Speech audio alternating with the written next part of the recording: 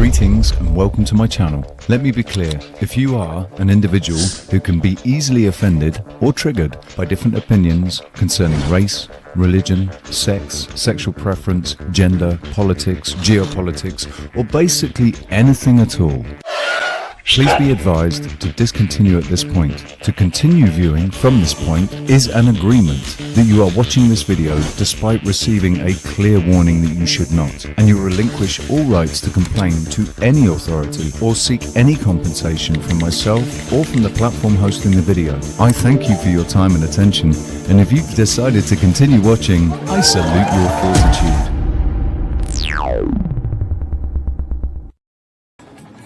If heaven does exist, I'm worried that I get up there and there's a load of people who I know who annoyed me in this life, and suddenly you're on this place with them forever. People who are a pain in the arse, and suddenly, hiya Carl, oh you're dead, are you? Oh Jesus, you made it, did you? Forever. I don't really like talking about these people because they infect my mind and I start to relate shit in my real life to these freaks on the internet. I try to just save it all for one day and then I just blow it all out. You know what I mean? Today's big question, which is, how often should you wash your towels? Ted in Wisbeck has been in touch. I don't use towels. I use a hairdryer set on cool. It takes a bit longer, but it feels lovely. And I finish off with a little talc for my testes and bum. They're rigging everything to make it seem like it's not rigged when it's completely rigged. It's a reverse rig. Wait, what if I'm being rigged right now? Are you rigging me? Am I being rigged? Is Tint being rigged? You can't. It's about duality. Hey, here I am in chat. It says when a woman pulls a knife on you, give her a jar of mayonnaise and her instincts will kick in.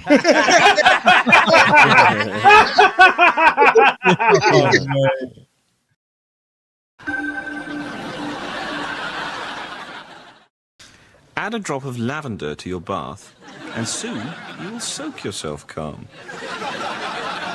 So, if you want to feel calm, eat more raw fruit and vegetables, yogurt, milk, and seeds.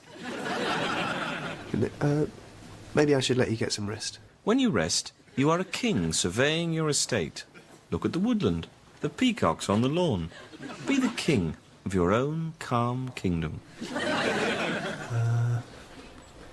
Yes.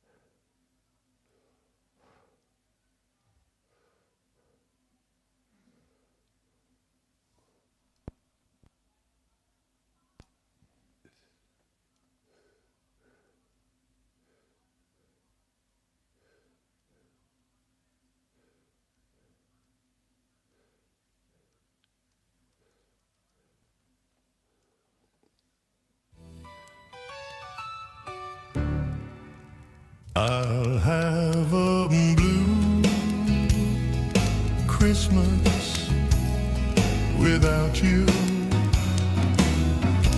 I'll be so blue just thinking about you.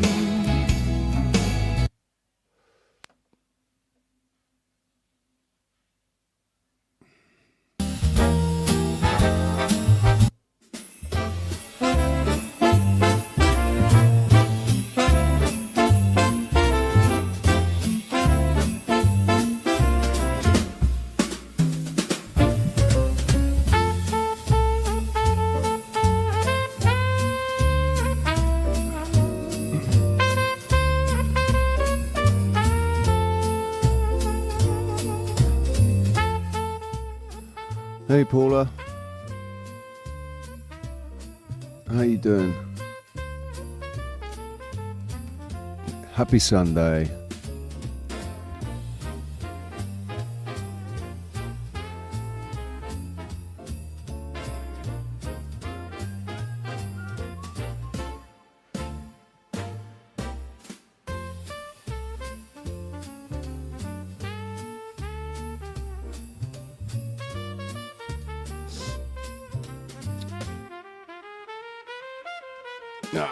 Right.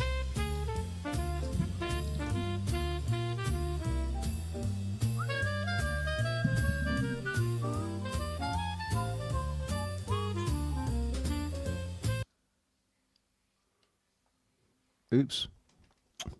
Fuck's sake. Didn't mean to press pause. What an idiot.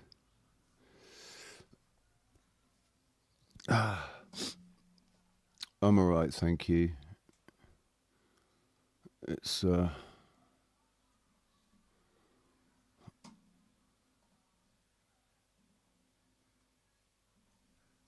woke up about half an hour ago.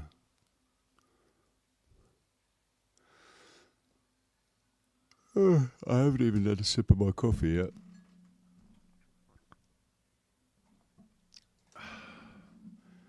Cheers.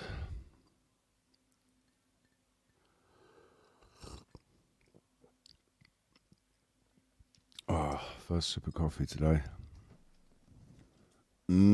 Coffee. Nice milky coffee. Right, what's going on? What's going on today? You've been awake since 3. Is that the? I've gone through periods where I wake up between 3 and 4 a.m. or between 4 and 5 a.m. Like I was waking up at 3:30. 3:30, like a few times woke up at 3:30. And there's all these videos all over YouTube, like if you're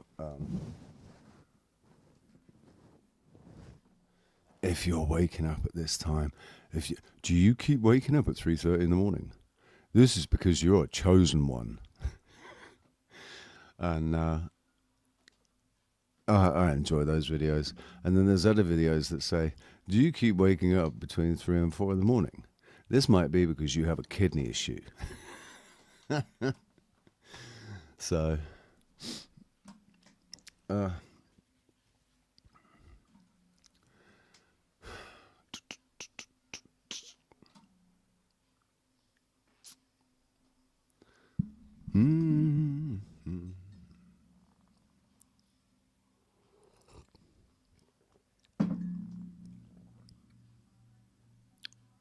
copy. Oh no, I've already done it. There it is. There's the link. I've already done it.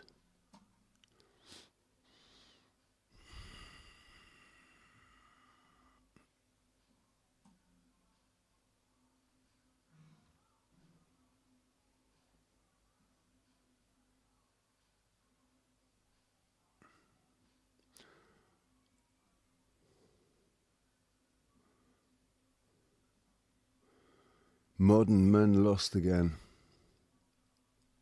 How you doing? Waking up at that time for me was due to histamine. Were you waking up like sneezing and stuff? Was it like an allergy thing? Because I associate histamines with allergies, obviously. Histamine, antihistamine. I used to have to take antihistamine. I get sneezing fits, but I didn't wake up from a sneezing fit. Wazzy, how you doing? Link's pinned. Waiting for guests, as always. And while we're doing so, let's just... So, the UK apparently, the UK has fallen right into lockstep with with Australia, because Australia now is obviously, oh yes, Benjamin Netanyahu, we'll do what you tell us we should do, because obviously, because we didn't do what you told us we should do, that's why. What happened, right?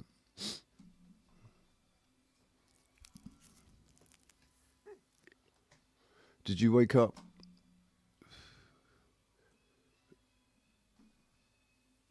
Like, were you waking up with, sneezing, and were the histamines causing you? Were you having allergic reactions? Come up and talk to me, man. Come and talk to me.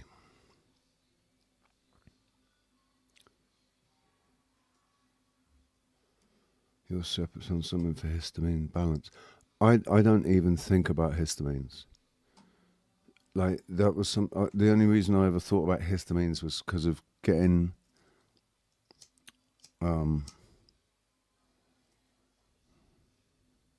hay fever, right? I used to get hay fever when I lived with a lot of animals. That meant I was getting hay fever. When I moved away from home and stopped living around so many furry, hairy animals, the pollen didn't have as much of an effect anymore. Hey, Heidi, how you doing?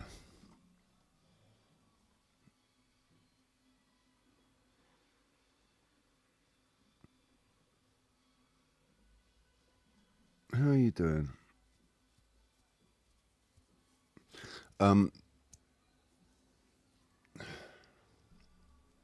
No sneezing, just went to bed early, then woke up.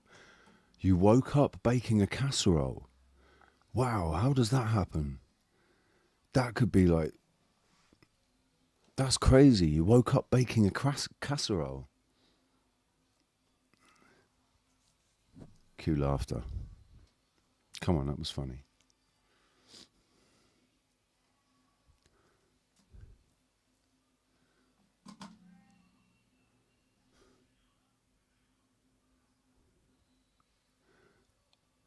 I've just realised who Modern Men Lost Again is.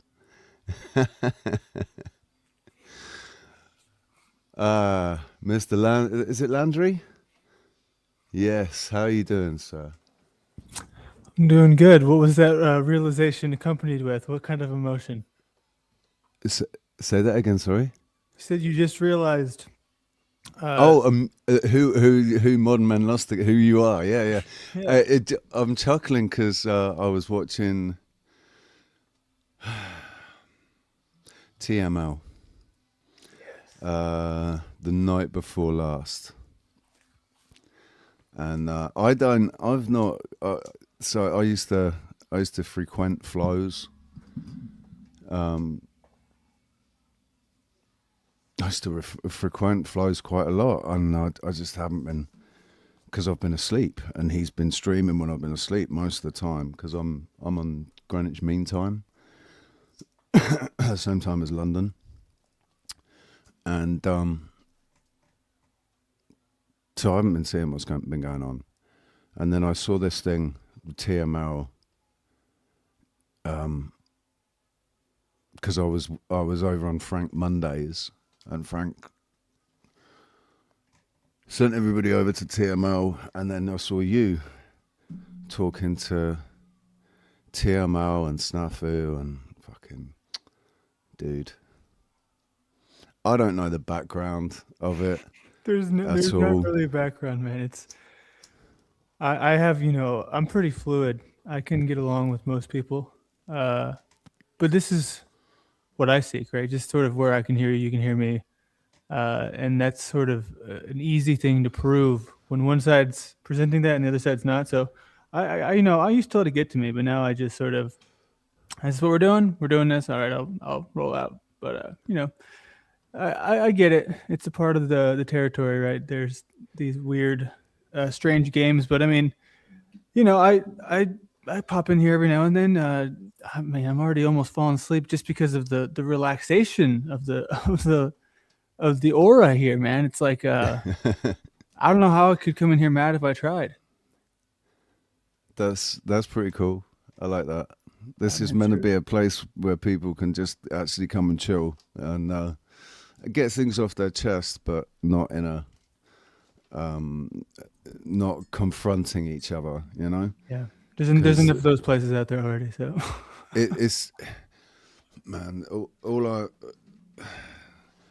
I'm seeing is we're a bunch of people that none of us are taught.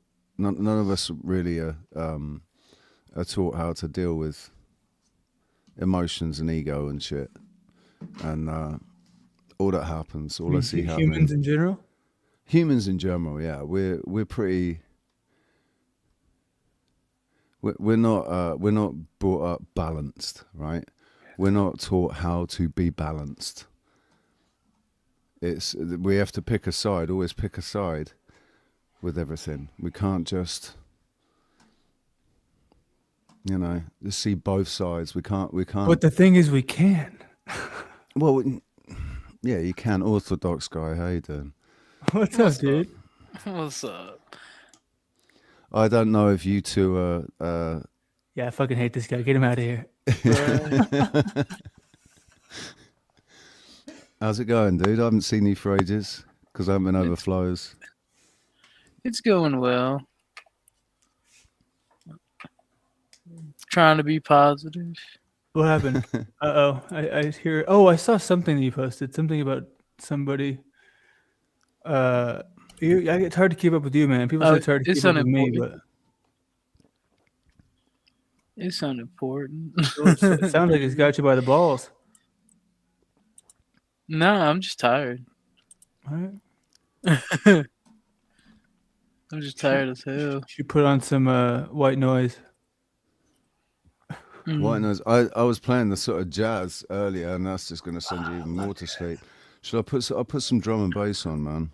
That'll wake why can't it be black noise, Landry? Why I gotta be white noise?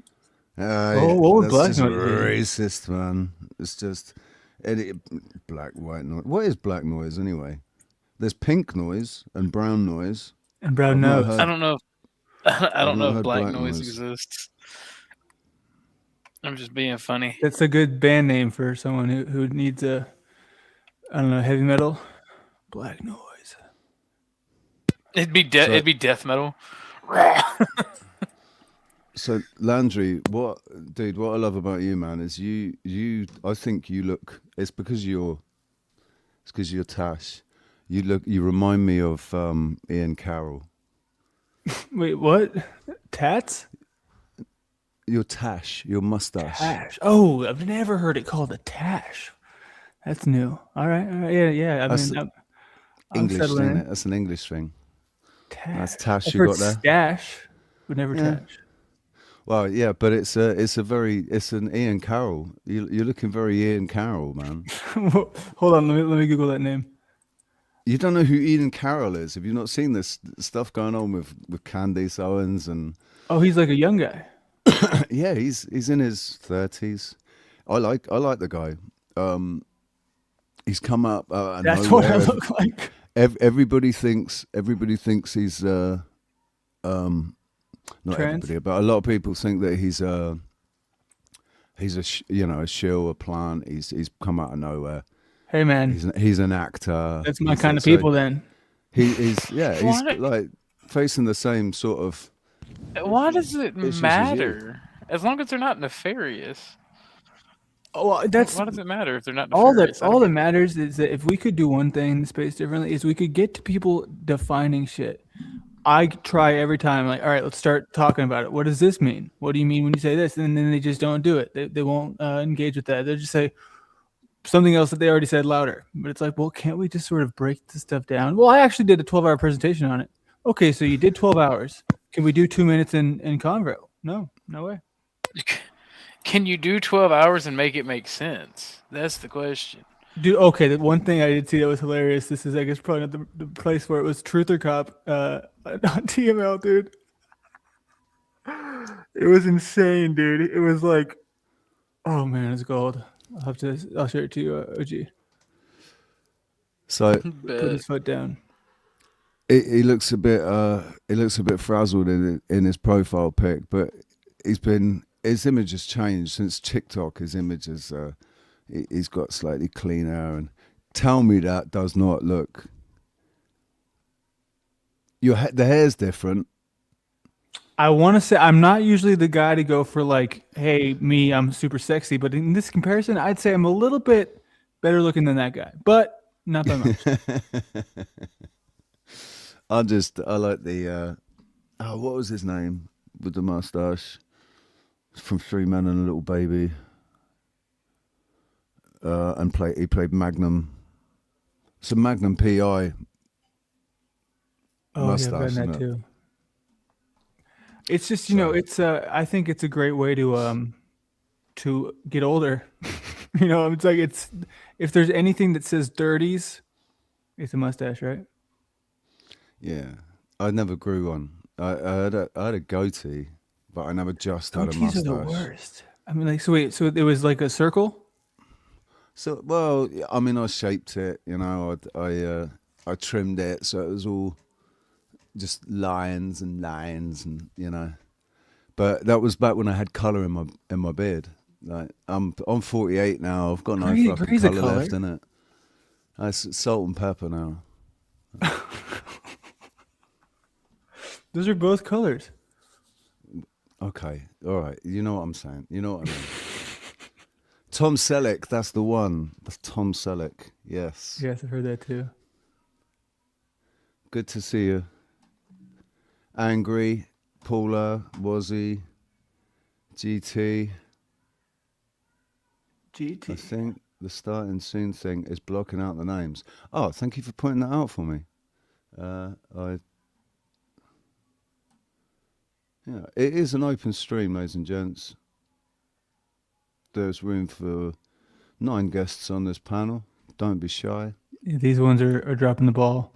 So y'all better step it up. We need more guests on panel than we need people in the audience. That's the way we do it. We got to make it happen. we want the maximum overdrive. So maximum overdrive. What happened the other night with on TMLs? Because I fell asleep. It was too late for me. And I don't think anything ever happens. What did you do, Landry? I'm an actor. No, that's me too. That's what it comes down to, right? I'm acting. I'm still working on some of the characters. I think I got to step it up. I got to get more into the redneck territory here soon. Hey, that's my shtick. Aren't we all actors? It's true. Yeah. I mean, when we think about TML sort of attire, I just want to say that's quite a setup for a civilian. I've got to be honest. Like I like TML. I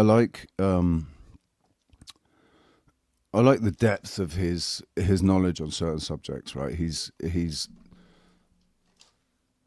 obviously read a lot, and he's switched on with certain things. I was really disappointed when I saw it all start kicking off with Flow State ages ago, when Flow first banned him and then put a bounty on him and said he couldn't, and then he started saying, oh, you're gonna have to pay me €1,000 to come back on your panel and all this, and it just all turned into playground shit, and that's all I've seen since. It's just like creators attacking other creators, and what's the point, man? Well, there is a point. There's a certain level that I think people never realize is the golden zone, because it's not about attacking. It's about, I think you could call it a desire to seek better from your enemies, right? Even if they're not actually your enemies, but just to seek improvement in your space, right? Like we could, if you're doing better than you were doing previously, and I don't like you, maybe that'll inspire me to do better. And it's sort of like, it's like competition. It's like sports, but people they don't want to make it sort of fun and fair. They want to take it and just say, all right, let's go ahead and get you taken down. let's see you, drag through hell. So, I but I mean, think there's a place for it for sure. The love and everything, we should all just hang out. That would be, I mean, we could do that, but I think people get bored of it quick. yeah, it's. I mean, I'll be the first to admit it can be pretty boring over here sometimes. I can be sat here for 3 hours waiting for somebody to come up, and we're just, So it can get boring, definitely. Fair, yeah. But I guess I value my energy so much now. I haven't found. I don't want to get into that. I don't like seeing myself, right? I don't like seeing myself when I'm angry because I'm just an idiot, Yeah. Because all that comes out is the ego, and I've got a big ego, so I have to keep it in check. At least you recognize that, right? That's what is it? The first step is admitting that you have an ego. And the second step is I don't know. I never made it to that step. Well, yeah, I mean, there's some really psychologically disturbed people on YouTube, like, who are just they're never going to change, man. But then there's other people with good brains, and they're just getting sucked into it, and they're not. So nothing productive is getting done. All that's happening is people screaming and shouting at each other. I'm sat here from a conspiracy theorist point of view, looking at the world falling apart, thinking that we all need to fucking start getting our act together, because all we're doing is exactly what they want us to be doing, which is just fighting with each other, squabbling, fucking around, and fighting, and not finding any cohesion anywhere with anything. Not even silly little small groups on YouTube. We can't even find cohesion in silly little small groups on YouTube. So we're going to be a pushover. But they have, I think, found cohesion, and myself included, in many ways, and that's where the societal trends, they reflect back onto our small groups, right? And this is the same way power manifests anywhere.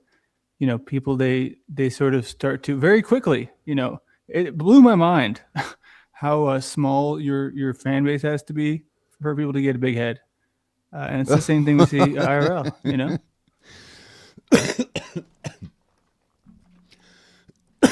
Excuse me. It's really surprised me. Yeah, yeah. Like, we're still in the fucking hundreds, barely. Like, we're just fucking acting all hot shots. How'd you know it's me? Because I just did. Because I know the login thing, but in my chat. Yeah, just because you're always either angry Casper or not angry Casper, and yeah, I just had a feeling, dude. Where's Happy Casper? Here's my new pick. Okay, I gotta show it to you. I can't remember why I got it. I remember why I got it when they were talking about money and shit. Oh, by the way, that guy that Josh made of yours, like, yeah, we had a proper argument. Kind of ended badly. I kind of feel bad, but he kind of pissed me off. Like, Sam is grumble. He's like smart, but then he can't accept an L. I think that's the biggest problem in creators. Like, here's a fact, okay? Richie, I'm going to ask you something, okay? Oh, I'll ask the top right cunt because he gets into arguments. It's like, because he gets it. He actually gets it. Okay, here's a question. Like, the creators will have different, I'm just going to get there. Creators will have different opinions, okay? Creators will disagree. Creators are largely incapable of admitting when they're wrong. Creators have an ego. Creators will not let an argument just lay down. And this is bringing, but this isn't picking on creators, but it's like self-selection bias. Like, it takes a certain kind of person to be a police officer or a poet, right? It's just a phenotype. But it gets amplified because it's creators and it's public and it's on display for public shaming. So if somebody sounds like an idiot online, it's like, I can't let this happen. And for chicks, it's even worse because they can't be wrong. Okay? Dudes can be wrong sometimes. But anyway, that's my take on that. Because it's like, it seems to be, but you guys are idiots. Like I've said this before, because it's like, I remember the day I learned this lesson as a young man, because I was working for this business. And then other businesses of that type started appearing around. And I remember telling the boss, that's so lame, bro. He even has a name just about like yours. I'm trying not to dox myself. He told me, he's like, you're an idiot, kind of thing. Carl would say. He's like, no, it's better. And he kind of let me try work out why it's better. And it took me a while. And I'm like, I kind of get it. But I'm like, at what point? And what he was saying is, let's pretend, I don't know, it's dance studios. Okay, so you have a dance studio. And then you have another dance studio. And then another dance studio. And you have 10 of them, right? And then you have one that's far away. But it's like you're going to go to the 10 dance studios and then pick the dance that you like, right? So it's like you're all attracting the customers. You're all attracting the audiences, right? Like car dealership opens up, right? But then there's like 10 of them in a row, all competing for the same thing. But if I'm going to go buy a car, am I going to go to a car dealership that's on its own, or am I going to go to fucking car dealership avenue? Do you get what I mean? Or like the hotel avenue? I was there. I got lost at the car dealership part. No, okay, so car dealerships, right? So it's like if you're going to buy a car, right? And then you're going to go to, like, it's the same shit as a mall, right? Like you're going to go shopping. So you're going to go shopping for a car. So you're going to go to car dealership street and then find the best deal for yourself. But those car dealerships are like magnifyingly stronger together. They're like amplifying the fucking suction, right? So it's like you may even have a small city with like 3 car dealerships. It's going to suck in like fucking air, like cities next door are going to come in because there's like 3 car dealerships there, all next to each other, and then we'll buy a car. It's a silly example, but it's still true. Or like you'll have like, all the food courts are next to each other. And then when you're hungry, you just fucking go there. It's a better example, I guess, food court, right? Food court might be a better example. Yeah, because you got a McDonald's and you got a place that sells different types of food, and it depends on what you're feeling at the time. Much rarer of a purchase. Yeah, it's a rare. I agree with you. Okay, but that was like a weird example, but it still holds true, kind of. Yeah, well, like the rate of no. Okay, I'll explain. The rate of profit or the rate of throughput doesn't relate to the argument itself. It's just harder to see. Like, I agree with you. It was a shitty example, but everything in principle still holds true. You have customers, you have multiple shopping fucking checkouts. The same shit as a food court. It's just instead of the food, which you need 3 times a day, it's a car, which you need once every 3 years, whatever. You only need a car once every 3 years. Well, what's the average? You just take it for one drive and then you're I've never bought a new car in my life, okay? Leave me alone, okay? Come on, I'm not that guy. I had one once, man. I had a new car once. I picked it out of the brochure and everything in the bloody, picked the color and everything. I'd never had a new car before. That was really cool. Well, no one's buying cars again. But how you doing, Grim? Good to see you, mate. I don't read comments. I get triggered easily. So I'm just trying to keep in there. Little Wing, it's good to see you. Needs some new blood up here, but they're all scared to speak. No, not really. Well, the link's pinned. The panel's open. I'm really surprised to have landed here. I wasn't going to come. I was actually going to hit sleep, and you literally sent an invitation. And I have a rule: if I'm invited, I have to take. I usually go up. Because nobody, invites me anywhere in anything in life. So when the invitation arrives, I'm told to. It's a karmic thing, right? It's like, okay, well, you can't, deny an invitation.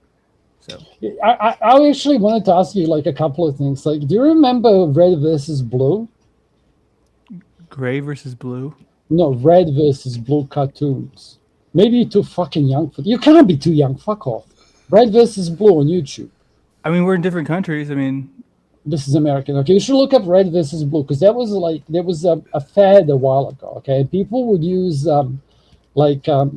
Halo. It was like two Halo characters having conversation because it's like Red versus Blue in Halo, and it was like this crazy series of like video things.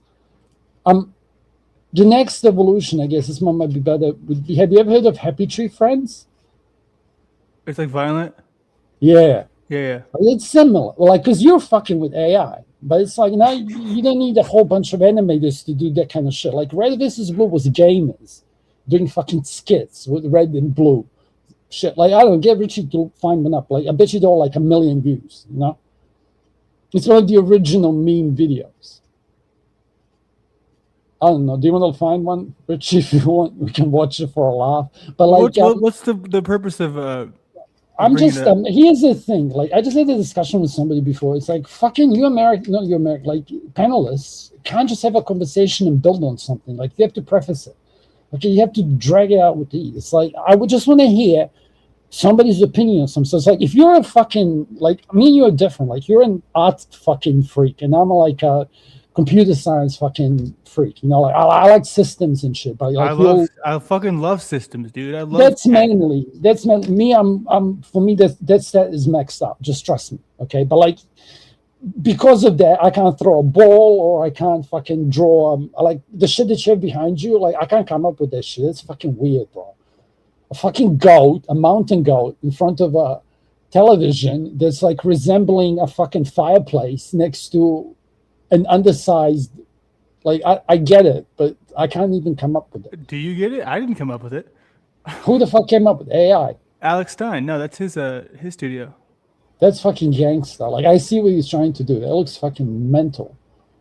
Yeah, I mean, I just totally ripped it off. Because when you get a 4K photo, obviously it's your own photo, and you just have it straight from the memory card. You don't have to edit it or anything. You can make way better video from because AI video sucks a lot of the time, but if it's your 4K photo, I can make that thing talk and it would look super real, way more than if I just did a text prompt. Having never fucked with AI generation, I can understand how it works. Like I can tell you why it would work better on principle.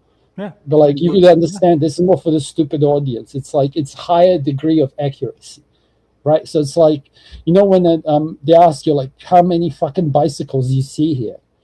It's sectors, because you work with this kind of shit when you talk to AI, right? So it's like when you have something clearly, look at this, clearly defined, right? So this is polygon count. That's irrelevant now, but back then it was like how many polygons are you allowed to have on your model in order to be capable of rendering, right?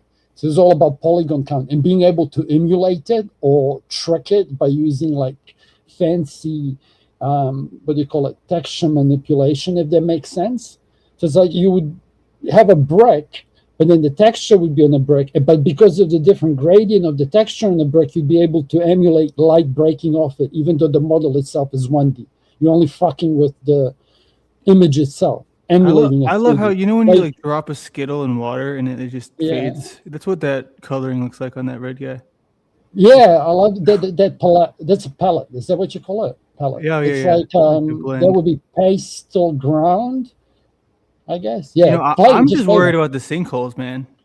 Oh, watch out that we don't get taken down because of some copy. I don't know if this shit's copyrighted. I doubt it, bro. It's fucking ancient. So often the most ancient things are the ones that are copyrighted, but I don't think this would be. This was a skit, but I think it was who was it done by? I think it might have been done by a major site, or they took him over.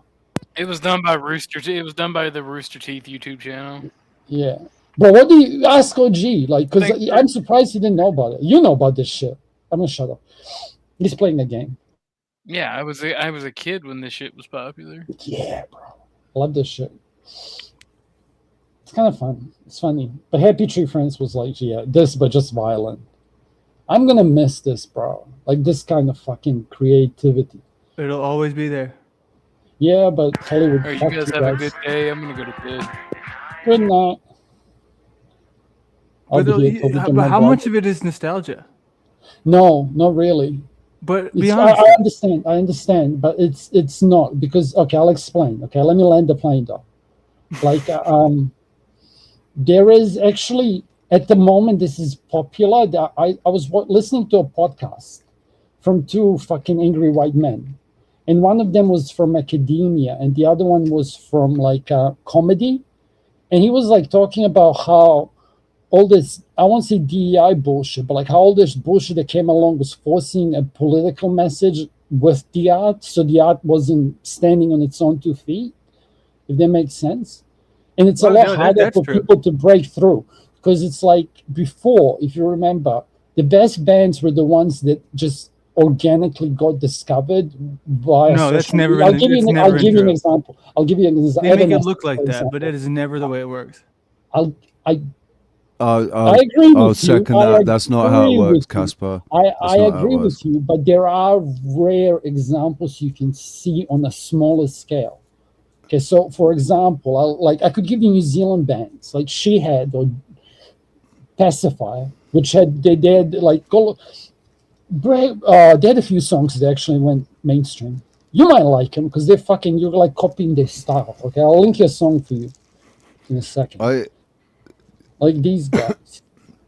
I think that in most cases, when real discoveries are made, the original band doesn't stay together. Yeah.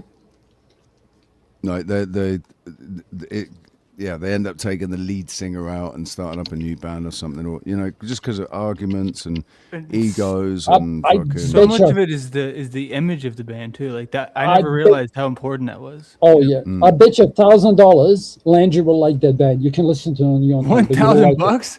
Yeah, Oh, it's in New Zealand. And now, I'll bet you 1,000 fucking brownie points on the internet. Okay. Oh damn it! Well, okay, they're worthless shit, I'll bet you 1,000 Haktua coins. Oh, gross. Okay, that's my new personal picking one. Is that still a thing, Hogtor? Fuck, I don't know. Oh, this is a band. He's still thinking about her. But when he played the first 30 seconds, do the pause thing. Have you heard this song before? I've heard 2 seconds of it. It's me, Landry, because I wanted to ask you about that. What you were saying about histamines, because I don't really know anything about that.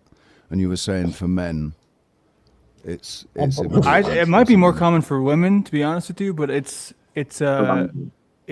indigestion, right? Where people can have an intolerance to it, to where it just builds up in their system, and so you're basically not.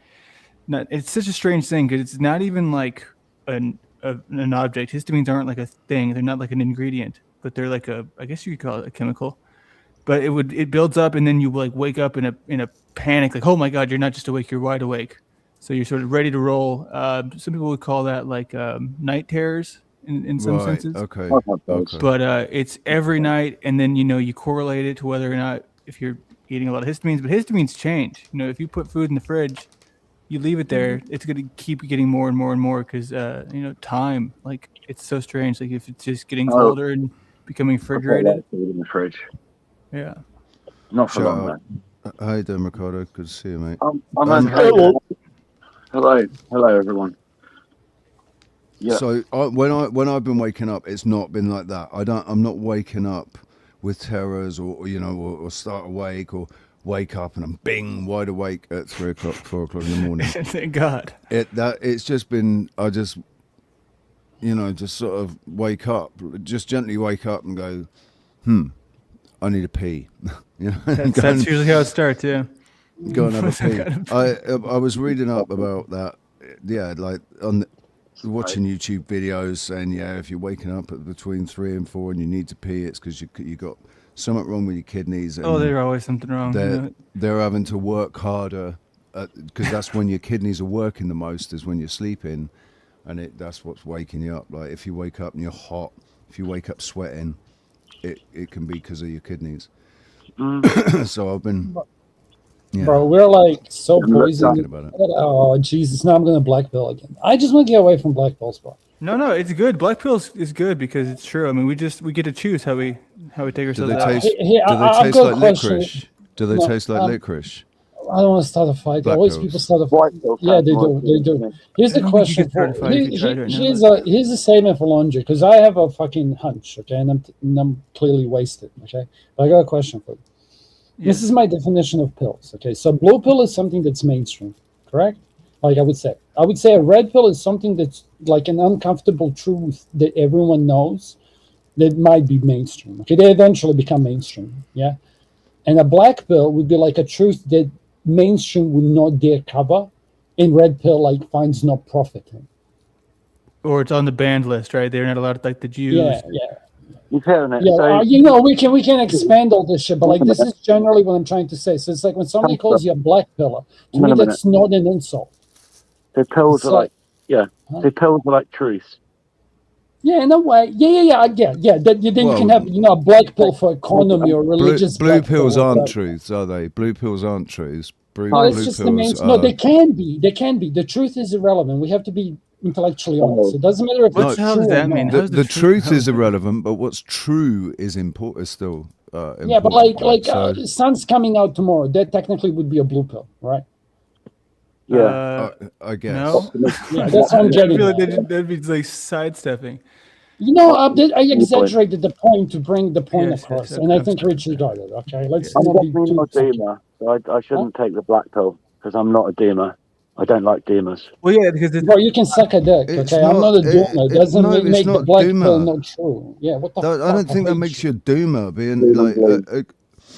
Being recognizing black pills doesn't make you a doomer, right? If all you're doing is going out and going and just spitting black pills constantly and telling everybody like there's no point to any of this and this is we're all fucked. No, that's it's how just you feel not. about You're talking about nihilism, right? You're just talking about basically nihilism, and black pill isn't necessarily nihilism. Nihilistic people can be obsessed with the black pills, but yeah, it's they're not always obsessed with. So it's like the fucking cunts that just want to complain. It's like the Karen, you know what I mean? Like, doesn't matter if feminism exists or not. Karen's still gonna be a Karen. But no, Karens don't base their complaints in truth. Like if black. That's what I mean. They're always going to be Karens. Yeah. Depending on how they feel in the moment. Yeah, just fucking like there's always going to be nihilistic people. You know, there would be no economic climate. I should feel very, very, very pissed off and very offended. Bro, your mic's not so good there, Ricardo, dude. Not? It's really it's just muffled and quiet, so it's difficult to hear when. Let me just have a look at your settings. I still don't have headphones yet. Yeah, no worries. Let me turn your. See that should be better, hopefully. Talk to me. Okay. Testing, that's all right. testing, 1, 2, 3. Yeah, that's all right, man. That's all right. We'll leave it like that. All right. Cool. Yeah. How about the purple pill? I don't think many people think about that. Oh, I love that color. That's got to be the spiritual pill, right? The spiritual truth. Why are we always obsessed? Why are we obsessed with pills? Don't want to. That's what we got to ask. Why are we obsessed with pills? Why is it all got to be put into terms of pills? It's like, oh, take a pill for this, take a pill for that. Probably a poor replacement for actual food. We've got the pharmaceutical industry embedded into our perception, that it requires a pill. Where did this pill philosophy thing come from, anyway? Who made it up? Was it the red pill? Biohackers? The original biohackers? Biohackers. I think that's what it would be, right? People are like, hey, I want to be stronger. I want to be better. I want to get rid of this problem. I want a quick fix. And then it just became what it is today. Pop a pill. Angel Wings, how are you doing? We have a lady present. Hello. Gents, how are you? I saw you ask for a woman, so I hopped up here. Yeah, man. That's what they say every time. I used Rocky's comment. Yeah, I didn't even say anything, but yeah. Are you Seraphim? In the chat? Yeah, right. Just making sure we haven't got two angel wings in there. And Daniel Romano, how you doing? Good to see you, mate. It's the Panelverse. Do you know what? It's funny. I didn't. Welcome back. I haven't done anything different. I'm just doing what I'm doing, and that's what's interesting about who comes in, like who's. I get tons of lurkers anyway. I'll have 20 people in the chat, and I need 4 people chatting. The rest, everybody else lurking. Well, that's a good fan because it means they're doing something productive, hopefully, while listening. Yeah, I still get. I need to stop doing it because I still get like shitty. I'm like, fucking hell! Like, can't somebody just say hello, dude? I can get like 40, and there's only 2 people in the chat, and they're being negative. So either I'm like the worst of all, or it's a good thing. You know, I choose to take the optimistic outlook. Or people don't want to be in the chat when I like, because if you're not strict and there's no regulation, and they just see negativity, maybe they just don't want to feed into that. Some people don't even know their grandmas. Yeah, you know, you never. There was a method to the madness. Like when I'm speaking in someone's chat, like it's hard. How can I put this? Remember how I used to say there's a method to the madness? Like it's good to have a spig in your chat. And whenever somebody would say like, "Shut the fuck up," it's like, bro, what are you talking about? There's a whole side panel fucking community thing happening on here, and it gives the fucking people on the panel something to bounce off. And sometimes it's the only reason why people are there. Like I could be just picking my nose. I could be taking out the garbage. People would still be there because they're not there. They're just saying, "Who's here? Who's hanging out?" Carrying on a conversation from ages ago. Like, like. I know that shit gets old though, especially if it's like an argument, and then they want you to pick like a side. Like, oh, block this person, mod this person. No, you don't know, but you don't understand. You just don't. You don't understand. So, I don't want to understand. Here's a question for you, Laundry. Okay, so like I said this before, drama channels have they have a lower glass ceiling. Would you agree with me or disagree? They have a lower glass ceiling, so until what something breaks. Lower glass syndrome. No, like Joe Rogan's like capability to expand his audience is unlimited. It's only limited by the population. Okay, a drama channel, it's limited. Its size is limited by its nature. Well, it's limited to who's the most popular and who gives a crap about who. The real people that go through real actual events usually don't end up there telling the truth. Usually that's blocked. Well, no, but I wasn't talking about specific. Like, this is irrelevant of the topic. I understand what you said. That's like discoverability. It's not the maximum size. I'm being allergic. How to be relevant with okay? People call it punching up, right? People don't know how to be relevant without doing it in a That's negative what's way. relevant to what's happening in Bangladesh. But what I was meaning is, it's like if the maximum experience in the drama channel is being part of the drama. Okay, and it's like if you have X amount of time for the drama to be displayed, there's only going to be X number of people on display. So it's going to stop itself. It's not even that. Like, you can even give it another angle. Okay, I'm not debating. Just a conversation. I'm curious, what's your take on it? Like, this is what I mean. Like, you'll have how can I put this? Like, to defend the original point before I forget, it's like Joe Rogan's audience is about ideas, so you can go lower, but you can't go up. Okay, so Joe Rogan's audience is still people promoting people. Wait, dumb people. This is what I wanted to say. Dumb people will talk about other people. Okay, not dumb people. I'm just saying this is how much brain power it requires. Okay, but the saying is stupid people talk about other people. Ideas, yeah. See, he knew it. Somebody else didn't. Stupid people also talk about ideas a lot on YouTube. Yeah, but it's shit. That's why I'm angry. And Joe Rogan talks a lot about people as well. Yeah, but he's broad science. He's the display. He lets the. But he's the first one to say who's doing what this week, who went where. He's an honest opinion. He's like Esmeralda would be another example. Everything. I'll be honest with you. There, he does it all. He's the display. He lets the person he's interviewing be the star unless it's about comedy or sports. Okay, like there's limits. So you gotta give it, like, don't nitpick this like a woman. Like, he will let the person he's speaking with, like, talk to him with broad science language, explaining concepts and ideas that are not mainstream. That are like, they're not black pills. Okay, hold on. They are very much mainstream at this point. Yeah, Again, don't nitpick me, cunt. You know what I mean? Like, he's gonna bring. I'll give you an example. to defend myself. Okay, so he'll bring in Weinstein or whatever the fuck his name is for the 15th time. Yeah. Yeah. No, whatever. The cunt who's like, Goblet Peke was the oldest civilization. That cunt. And they'll do a psychological jerk off. Yeah. Yep. Yeah. And then he'll bring the fucking, what's the name? The aliens dude. Fuck was his name? The Area 51 or whatever. Fuck was his name? The cunt who said that he worked with alien spacecraft. Fuck is his name? He was on Coast to Coast Radio, saying, You know who like, the best, the true whatever. best of the best is always going to be I'm Dr. curious, Drew and Adam Carolla. If y'all ever Yeah, saw so, Love Line wait, back wait, in the day, that was back the to best the shit original ever. question. Okay, I'm not the subject expert meta cunt. Okay, I'm asking you as a Lazar. creative cunt. Would you? Yeah, Lazar. Yeah. He knew. Yeah, he'll bring on Bob Lazar. It's like that's not mainstream, dude. It is now, right? But what I mean is, it's like, would you agree with me if I say that drama channels have an upper limit? Like, they can never have 3 million fucking people watching it. At that point, it's Celebrity Island. Well, that's the thing is the people who do get that, they become celebrities. Well, yeah, I'm the potentially famous person. No, I'm saying that's what. No, it's I mean, then me.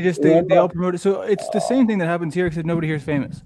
Right. They all just promote each other more and more and more, and they just Yeah. go through cycles. You know, it's like Think about TV before, you know, back in the 80s and the 90s when we had Springer, Jerry Springer, and in the UK, Kilroy and fucking what was his name? Jeremy.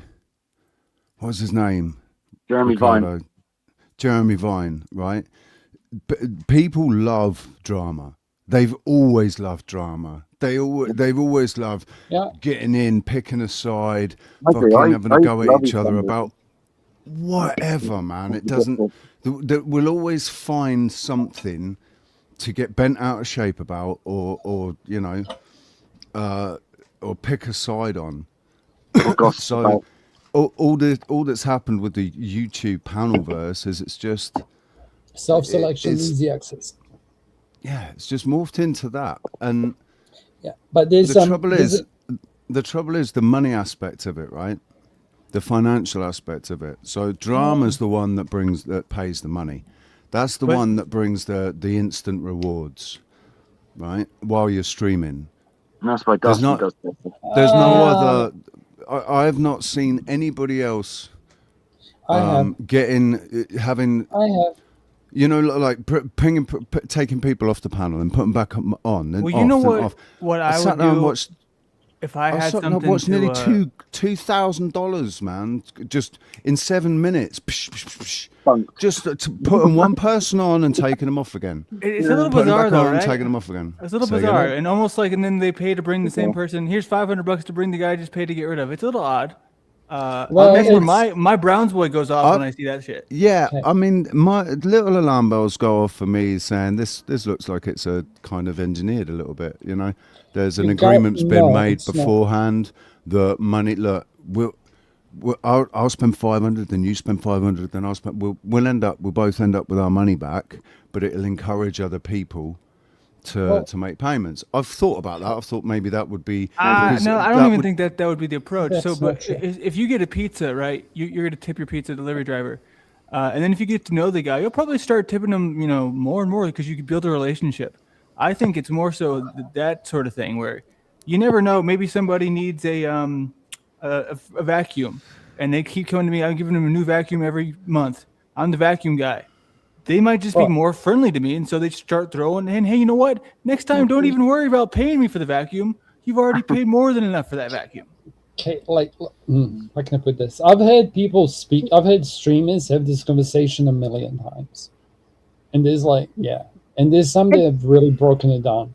Like the original people who did this was like Destiny and Wreckful, I think, or was it Reynard? Doesn't matter. It was some Twitch kids who decided text to speech, right? It was like a new thing, and now it's like a major fucking industry. But like different. I'll tell you what. I'll repeat myself about something I said before. It's like different super chats have different value, really. Like a super chat when you're grifting, as opposed to the one when you're having a good conversation, as opposed to one that when you're having drama, have really different value, and they come from different audiences. They come from completely different audiences. So it's like, it depends what you want to cater. And this is why sometimes I will ask, I don't ask streams because it's like, I don't care. It's a different rant, okay? But like, what is the flavor of your channel? And it's that simple, you know? Go on, Angel. Well, I honestly feel it's a paid script. I really do. I feel anyone that makes money off of something, it's already scripted. They're already told what to say. But then you get the random ones like me that try to jump in, and you're shut down instantly and talked over, and you're not given a voice. You know, so I don't know. I think it's paid ones that are paid there to create this poll, but also at the same time now. You have a completely different twist. Now it's AI bots. Now you got AI bots pretending to be human, and half of them you don't even know if they are human. Because I'll have bots pop in my chat, say the most say the most nastiest thing, real negative stuff, and just get rolling. And you look up their page, and it's nothing. Or a sock? It's a bot. I mean, there's the bots exist, and there's content creators that have bots. Like they send bots, they use bots. Yeah, but oh lord, dude, I'm a coder. Like when you say bot, you guys are right, but it's like this shit's been around forever. Like this shit's been around. It's been around a lot longer. The difference is that now is the speech ability, you know, for them to be able to sound almost human. So how much do you have to make to get on the payroll for the script? Bro, that's how much do you have to make, or what do you have to dude. do? No, she made a claim that anyone who's getting paid for any drama was, you know, and had a script. Is it? Are you talking about for the drama, Angel Wings, for the you know, the drama panel, verbal combat type stuff, or are you talking about? Yeah, it was real subject creation, you know, content creation about the panel. The shit that's going on at the moment. You're talking about panel stuff. Drama. I've not paid enough attention to the There's panel only stuff one person to have a real. I've ever seen extend an offer to me about faking a manufactured. Not that it would have to be known to me. Don't. What are you doing, bro? Shut up. I don't even know who you're talking about. No, I'm not even. It doesn't even matter who I'm talking about. But the point is that I've seen it happen, and because people get bored, right? Oh, maybe it'll bring some more money. We can do this, and it'll stir shit up. So I'm not saying that that's the only time it's ever happened, because it's the only time I've seen it. But that doesn't mean that anyone's having a script. You know, the script part. I get caught up in that word. Last time this happened, we actually had this before you, and you've heard about it. I'm going to remind you. Mel Pandora was trying to do. Remember, like, there's sometimes people like Divine Spark was there. Like I still have a meme now. Like it's an inside joke from Flo's channel. It's a skit, bro. Do you want to hear what I thought about that? Sometimes people will go, "It's a skit, bro. Is this a skit?" Because she literally had two men come to fight over her, and she's like a fucking negative. I don't think it was a skit. You think? I think they passed it. I think they played it off as a skit. After the shit went down, they played it off as a skit. They came to an agreement to play it off as a skit, but I don't think it was a skit.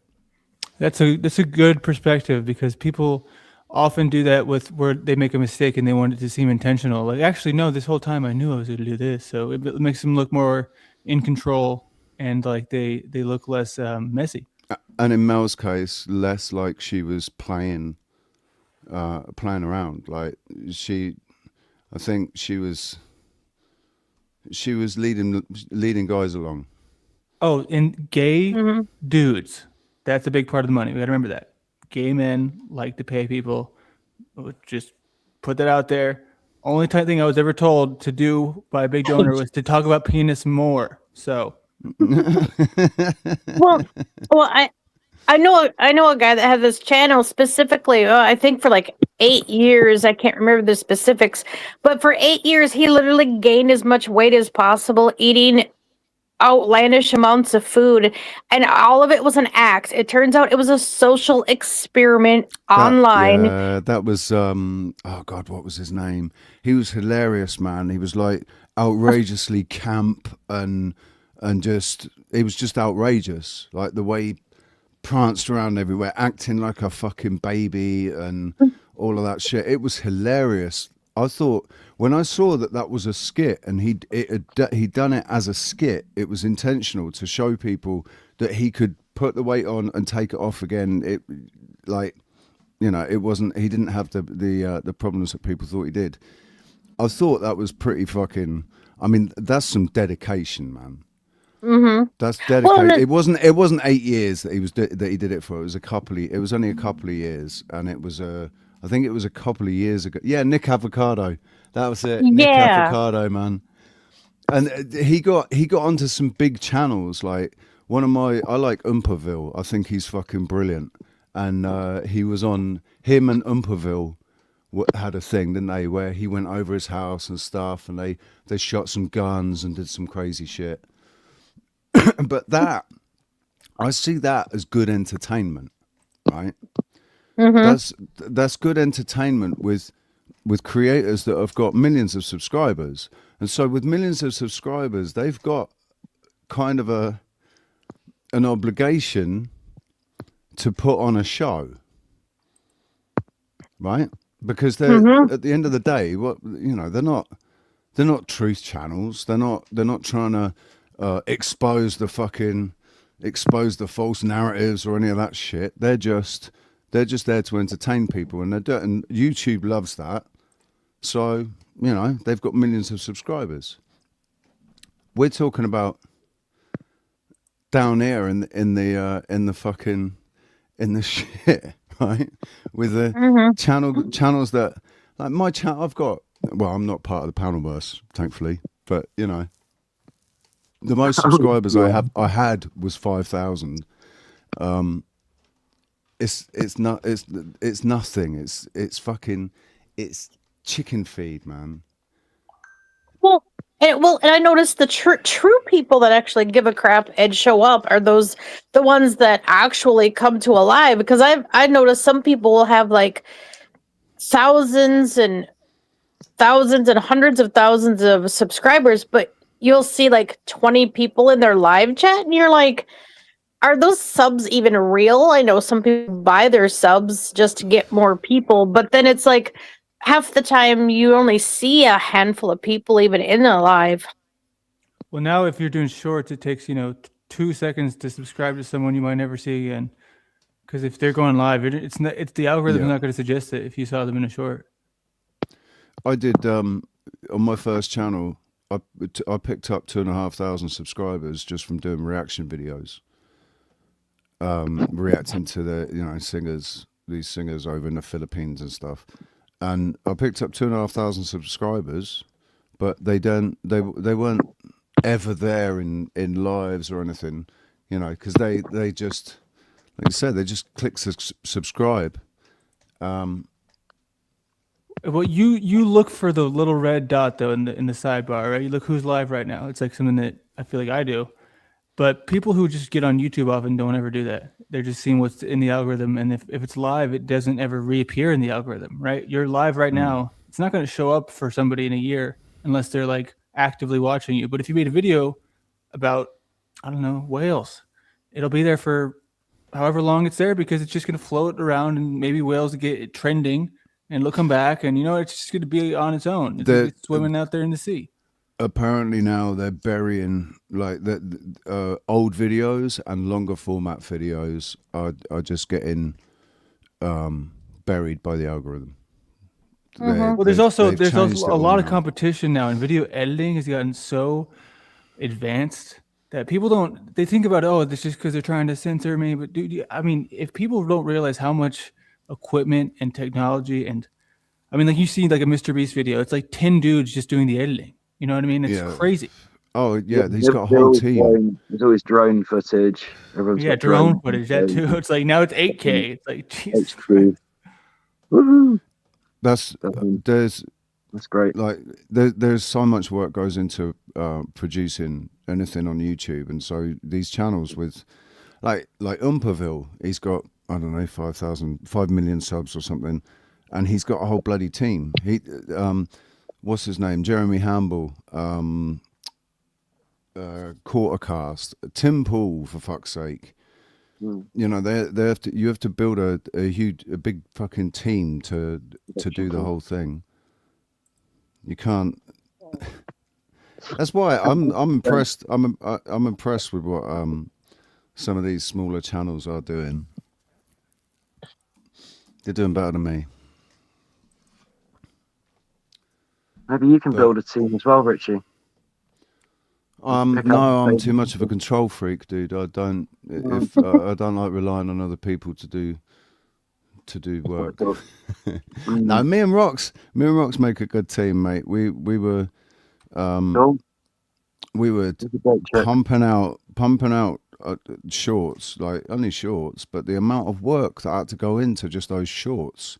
Yeah. For a fucking 30-second short, man, the amount of work that was going into Imagine the work that goes on the pants. So, working your ass off. Oops. What did you say? I don't know what he said. Snarky little comment. Shorts, pants. Okay, that's me. Undergarment. I don't even know what he said, so it didn't land for me. Attempts at humour failed. Nice try though, Andrew. I'm gonna say something. Shut him up. No. Oops. Hey. So anyway, did you hear the latest about Queen Stephanie? Well, it's not really latest news, but you were talking about people paying to have people gotten rid of. Well, I don't know if you know this, but someone, I'm not sure who, someone paid Zatoichi about $100 or more. I can't remember how much, but quite a lot of money to have King Stephen banned from his channel for a whole year. Not just for a day, not just for an hour, not just for a week, a year. $100 is not a lot to. I thought that was quite exceptional. That's $100 is not that's really lowballing it, man. Yeah, but imagine, like I said, imagine I've seen Flow State get $500 to bring someone down for the rest of the stream, right? And then 500 to put them back up, and 500 to bring them back down. No, that's extreme.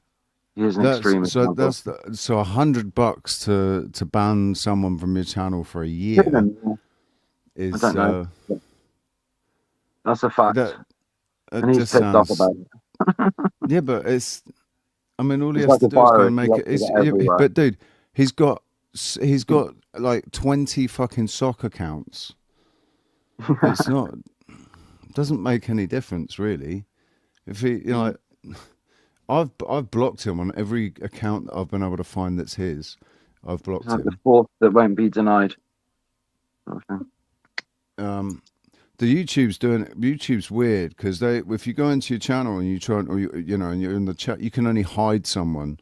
You can hide them. But if you see them in someone else, which means you hide them, but they can still see what you're doing. Yeah. Right. They can still see what you're doing, just nobody can see what they're doing on your channel. So it doesn't help you. You have to find them in someone else's chat and block them. You're just blocking their voice. You're just blocking their voice from them speaking on your channel. But yeah, you're not blocking them from being able to see what you're doing. But if you want to stop them from seeing you completely, you find them in another chat and you block them there in your own channel. Mm-hmm. And also, I get so annoyed. Block's different from the YouTube block. So what's that, Angel? Well, I get so mad about that actually, because it's like, dude, why can't, it's my channel, I own, well, apparently we don't own our channel, but the way they run it anymore, but it's your channel, you should have the rights to block whoever you want off your channel. I mean, the fact that you're only allowed to hide them is kind of silly. Well, they've changed it. It used to be block, but now it's just hide. That's ridiculous. Yeah, but it's intentional. It's absolutely intentional. It's to stir the pot. Mm-hmm. They just because at the end of the day, we're meant to be fighting. We're all meant to be fighting with each other. Yeah. Yeah. Well, the strangest thing for me too is I have shorts a whole bunch of shorts of orbs, different types of orbs, the way they're seen in my house. Oh yeah. And outside. I get all sorts of this stuff. And then you see all these other big channels suddenly post all sorts of different things, and not one even recognizes my channel at all. And I'm just like, this is so weird. I've been posting stuff like that for like 6 years, and suddenly it's like this big deal now and blowing up out of nowhere. And it's like, they've been there all the time. Nobody pays attention, I guess, and really looks. Can we have a look? Do you mind if we have a look at your orbs? I'm sure we'd all like to see some of the footage. Go ahead. This is Sarah from Angel Wings. This is the channel. Oh yeah. You've got. You have to put it in exact too. If you just put a comment in, and Ricardo's got a wrench, he'll be able to go and see your channel. Yeah, I'll are go you back in to the YouTube. Magic Treehouse, or are you in No. 007? I gotta talk to someone. I'll be in chat. Okay. I hate y'all. Don't have fun and all the rest. All right, Casper. Stay angry.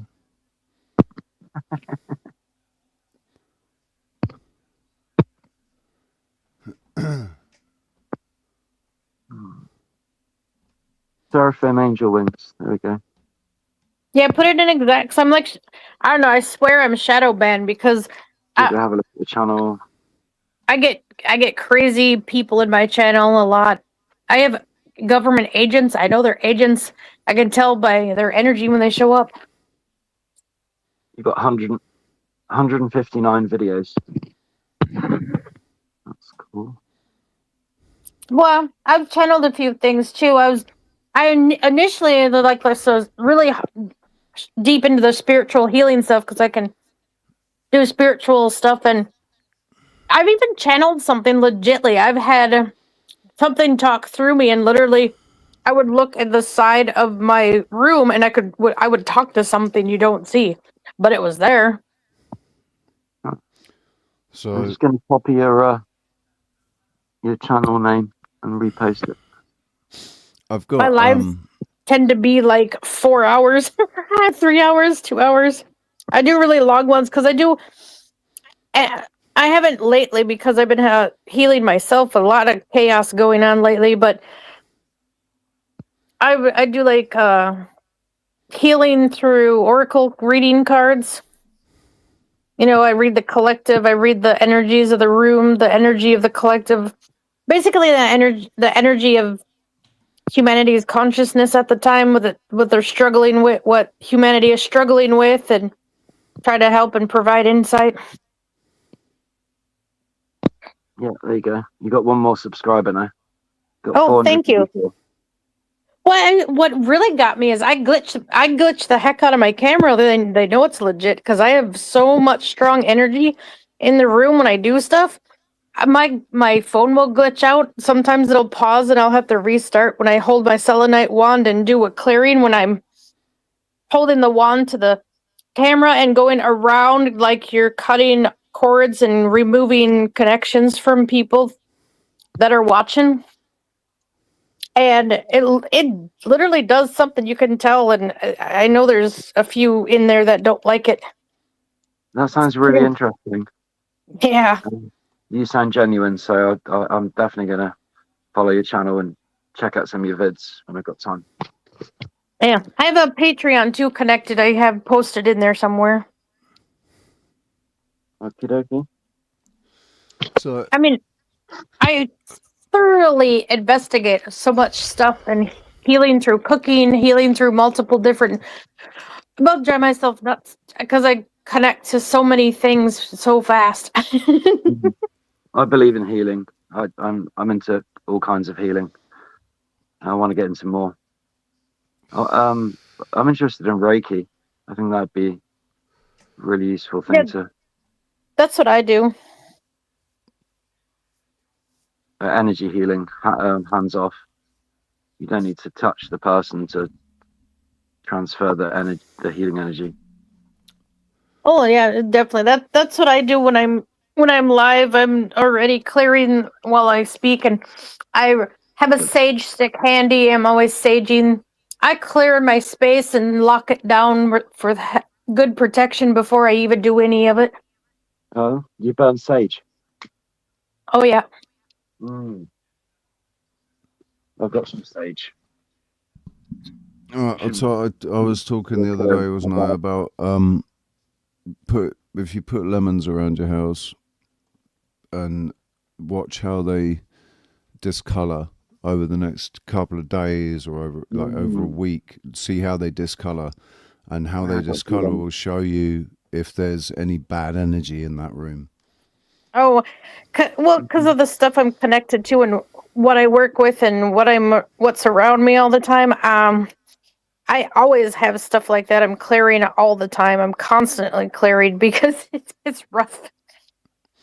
I have portals that open around me, and then it got wise.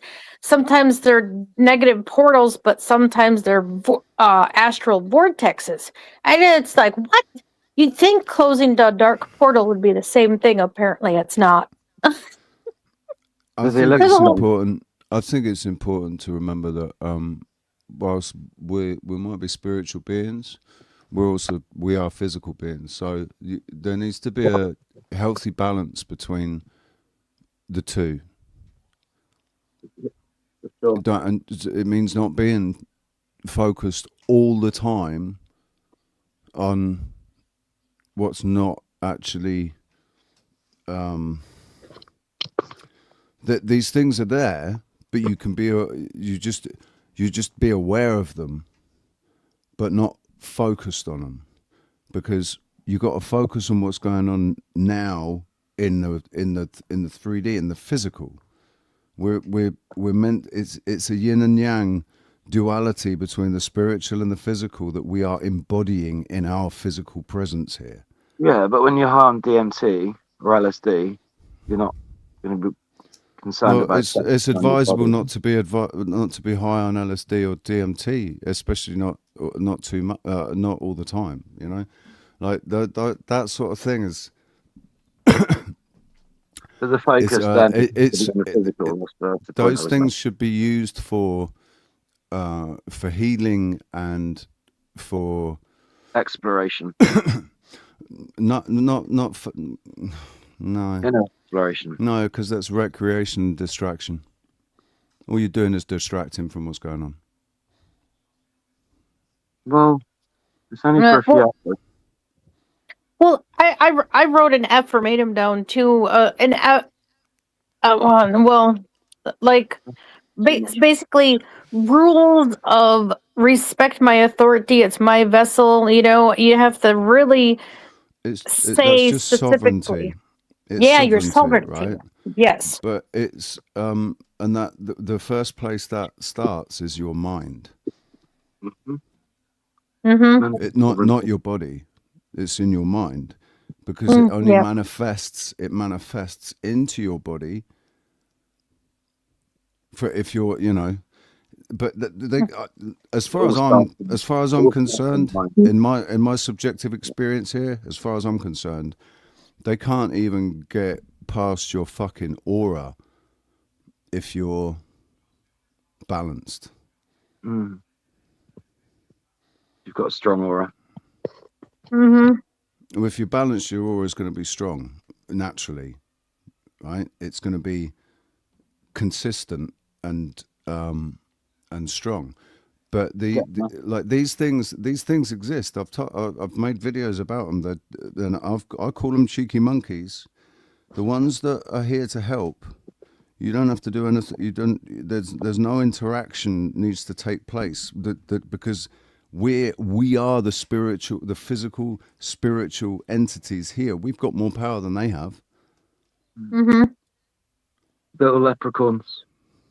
Well, I call them only because we can actually do things physically. We are physically manifest here. Those things aren't. They're not physically manifest here. Machine elves. They're in the air. They're in a different frequency. They're a frequency that most people can't perceive. They can't. Some people can feel it. Very few people can actually see it. And there's a reason for that. Yeah. Right. Look, I can see frequency, but that's probably them manipulating it to make me see it. But the fact that I can see it's crazy. And I can see like a sheen. I can see because they're plasma beings, but a lot of them have like this invisible camouflage cloak too when they're in the realm trying to keep hidden but bother you. Yeah. The thing is, if they're bothering you, then they're like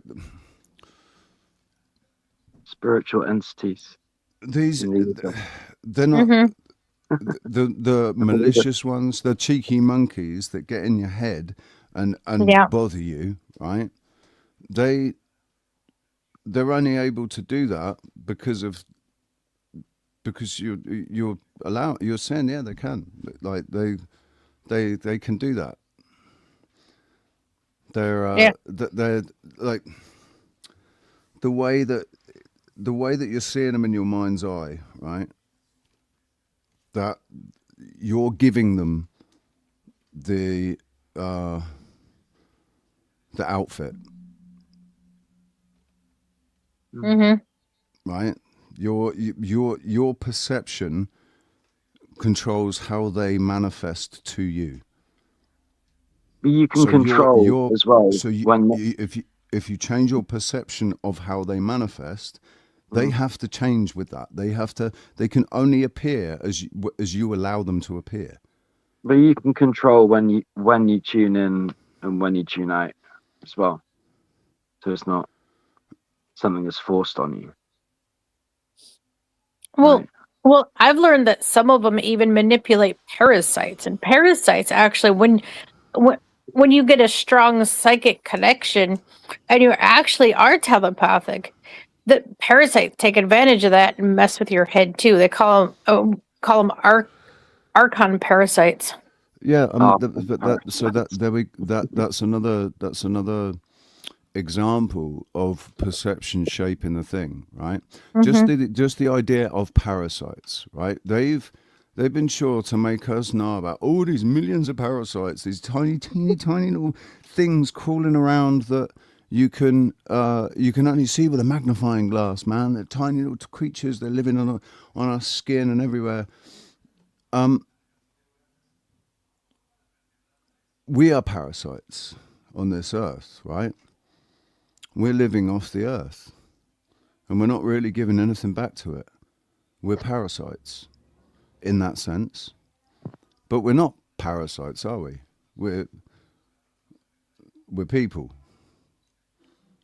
Yeah. These, if they can get everybody thinking that there's all these things working against them, and have people perceiving that there's all these things working against us, then if what I'm saying about perception is true, then we're creating that in our own minds. That's the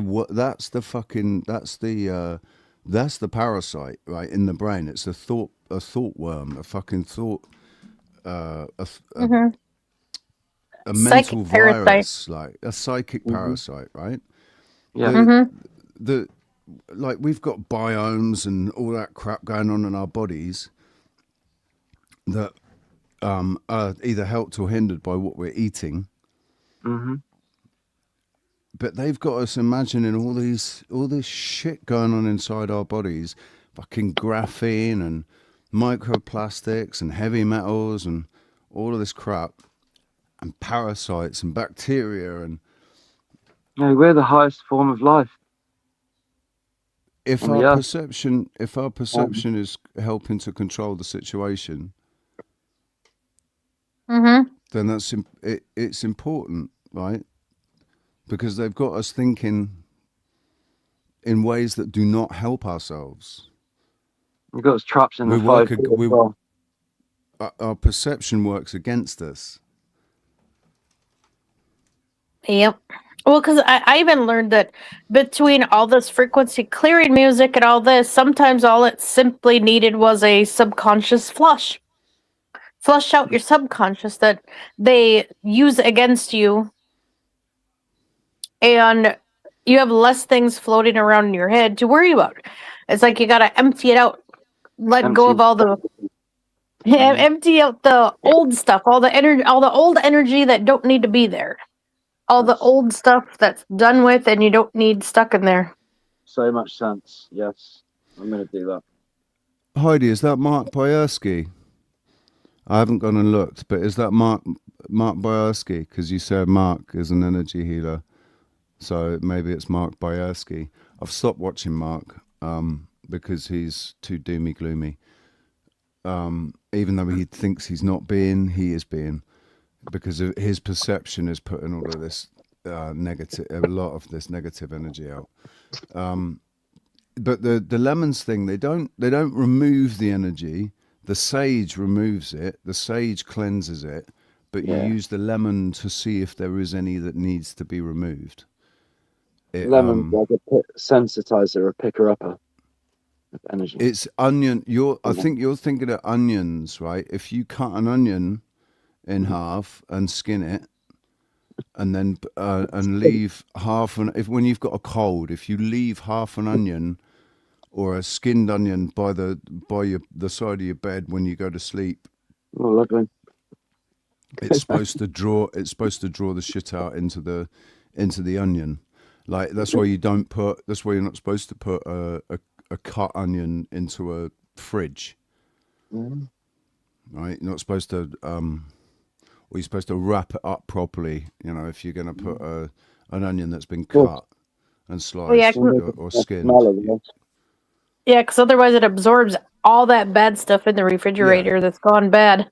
Right. So then it'll taste like crap. It absorbs bad stuff in the air, basically. So yeah, if you leave it by your bed. There's the other thing as well, but that's about colds, putting a clove of garlic in your sock and keeping it there till you can smell garlic on your breath.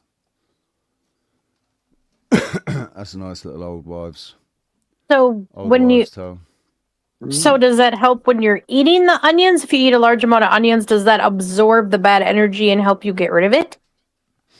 I think I like onion. I don't know. I think it has nutritional properties. Like onion soup is good for you. Yeah. But the difference, but that's been cooked. Like the difference between eating a raw onion and a cooked onion, I don't know. But I love onion though, and I love garlic. So my breath. That's always good for the breath. Onion and garlic. That's where lemon. That's where lemon comes in really handy, right? You just suck half a lemon or a quarter of a lemon.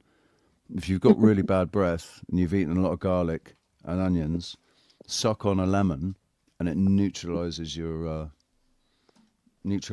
breath instantly. And take a shot of tequila. A little bit of salt. No, I don't ever advocate for turning to the alcohol, dude. Well, the onion I usually use the most is purple, red. I think they're the same thing. People just tend to call them red or purple, but they're basically. In England, we call them red onions. Yeah. They've got a purpley, but it is like a purple skin. It's not red, is it? It's bloody purple. Mellow fry them in olive oil.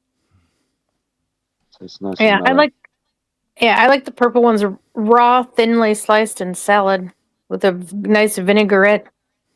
Oh yeah. Bit of cucumber, cherry tomatoes, feta cheese, maybe.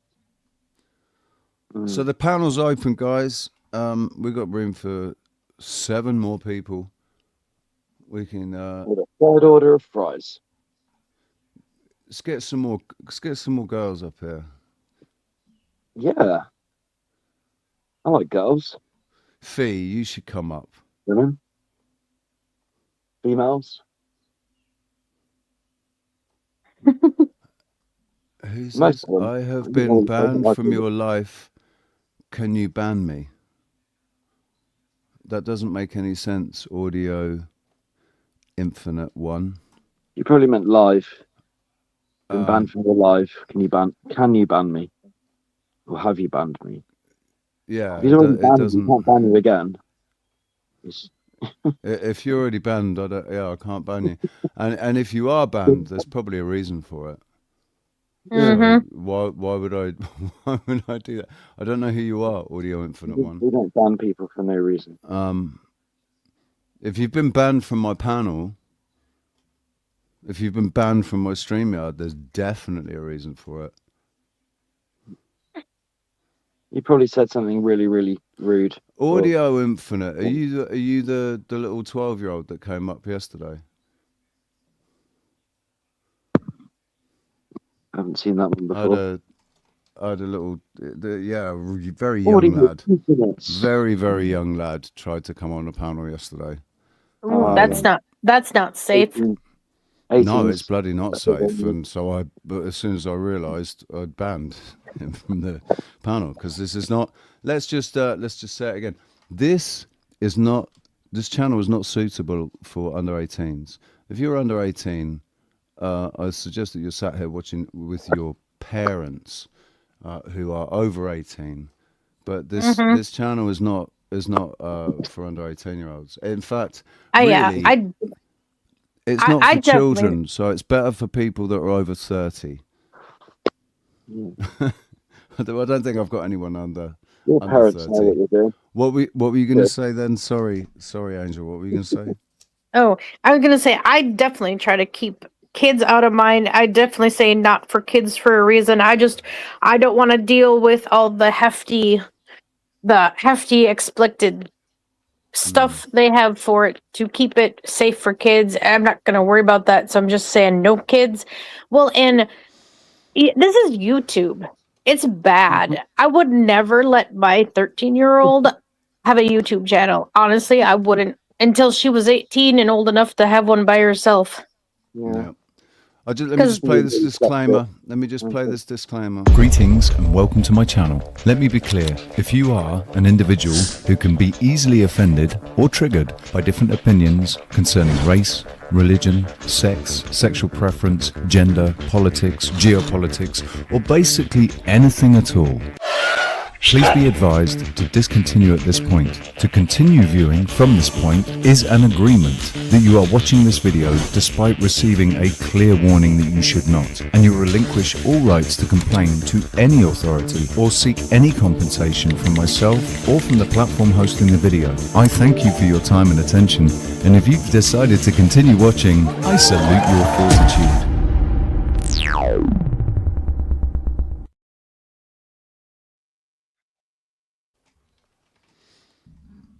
Well, that's awesome.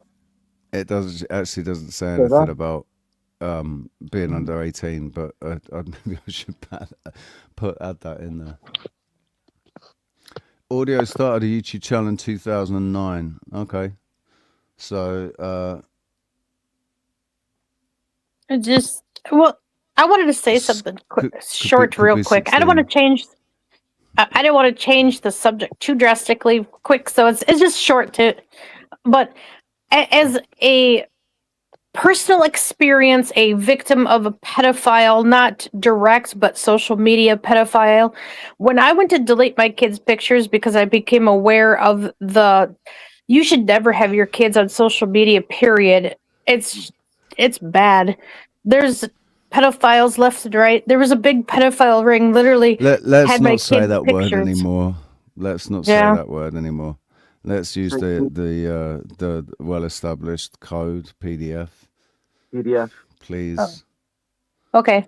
Well, that was a lot of times you said that then, and that's when bots start really going. And other people as well. You know. I don't normally talk about it, but since you said no kids, I just thought I'd never mind that. I won't go any further. There's just some words, trigger words, and we use different words for. I'll just save that for my channel. SA and SRA and all that. Anyway, can you put your settings on 18 and up? So if you do that, then YouTube buries your channel because they can't put any ads on it. So they bury it. So what I've said is my channel is not suitable for under 18s.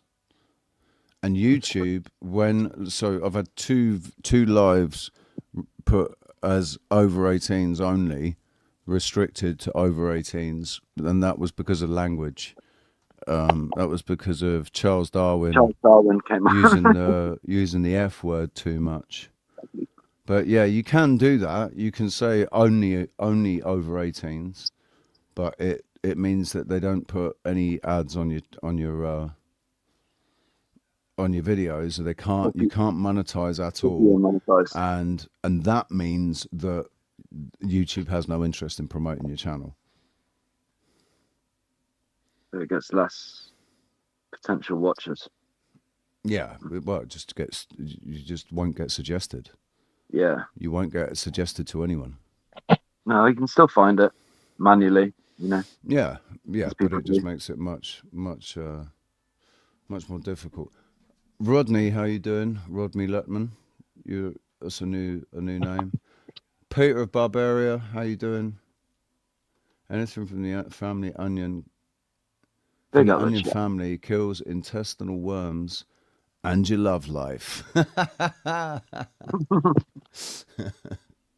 Well, unless you can get your girlfriend eating all that onion and garlic as well, and then it's not so bad.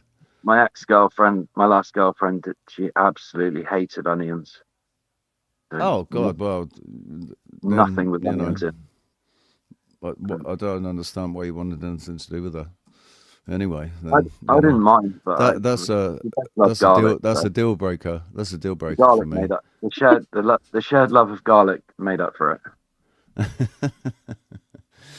Yeah, but how can you not have onions? Like, they're a key ingredient to any burger. Bolognese. Yeah. Pasty. I'm not crazy about them, but coleslaw. Fried onions on the side is nice. Oh, English breakfast. Fried onions on the English breakfast. Or onion soup. Onion soup rules. French onion soup is even better. Pretty nice. You got food to eat then, or? Of a lady that took her son's computer and phone away. So he just took an old monitor and built his own computer. She busted him playing his video games. Richie, have you got much food at the moment?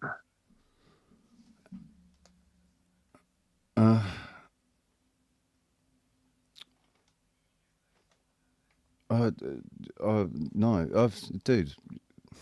Obviously, you need some more donuts. I appreciate you mentioning it, dude. I don't want to. An opportunity there. Emotionally blackmail people.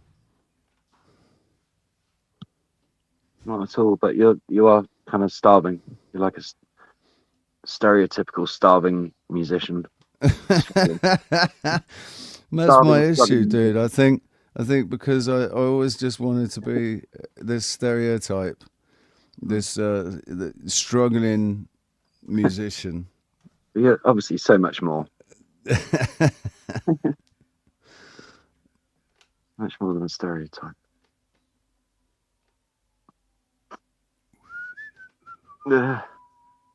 I kind of play up to the stereotype of the lazy stoner or whatever, but you know, I'm not lazy, and I'm not, you know, like in my mind, I can't. You are a stoner, dude. My mind never stops working. I'm always thinking about something, always trying to be creative or. You know, that's not necessarily. Yeah, it's not necessarily a good thing for your mind to always be running. No, it's like that anyway, whether I'm stoned or not. It was always that way. Yeah, I know, but that's what I'm saying. That's not a good thing. Yeah, you should be able to quieten your mind. Well, you should. I'd say it's essential for everybody to actually quieten their mind completely. So there's nothing. So it's just, there's nothing there unless you want it to be there. Mm. That's what my whole thing, dude. That's how I cured my depression, right? That's how I cured a 16-year deep depression of just wanting to, not being fussed if I died every day. Yeah, I know. I've been there too. I understand. But you're not doing anything to quieten your mind. I can meditate. Go out and take myself out into nature. Maybe do some grounding. I haven't done that for a while. How often do you do that? I used to try and do it like once a day, but that was in the summer when it was, nice and warm and sunny. I'd do a bit of sun gazing. Yeah, it's much. Yeah, that's the thing. It's easy to do in the summer, but now in the freezing cold, taking your shoes and socks off and putting them in the frozen. Not appealing. I get it. Yeah, not appealing. So that's the benefit. That's the benefit of being here where I am. Yeah, because it doesn't matter what time of year it is. Yeah, I've been there. During the day when the sun's out. I was there for Christmas a couple of years ago with my mum, and it was 25 degrees on Christmas Day. And I was just like, well, what do you want to do? You want to go to the beach? Yeah, let's go to the beach. Or you can do something like this. I had to do this. This is literally right beside me where I sleep. I keep flowers, a plant. That's nice. An actual plant. Nature display. Love it. Yeah, and a running water fountain. Oh, that's nice. Another word, like if you're, let's say you live on the third floor, right? Let's say you live on the third floor, the 10th floor of a fucking block of flats or something. If you've got a bath or a shower, if you the water cleanses you, so it doesn't just wash your skin. It doesn't just wash your skin. It doesn't just wash the dirt off your skin. It helps cleanse the energy as well, because ultimately that water, it goes back to that's why I like showers better than baths. Yeah, I can literally take a nap in my bathtub. Nice. I don't have a bathtub, man. Last time I had a bathtub, and it was only a half-size bath as well. So considering I'm already fucking a foot and a half too long for a normal-sized bath, a half-size bath, I could just about sit in it with my knees up. With my knees up around my fucking chest. They don't make big baths like they used to. But that was 2017. 2018. I haven't had a bath since I moved out of my shed flat in just down the road in 2021. Yeah, 2021. I started making a habit of it more and more frequently. The more sensitive I get to all the energy around me, it's like it's so relaxing. It helps my whole nervous system calm down, and it just feels great. And sometimes I'll add a cup, not a cup. It's like a half a cup, but I'll add baking soda to my bath water, or because it helps clear and remove all your dead skin cells, and it just clears everything. And I can even feel it like dissolve bad energy connections and release it. Yeah. It is cool stuff. That's great. Do you ever use bath bombs? Sometimes they do. Yeah, there's a local company quite near me called Lush. They make amazing bath bombs, all kinds of different flavors and colors and like designs. It's really cool. But I don't have a bath anymore. I haven't had a bath since I was in my old flat in 2021. But even then I couldn't have a bath much because you'd be it'd just be too much of a, you'd be people be wanting to get into the bathroom, and you just can't really relax. Someone going, hurry up, I need a pee. Fuck off, I'm trying to have a bath, trying to relax in the bath here. Anyway, yeah, I'll get my own place one day on the top of a mountain. And recently I've been starting to add lavender to tea. I'm not much of a tea person, but once in a while, I've been starting to add tea to my regiment because I don't drink enough fluids throughout the day. It's always coffee. Oh, don't you drink water? I drink bottled water or just clean water from the beach sometimes between coffees. I always take a bottle of water with me when I go out because you can never rely on like pub water. I mean, by law, they if you go into a public house here, they have to give you a glass of water for free. But but that only has to be tap water, man. Who wants a fucking glass of tap water? It's not worth it. So I stopped bothering. Started relying on my own, bringing my own. Yeah, tap water is awful. It's poisonous everywhere. Guys. Even my kid at like 5 said, "That's sewer water. That's recycled sewer water." I said, "Oh, gross." She's right. And so I always get bottled water, or now after his suggestion, I've been getting a few gallons here and there of distilled water. Because the spring water, I love the mountain spring water, but it's got so many minerals in it and other stuff that you get like a calcium buildup on your stuff. Oh yeah, on your third eye, in your gland. But I made a tea recently, real healing. Oh, it was amazing. I added a lot to it because it's like, since I don't drink it enough, I just put everything in at once. And I'm like, well, maybe that's not a good idea, but it's got all this multiple different types of healing all at once, I like lemon ginger's one of my favorites. I put fresh ginger, I put lavender, and I put dandelion root. I put a little sprinkle of sage, some cinnamon, a few pieces of rosemary. You could sell these things. And amazing. You should sell these things. Make a business out of it. I should.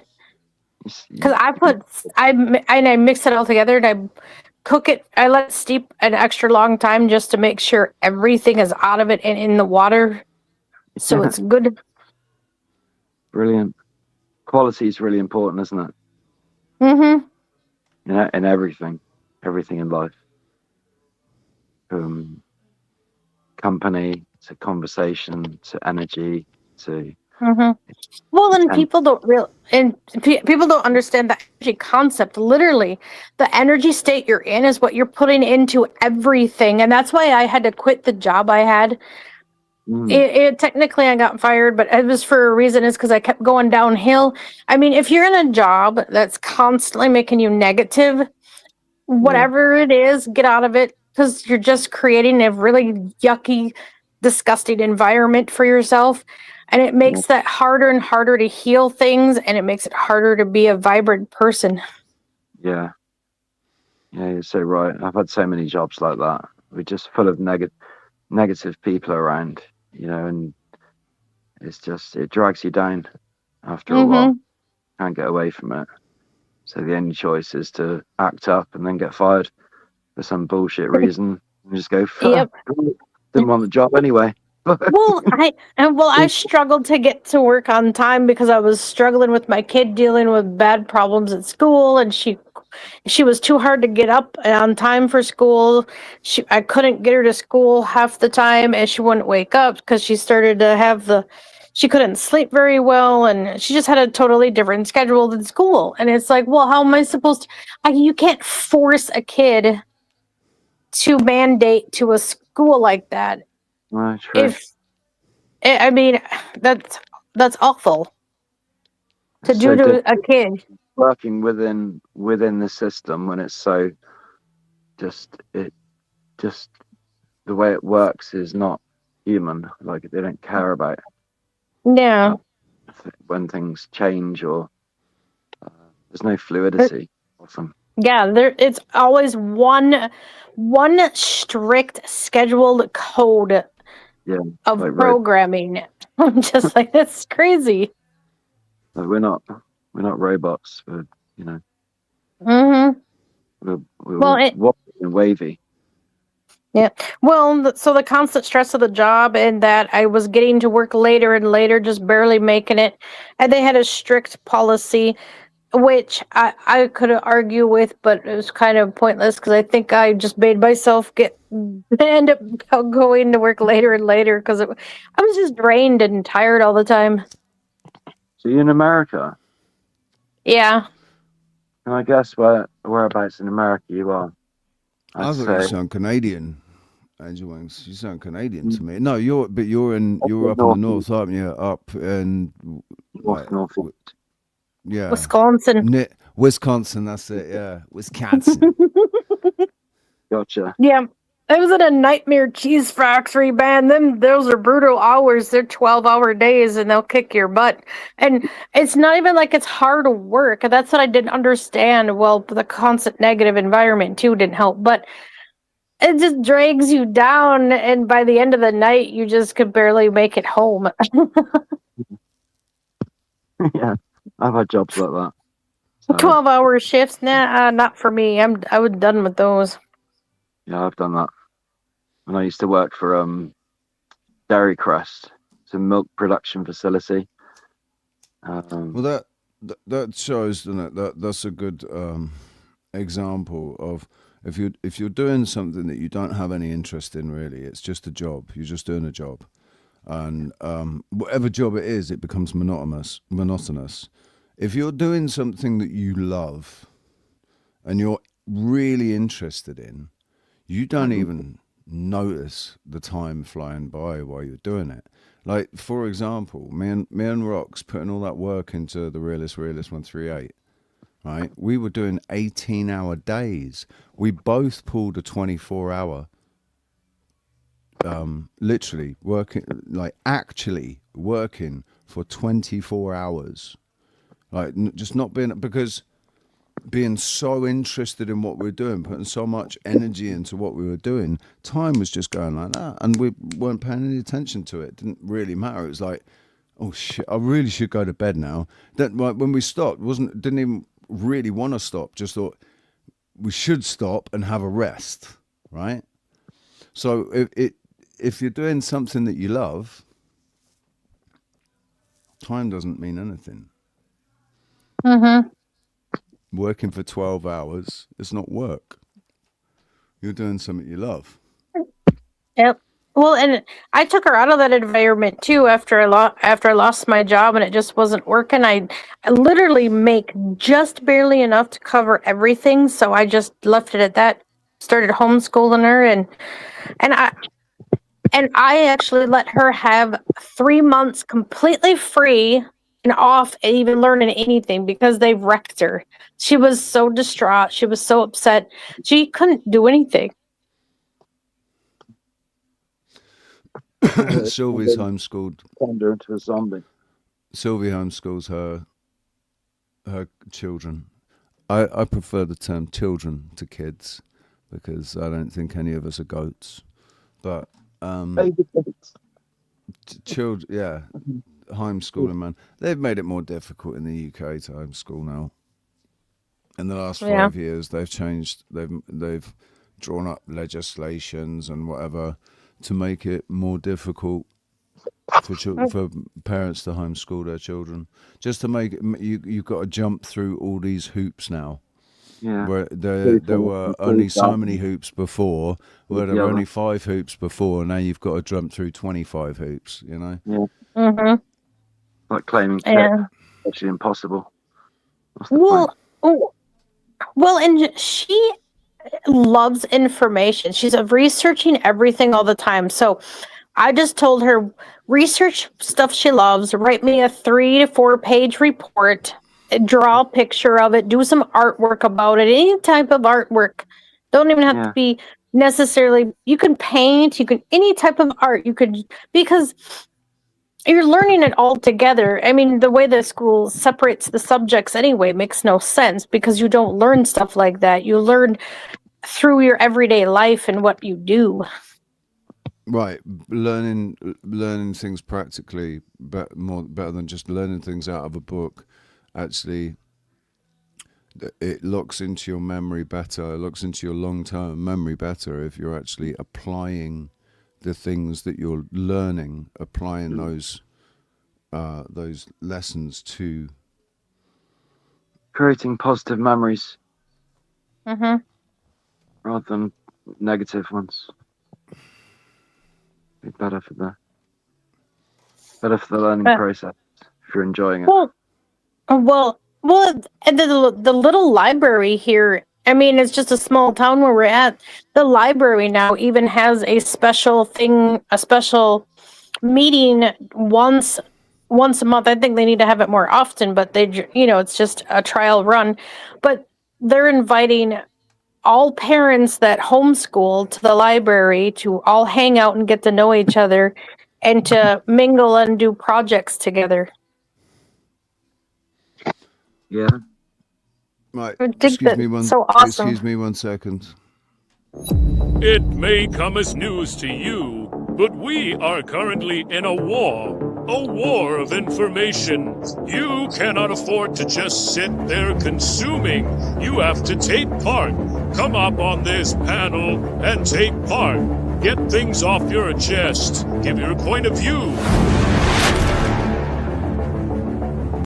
When we relate to each other with attentive and generous gaze, Simone Weil said, attention is the purest form of generosity.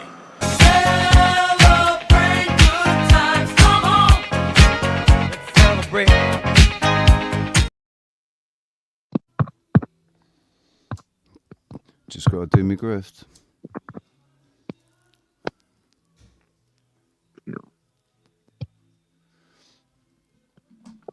It is an open panel for good souls, so, and you know what I mean when I say that, just good people, decent Please people. donate people if you can. Who aren't If you going to come can't, up don't here worry and about it. cause But if you problems. can, come on. Hit that link.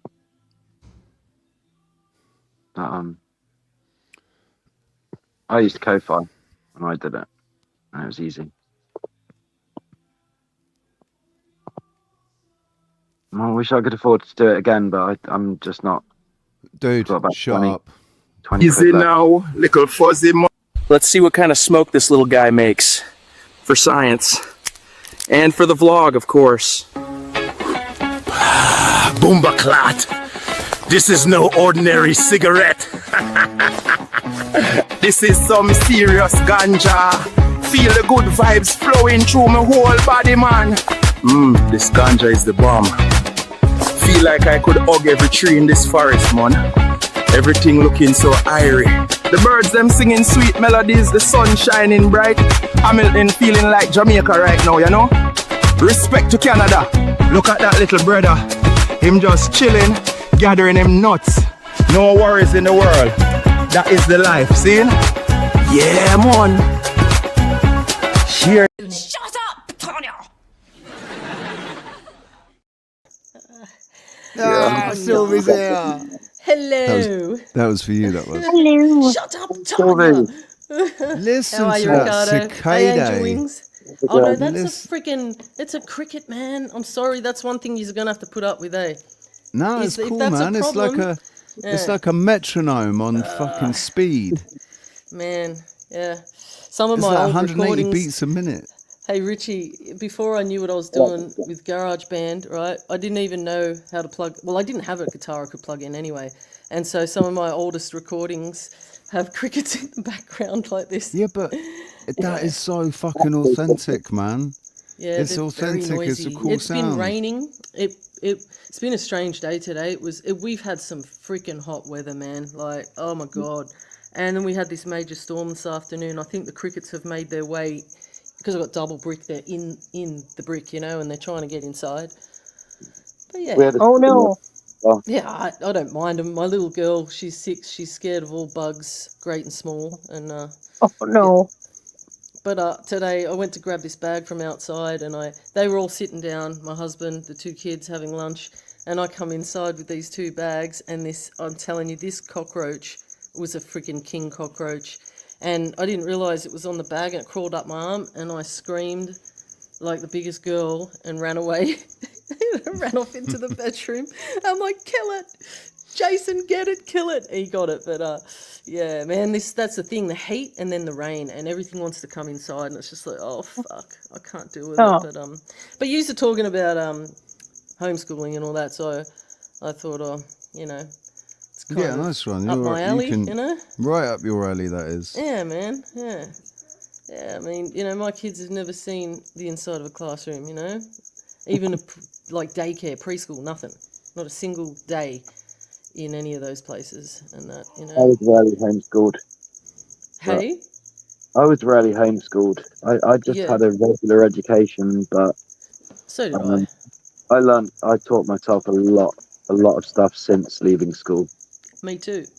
So school was just a hangout, really, wasn't it? You know, it was a good place to meet people, make friends and stuff. And yeah, that's it. I lived across the road from the school, so it was just another place that I used to hang out after school anyway, before they put all the 8-foot fences around and security codes. We used to the school was our playground. You'd climb on the roofs, play tips, football, ride our skateboards in there, you know. We never had big fences around the school, but back then. They probably do now, but... No, we didn't back then. Now they do, yeah. Sorry, Andrew, go ahead. I was going to say, well, I don't know how other places are outside of U.S. with school shootings, but man, it's starting to get bad here. I'm just like, this is ridiculous. It's terrible, like really terrible. Like, I can't imagine worrying about that. I mean, you know, I worry about other things with sending my kids to school, but hell, like school shootings, Jesus, I don't even know what to say about that. That's horrible. One of the things that Rox was thinking about when she took Josh out and homeschooled him for the last couple of years of his school was stabbings. Basically, there were stabbings going on in the schools. Hey, it happened here. It happened here a couple of weeks ago, right? A 17-year-old rocked up to this school. A couple of, it was probably about a 40-minute drive from my house in Liverpool, and stabbed him in the leg. And he was 17. He stabbed a 15-year-old. The kid died. He bled out and died before the ambulance got there. Oh, shit, man. Yeah. Oh, So it's getting worse here, femoral man, as artery well. then. Well, that's it did, sad. for sure. It's terrible. Well, I live in a little town. I mean, there's maybe 400 people. There's not that many. It's not that big. And to have that type of school actually deal with school shooting reports and people calling in saying they're going to shoot up the school, I'm like, what's going on? Who are calling in? Are they students, or are they just wackos, or what's the deal there? Well, and see, that's just that you don't know. They wouldn't tell you. They would just say someone was threatening to shoot up the school, and I'm just like, no, is this starting to become like a script now, where it's I think maybe the norm? There's a certain amount of there's probably kids just pranking. They're just prank so they can calls. get the school shut down, so they can not have to go to school and stuff. Exactly. Yeah. Oh man, we got that English report due in today, man. We got fuck that. No, let's tell them we can shoot the school up. Oh man. Right. Yeah. I mean, it's the new fire alarm, isn't it? Well, and I mean, how bad does it have to get out of school where kids literally go in and shoot other kids? I mean, or whatever it is, you know, I don't even know, because the news reports anything anymore. You never know if it's real or staged stuff. If it's on the news, then there's something false about it, right? Yeah. Basically, it's not what you're being given a skewed story that's intended to create fear and anger and reprisal and all of these things. So we've had an EOD raid. Nice, John. To watch vids, and I don't know if Charles has come from there as well. Vertec. Debate sphere, bro. EO 696. Shout out to you guys. Thank you for raiding. Farmer Cat. It's an open panel for good souls. If you're a decent person with decent intentions, then you'll have a good time up here on this panel. And if you're not, then you just won't last very long. I believe that. Ginger. Ginger? What are you saying about gingers? Gingers do have souls. Gingers do have souls. Oh, you're referencing South Park. That's funny. I am a redhead. And I'm in the redhead family because of being born with blonde hair and blue eyes. I still got the same genetic code, so I got nothing against redheads. I think redheads are awesome. Ari, you an Aryan? I wouldn't mind a redhead girlfriend. Green green red hair and eyes. green eyes, yeah. Damn. The rarest of the Damn. rarest, yeah. It's like an elf. Damn. Like an elf. As long as she wasn't too small, too diminutive. Nice big. Well, not like a teeny little elf. No, Yeah. that would anyone's be probably quite short compared to Richie anyway. Any woman, really. All right, Richie, because you're what are you, 6'3" or something? 6'3". I've been with a girl who was about 6 foot, 6'1". We were at the almost eye level when we were stood there staring, and it was cool. It was weird. There was something really sexy about it, but it was just a one-nighter. A one-nighter, yeah. Actually, it ended up being 2 nights. It was at university, and then I went to go and see her in London. But yeah. Yeah, so what that the first bloody one of the most major first from, like, I'm not American or anything, but I remember the Columbine shooting with those 2 young fellas dressed up in trench coats and went into school and the footage is pretty full on, and they, this is the thing as well, is that the bullying that goes on in school drives some kids to absolute, insane levels of depression and stuff, and now they're taking their own lives, like the suicide rate in young people, even at like as young as 10, it's a nightmare. Yeah, I think the relevance to what's happened in what's been going on in the last 5 years, it's absolutely no bloody. It's not a surprise. No. Is it really?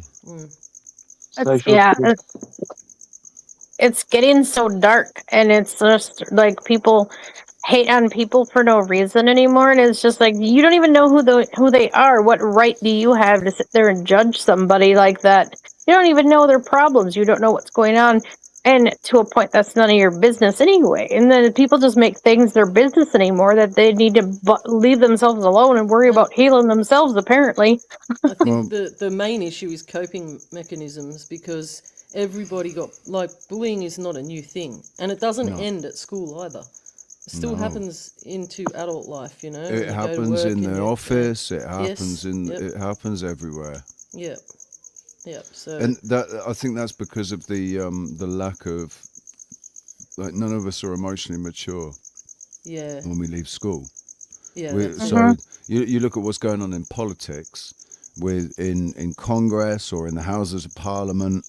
It doesn't matter. New Zealand, Australia.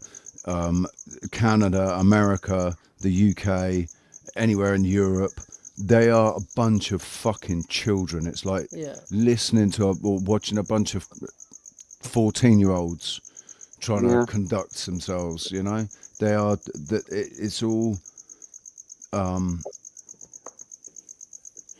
It's bullshit, man. It's fucking bullshit. We're being led by children. Emotionally, I mean, emotionally immature. So that's the issue. That's the biggest issue with humanity is emotional immaturity. Because most of this anger and backstabbing and fucking, it's all just misplaced anger and reprisal and frustration. People have lost, like we're feeling powerless in so many areas, you know, in the important things we're completely bloody powerless. So what better than to take it out on someone else? Yeah. You can't go and smack Keir Starmer in the chopper, so go and get in a fight with someone that reminds you of him.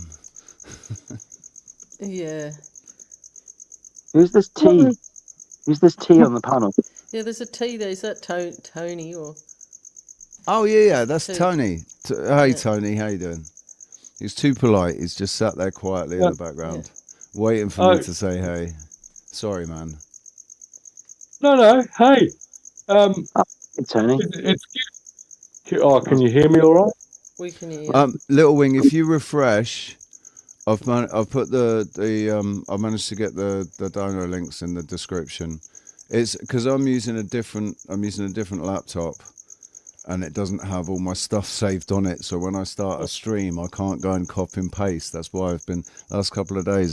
There's been nothing in the description, and then when I'm streaming live, it seemed really difficult. Like yesterday, I couldn't find the live that was streaming, so I wasn't able to put anything in the description while I was live. But I found it today, so it should have the. If you refresh, it should be there now. What do you want me to do? I'm not talking to you. I'm talking to Little Wing. But I emailed you, Tony. I'm pretty sure Yeah, I emailed you. I saw you. I did see one email from you, yeah, but it didn't have had no information whatsoever. It was just hello. Because I was just making sure it was you, right? Just making sure that you were getting it, so you can say, you got it. But I did reply, hey. Oh right, I haven't seen a reply. Okay. Oh well, I might not have done. Listen, I'm pretty damn hopeless on this tablet thing. Because I've got to have the resolution, like everything's so big, it doesn't fit on the screen, and I don't know half of what's going on.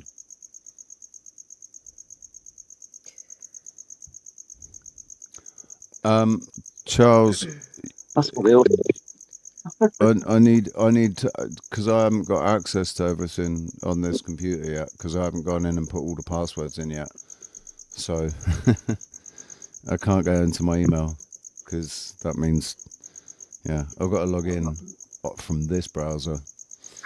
I just haven't done that yet. Anyway, I mean, they're trapping us, aren't they? Big time. My God. Dude, we're trapping ourselves. Hey, are you familiar with a site called Burn the Corporate Fiction?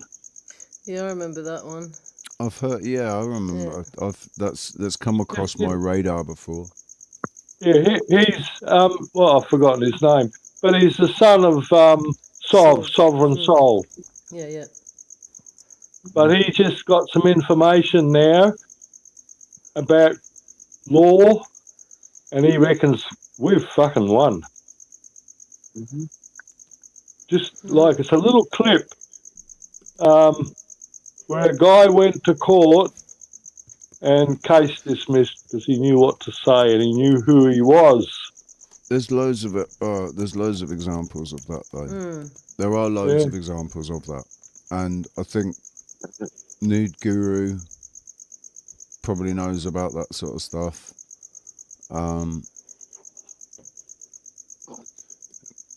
The trouble is that whole movement and community got made to look like idiots, you know, running around saying things like sovereign citizen.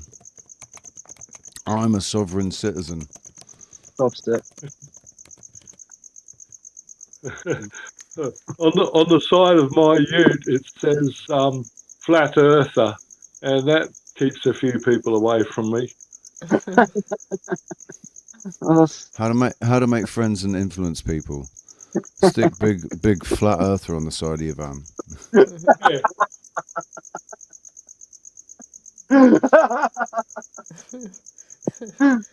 I'd do that just for the crack. I would. Well, it's just a trigger word, isn't it? It's a trigger term. It's been successfully turned into a weapon. Just that term, flat Earth. Automatically divides people. Chuck it out into a conversation and watch the fireworks. Oh my goodness! You said flat Earth. Watch them all crawl out now. They're all gonna come at you. Suppose you got a tinfoil hat as well, do you? I need one. Yeah, I've got a chainmail hat. Like those hoodies, like the hoodies that the knights of old used to wear. Chainmail helmet. Oh, cool. It's just like a beanie, but it's made of chainmail. You can't stab you in the head then. But no. Yeah. We weren't told the truth. They were wearing those things because they were getting bombarded with EMF. Electromagnetic frequencies. Yeah, I'm getting bothered by one right now. Actually, yeah, well, it's a thing. Well, if you're sat in front of a screen, there you go. You're sat in front of a screen on a computer. We've had them the Black in Mirror. different forms flying around since they started transmitting radio waves. Yeah. Yep. I remember as a kid, the first radio I built was called a crystal set, and you had to adjust the cat's whisker, and you could tune into stations all over the world. And all you needed was a piece of fencing wire and another piece of wire up a tree. For the aerial. Yeah, no batteries. No batteries. That's cool. A crystal set has no batteries. It's powered by the frequencies that it receives. Powered by pussy. You just twiddle the whiskers and tune in the stations. It's really cool. Powered by pussycats. You'd probably tune into all sorts of crazy stuff by now with all the AI bots floating around out there and AI drones give all sorts of frequencies. You probably pick up everyone else on their cell phone too now. I think the medium wave is probably the place you can find the most broadcasts. Yeah, and don't forget, all of those broadcasts are line of sight. I mean, those broadcasts wouldn't work on a globe. True. But also, it doesn't matter, right? It doesn't matter how frustrated you get about it or whatever. Like, people are where they are. They're going to perceive the world the way they perceive it. There's not much we can do about that. You're not going to get somebody that believes in that we live on a globe to start believing that we live on a flat Earth. Yeah, but I used to believe I lived on a globe, I used to believe I lived on a globe. And about 20 years ago, some bloke, I was listening to that guy Coast to Coast in America, you know, and everybody reckons, Stop. everybody, Stop. This is not going to work. This is like, what is this, the lowest? and I just Talking ignored about them. fucking flat Earth. here How we go. did that happen? I don't. Just in case I need to remind anybody, I don't want to was a have sticker. that It was all- conversation Oh, about shit. fucking what I'm fucking shape the losing- Earth hang on, is whoa. on this panel anymore. Yeah, because yeah, it's been okay. overdone. No, it's It's Okay. never going to go anywhere. It's always going to stay the same. Well, Right, okay. But, Doesn't matter. okay, the next big one is the ancient buildings around the world, okay? Uh, Everybody says that there must have been a previous civilization that Right, was but more... Tony, tell me what talking about it does. Tell me what talking about it does to help the situation now, and how we're gonna move forward from this point. What we're gonna do now about that? What can we do? And how is it going to affect or change the experience that we're having right now?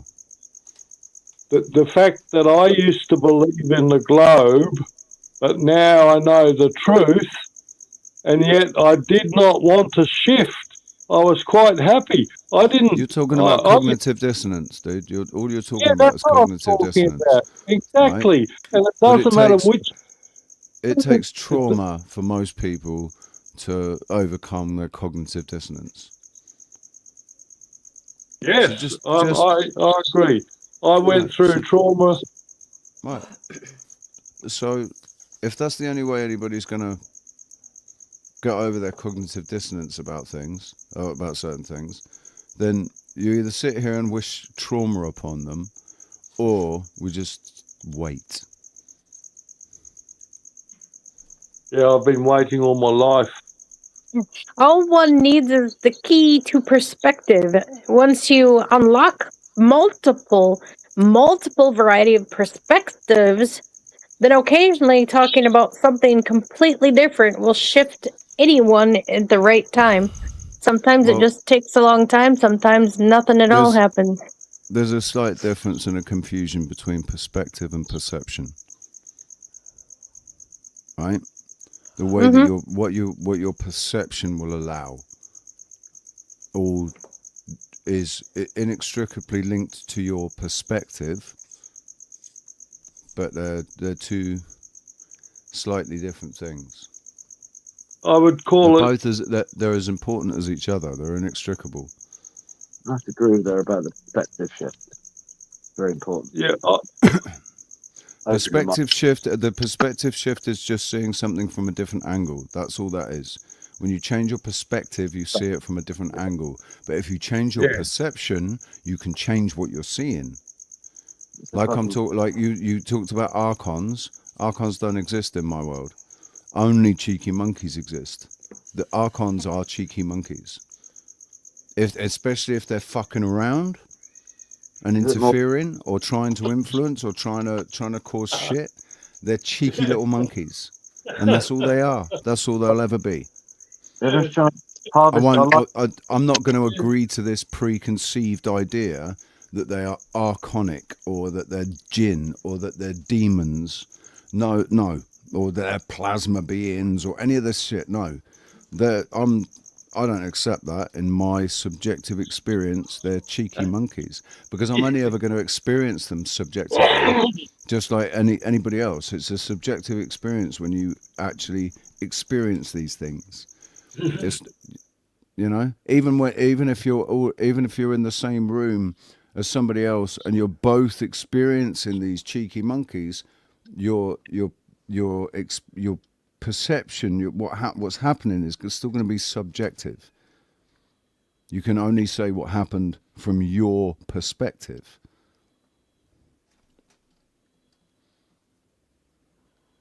Mm-hmm. Yeah, and what you are aware of and how good your imagination is. because that's where it all began, in the imagination of God.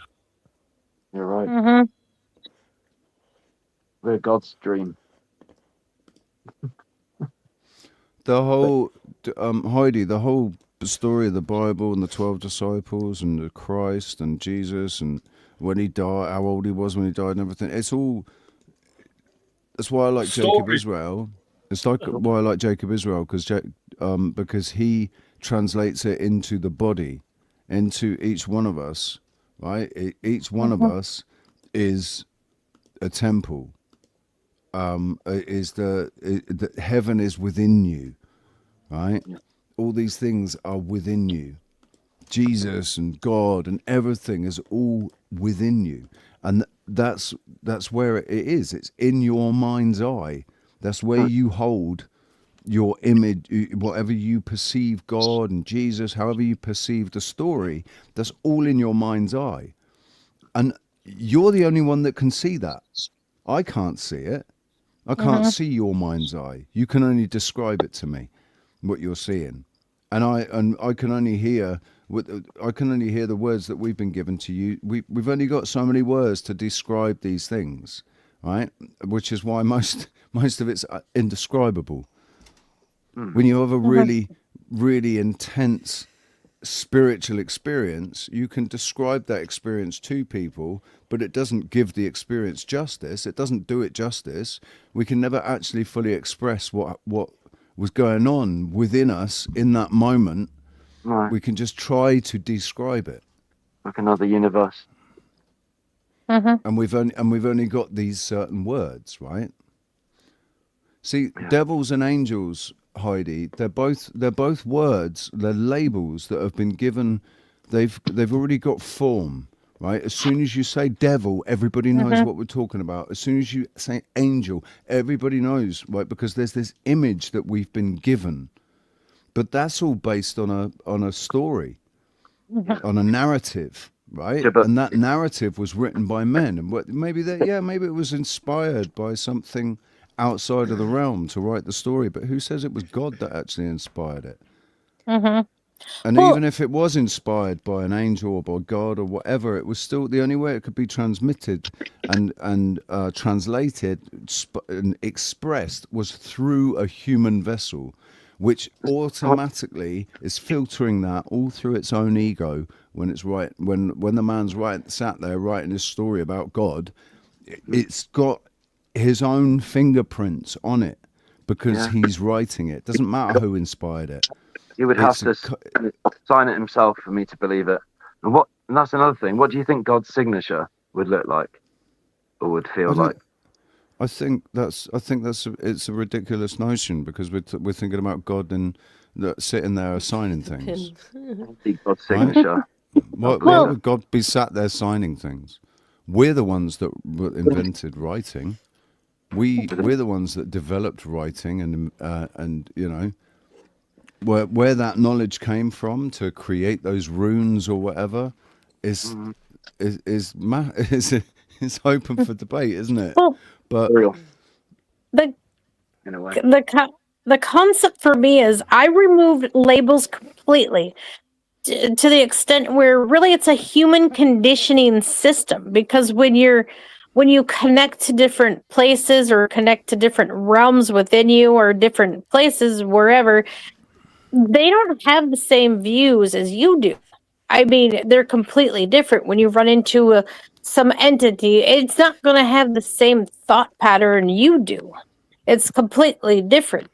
So when people say it's a devil or angel, how do you know? Because someone told you doesn't mean that's what it is. That's their perspective, not you. If it doesn't resonate with you, see, that's where I started playing the neutral standpoint to understand the energy of it first. And even that's really hard for a lot of people too, to understand that concept. But for me, that's what I do. I keep it at a neutral state and sort it out as I go through the process of learning what it is. If it hurts my body, but that's because I can sense the physical energies. If it hurts my body and it's not good for me, I reject it. I remove it. I don't allow it to occupy my space. But is that also how you're rewiring your brain? Is that how you're unlocking your own nervous system further and your own brain further? Are you literally remapping your own system to learn things from a different perspective or different? It's all a learning process.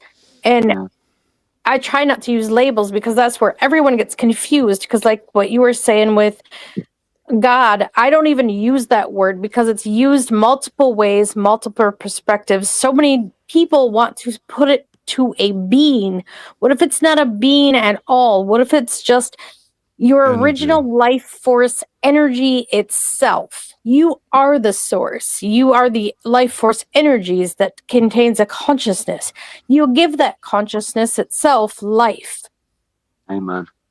Well, the vessel gives that consciousness the ability to experience a physical, experience this, what's been created here in the physical realm, where matter, where energy is vibrating at such a state that it has become solid matter. And our consciousness is inside these vessels designed to navigate this realm, right? Mm-hmm. That's why I say that we're the ones that have really more power and authority here. I'm not saying we're more powerful or have more authority than what created us. I'm saying that what created us gave us the power. We have dominion over this earth, right? We're meant to be custodians, taking care of this earth and just making it even more. It's like, who says it has to only be what it is now? If we were all doing things, if you look at how creative we were in the past, thousands of years ago, how beautiful the architecture was, how just incredible, absolutely incredible, the architecture and stuff was thousands of years ago. If we were, then obviously there was something a lot more harmonious going on because people were expressing themselves in beautiful ways, right?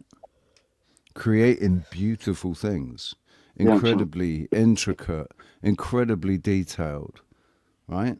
Now everything's just boxes, grey and fucking and bland. They're flat ceilings with no design, nothing. Right. Square buildings, or some of them are. When I drive through estates, sometimes I look at the houses that they're building, and they're all exactly the same. There's no character. You could go to the wrong house if you weren't looking at the number. If you lived there, whoops, that's my neighbour's house. They're only built to last 10 years or so.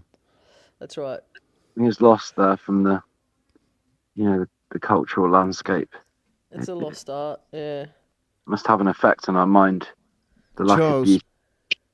We're fucking it up because you went and came out with some stupid bloody theory that we'd fucking evolved from monkeys, and that we're not actually incredible creatures that were designed to be incredible.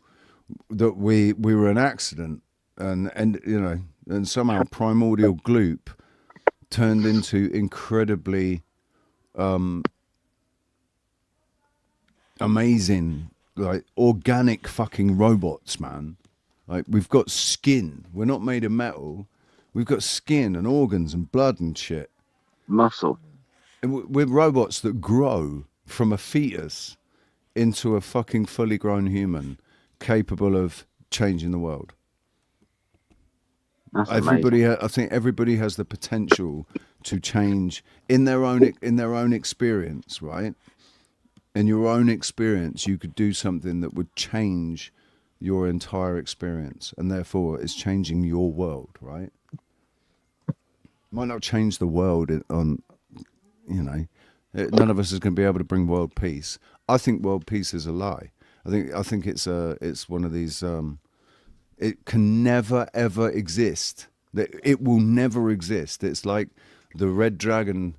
The blue dragon completely defeating and wiping out the red dragon.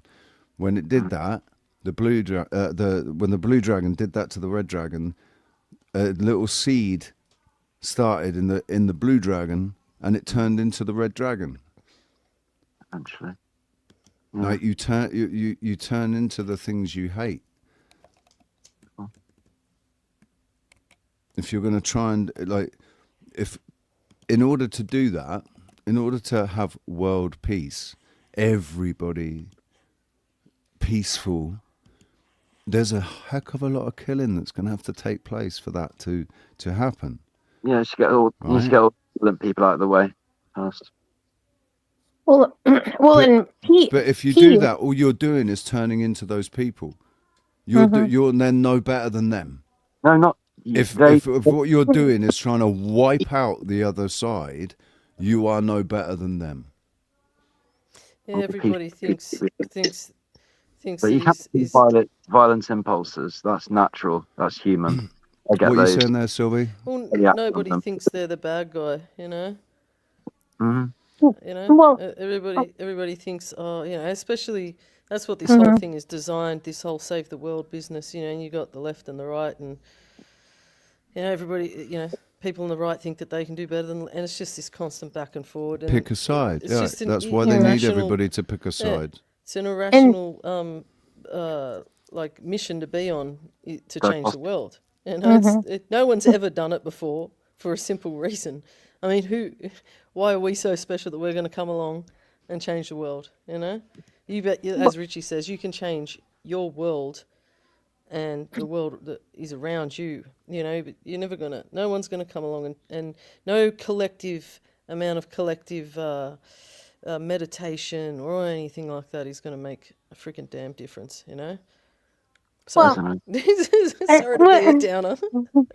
Well, in a way, it's all programming. It's all programming you to be something you're not. That's right. Human natural nature is just to be in nature, and we've gone so far from it and lost our way. And everyone is so hard on being programmed to look outside, constantly looking for information outside instead of going within themselves.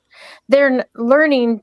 They're not balanced. They're off balance. And peace is meant to be found within yourself and then extended outward. And nobody wants to do that. Well, not nobody, but it's harder. So nobody wants to do that. The ones that want it easy and just struggle. It just, well, to me anyway, it just seems like they're tired of struggling and just want to free out. Yeah. Well, that's it. And we've been conditioned over many, many, many, many years to become, reliant on the system. So the whole idea and the impulse to blame the elite or the government for the state of the world, it's understandable. But power, because power has been abused and wealth has been hoarded. But systems and systems have been rigged against the many for the benefit of the few. But right, I don't know. But the only reason it succeeded is because too many people acquiesce. Well, that's right. But as look, there may come a time where things will be, they talk about a golden age and all this stuff. I think that's all. I don't think it's going to be what people think it's going to be. Yeah, honestly, I think that's where Trump hinted the Golden Dome. To me, it seems like an AI fakery overlay created. Well, that's the thing, It's like the whole being free of all the sadness and crap in this world and pain and suffering is It's unreal. It's absolutely unrealistic. It's too idealistic. The reality is we live in a world that is based on duality. And that is always going to exist in one form or another, as within, so without, as above, so below. That is duality here. Whether you take part in it and to what extent you take part in it, is up to you. But we're not going to ever be able to. I think the golden age, a truly golden age, will be an age where everything is in balance. It's just in balance, which means there's going to be some bad shit going on. But there's also going to be some good shit going on. And the two are going to balance each other out. Yeah. Mm-hmm. Well, it's At the moment, I, it's out of balance. It's way out of balance. yeah, and most people aren't psychologically prepared because freedom isn't free because No. it demands responsibility and it means that you need to be able. It's true autonomy, which requires inner maturity and discipline and empathy, and imagine how like these people who want to create these communes or whatever it is or go off grid and all that. It's people are like, oh, we got to go off grid. It's like, well, have you organised anything yet? Have you started anything? No, but that's what we got to do. But people been saying that for 30, 40, 50, who knows how many years before I was born. I don't know. It's like it's been a thing that I've heard my whole life, since I was Well, old enough to, you know. well, yeah, that's what I was gonna say too. Is you see all these people talking crap on their phone. You see people talking crap in panels. You see people talking, and all it is talk on a computer system, an AI system running you, programming you into a loop because you don't get off your devices and physically do it in your own environment and fix it. A lot of people don't even talk to their neighbours, let alone get involved with their community, start a communal garden, start, Have you seen my neighbours? Hey? Have you seen some of my neighbours? Yes, I have seen some of the neighbours. I have a neighbor Yeah. that loves to. I have a neighbor that loves to let their big chunky orange cat outside of all places in the middle of town. Just let it roam where it wants to, and it likes to piss on my stairway. Yeah, I had a dog. One of my neighbour's dogs came and took a big dump on my driveway a couple of weeks ago. And the only reason I knew it was his dog, well, I knew it was his dog, but I was like, I wish I could prove it. And then my husband said, we got the dash cam. So I went into my car and went through all the dash cam stuff and found it. And I was like, yes, I knew it. It was him. It was his dog. But I didn't even say anything to him. What am I going to do? Take a bag of poo over to his house and go, hey, this is your dog's shit, I'll tell you what. That's what I would have done. I would have just left it on the doorstep. I would Hey, man, left it on the doorstep with a little note. Hey, you He's- dropped this on my drive. I just thought Hey, I'd give it Richie. back to you. Yeah, see, he's the one who's his wife died of brain cancer like just under 2 years ago. So he's been going through a lot, man. I really think it's the least of his fucking worries, So I was like, he's got 2 kids and that. I was like, nah, I can't do it. Just leave it be. We just have he's an acquaintance, a hello and goodbye. That's it, Right. Yeah. Oh, it's not worth it. It's not worth it at the No, end of the day. it's petty shit, and that's where we've come to. And this is what I see, especially online, not on this panel, but on other live streams. Is just people fucking arguing about every little freaking bitchy thing, and I'm like, you have all this time to sit there and argue about stupid shit, and nobody wants to do anything nice for anyone anymore. Just out of the kindness of their hearts. Most of the silly shit I'd say is just people attacking each other or accusing. Oh, you're a shill and you're an actor and you're like this stuff I watched recently on TMLs, and I forget who brought it up earlier, but the idea, as Eleanor Roosevelt said, small minds talk about people. Yes. Mediocre minds talk about things, and great minds talk about ideas. Yeah.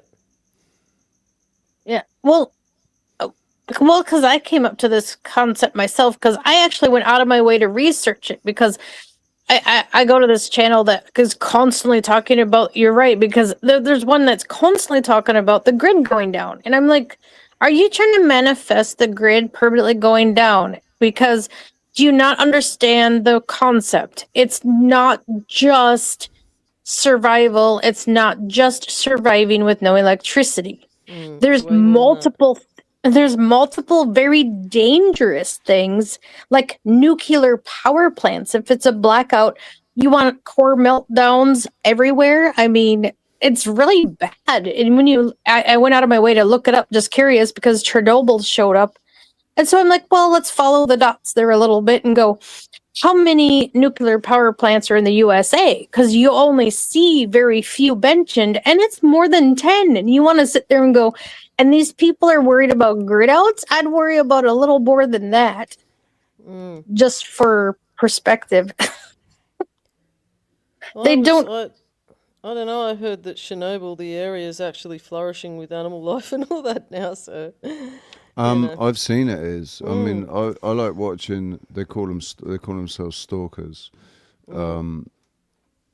in Russia, and it's people that go over into the forbidden zone and stuff, and they're fine. Nature is just taken over again. Yeah, it's beautiful. It looks amazing. There's deer and frogs and fish and the whole narrative about nuclear has been deliberately skewed to make sure that we're all absolutely terrified of it.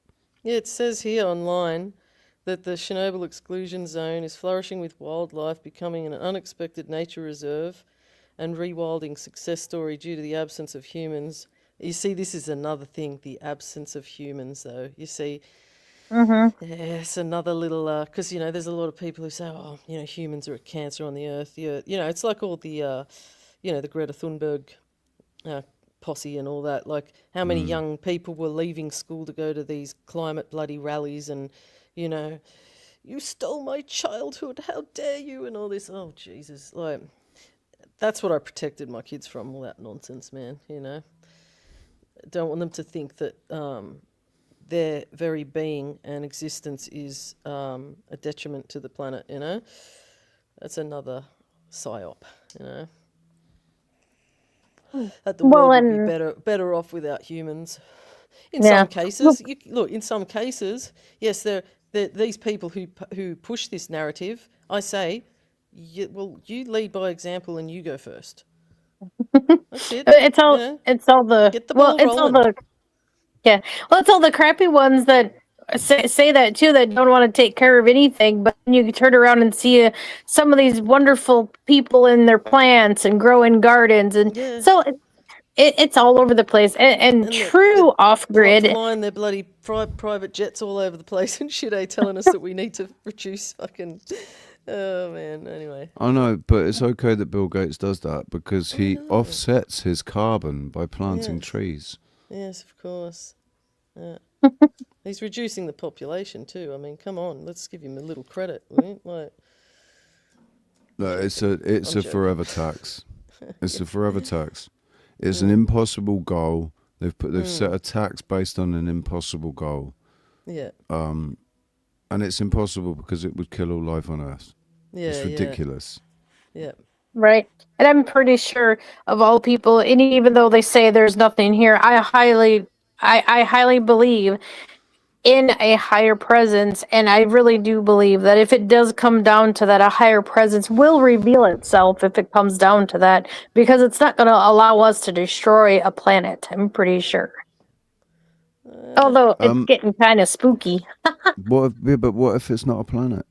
Yeah, that's what I just want to go down that rabbit hole. I'm starting to think of a planet. So that's it's like not... the whole thing about us dying and going to heaven and living in spirit bodies and all that. I don't know, man. Like, this might be the fakest reality and falsest reality of all. Like, we could actually, because I think death is an illusion. So we die, and then imagine you die, and then you just sort of like wake up. You know what I mean? Because that's what that's what the native Aboriginals and others in the Mayas all said. We're living in a dream. Right. Yeah, and what if my idea about if in every one of our mind's eye there is a version of what's going on, right? And each one of it is subjective, but I exist. There's a version of me that exists in every mind's eye of every person that has either come across me or interacted with me or is friends with me or whatever. Anybody that I've somehow come into their awareness, there is a version of me in their mind's eye, right? Locked away in their memory or whatever. So if I die in this version, if this vessel is deleted, then there's a version of me in another vessel that doesn't know that this vessel was deleted, so I'm still alive in that version, and maybe my consciousness shifts over to that version. And so you never actually die. You just keep shifting into different It's a Different possibility. versions. I get your idea Well, there. well, I actually had a dream where I was in a ship, and this alien face, really gray looking, not a gray, but just different bed textured, real dull, and I was laying in a glass capsule, Yeah. and I was looking up like I was trying to pretend to hide, like hoping it didn't see me while it was explaining how seraphims were created in human form, how they split their consciousness to assist humanity. So I don't know if it was something disguising itself. I took a lot from it from multiple different viewpoints. It could be anything. It was showing me that maybe we're all asleep and we're in a simulation, literally. And when you wake up after you've collected enough info of your past and who you are, you get woke up. I don't know. Is the whole concept Yeah, I of mean, dying you actually waking up into that's the what I think. real? That's what I Yeah. think. Yeah. I don't think we die and this body goes and then we just turn into spirit and then float off elsewhere and then get reincarnated and die and turn into spirit. I don't think it's like that. And this is also due to like children's accounts who talk about, their past life, but their past life is, in a sense, there is a space in between the life that they lived before, and then there's that space, that place they went to in between that life and this life, and they talk about places there, and like in their like ability to explain things at a young age, So they talk about, say, they lived in a castle, Now, what spirit is going to be living in a castle, in between? You know what I mean? What I'm saying? So that's what they say, and that some of these children explain the place that they were at prior to being reincarnated into this body that they're in now. And they talk about how they chose their parents, they chose this, they chose that. So it's kind of like makes sense. I just got to do this. Simulation, Go ahead. Happy birthday to you. Happy birthday to you. Happy birthday. Happy birthday, Marlene. Woo! 71 years young. Fantastic. Oh. That's hey, that's you're in Tony Drake's area. He's only 6 years older than you. Tony's 77. I had to fill the kettle. Fill the kettle. Profitable. Soon. Yeah. Feeling very, very thirsty. I'm thirsty too. Thanks for sharing that with us, dude. Yes, it's lovely information. Bearsworth, why don't you come and join us? Have you had too much sauce? Thirst quenchers. Have you had too much sauce? Come here, you're always welcome up here, dude. Now they have Down syndrome. No, now they what? Now they think. I think he missed the letter there, word there. I thought he was saying now they have Down syndrome. I was like, that what? No, now they think I have Down syndrome.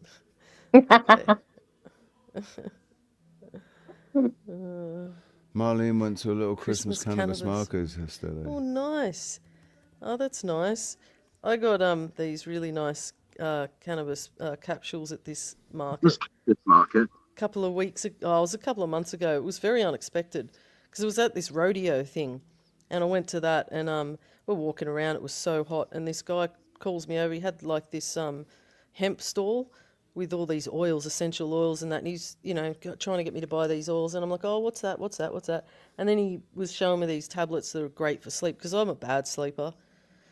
I just don't sleep well. And then these ones weren't psychoactive. They didn't have any active ingredients in it. And I asked him if he had some, and he goes, yeah. And he said, come around here, and he brought me behind there, and he sold them to me, these little capsules and that, and they're really good.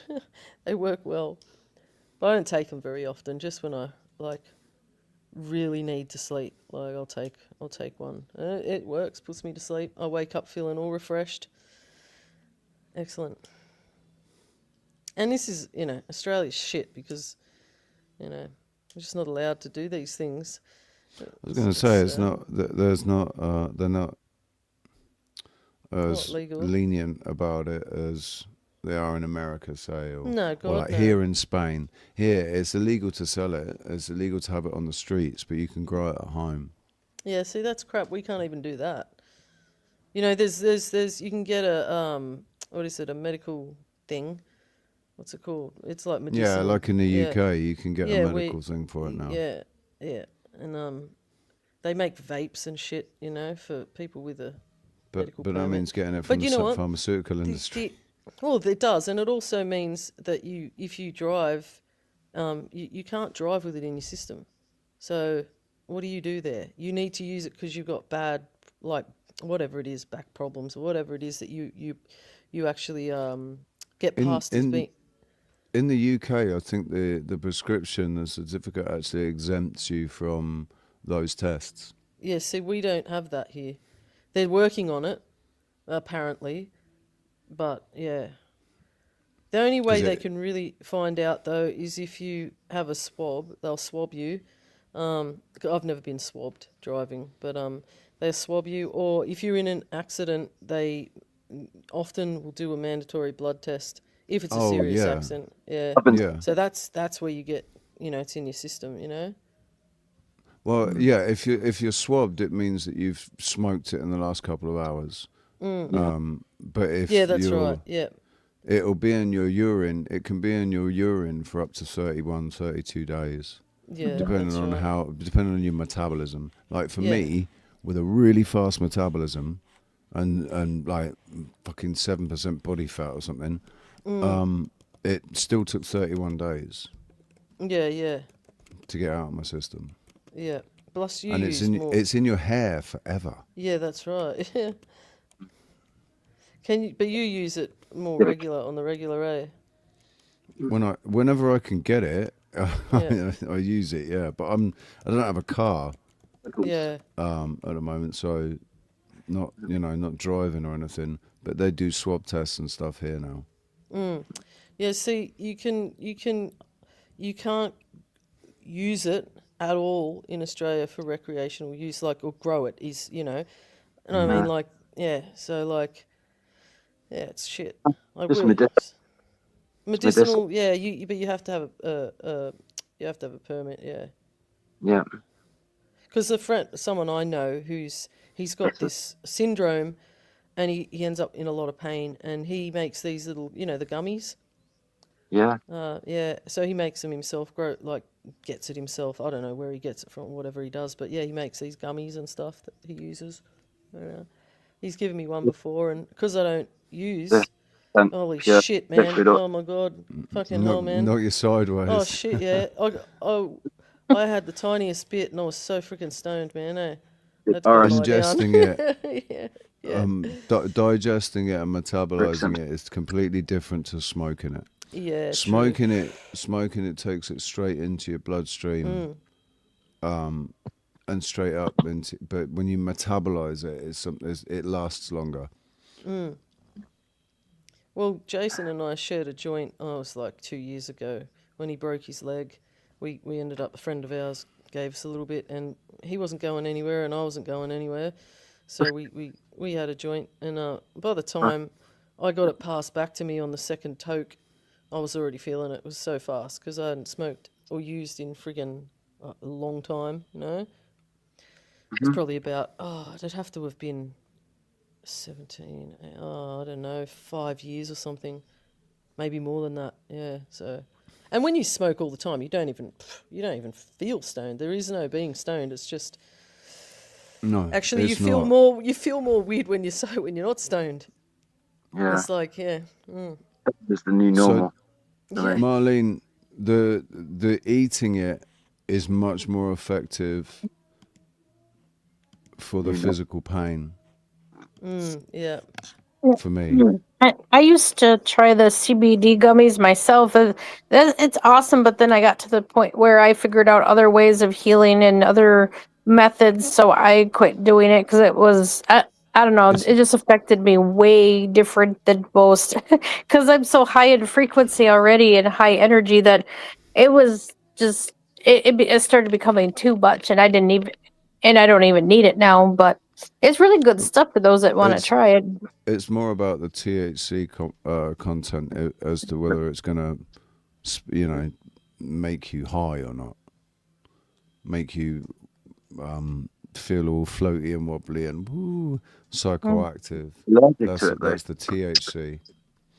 Well, personally, I don't touch weed at all because it's too much gets cut with chemicals. There's too much with chemicals, and I always had a headache, and it was always miserable, and it was terrible. So I don't even do it. I get so that's why I'm lucky because I've managed to. I know a guy that grows. He's a grower, and he doesn't use any chemicals at all. But when the weed calves used to be open, and I'd buy from the weed calves, there were growers that did use chemicals and didn't flush them out properly. And so when you bought that weed, it gave me a fucking headache. Instead of making me feel good, it'd give me a bloody headache. He's getting bad weed. That always pissed me off.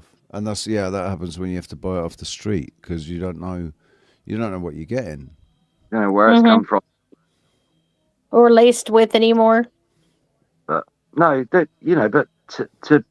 to defend, I mean, the cannabis market. I mean, dealers don't want to lose business. They don't want to lose their customers. So obviously, they want their customers to be happy. So they're going to make sure they get the best. They get the best stuff, the most high quality buds and everything, and that's what you get. I wouldn't say that's how street dealers operate. They go with the best deal that they can get. They don't. Street dealer will get the best deal they'll get whatever they can get from whoever it is that they know that can supply it, and they get what they get, and you get what you're given. That's what street dealers are like. Well, to be fair, where I'm at, they don't have it legal, so anywhere to get a job anywhere is required a test for all that anyway, and you won't get hired if you're positive. So there's a lot of jobs that test people for it. Charlie Rose, I can tell you, if you do put a pinch of borax in your water or something, you drink it, you ingest it, digest it, it's gonna come out the other end. That's bleach, isn't it? Right. It's going to come out the other end. It clears you out. I think it was Mark Byersky did that. It's no kind of bleach. bleach. Byersky took borax, I think. Well, borax salts. I just want to remind everybody that this is not a place that you should come to for advice. These are just opinions being shared. None of us here are medically trained or any of that stuff. Where's my disclaimer? Where's my bloody disclaimer gone? Nothing more, nothing less. There it is. So we are sharing opinions here. Only an idiot would take legal, financial, medical, or parental advice from random YouTubers, especially this one right here. If you need any advice, if you have any advice, need any advice, then please contact a professional. Just got to put that out there, since we're talking about things like digesting borax. Yep. Swallowing THC gummies. 50 milligrams. I think I'll take 2. Anyway.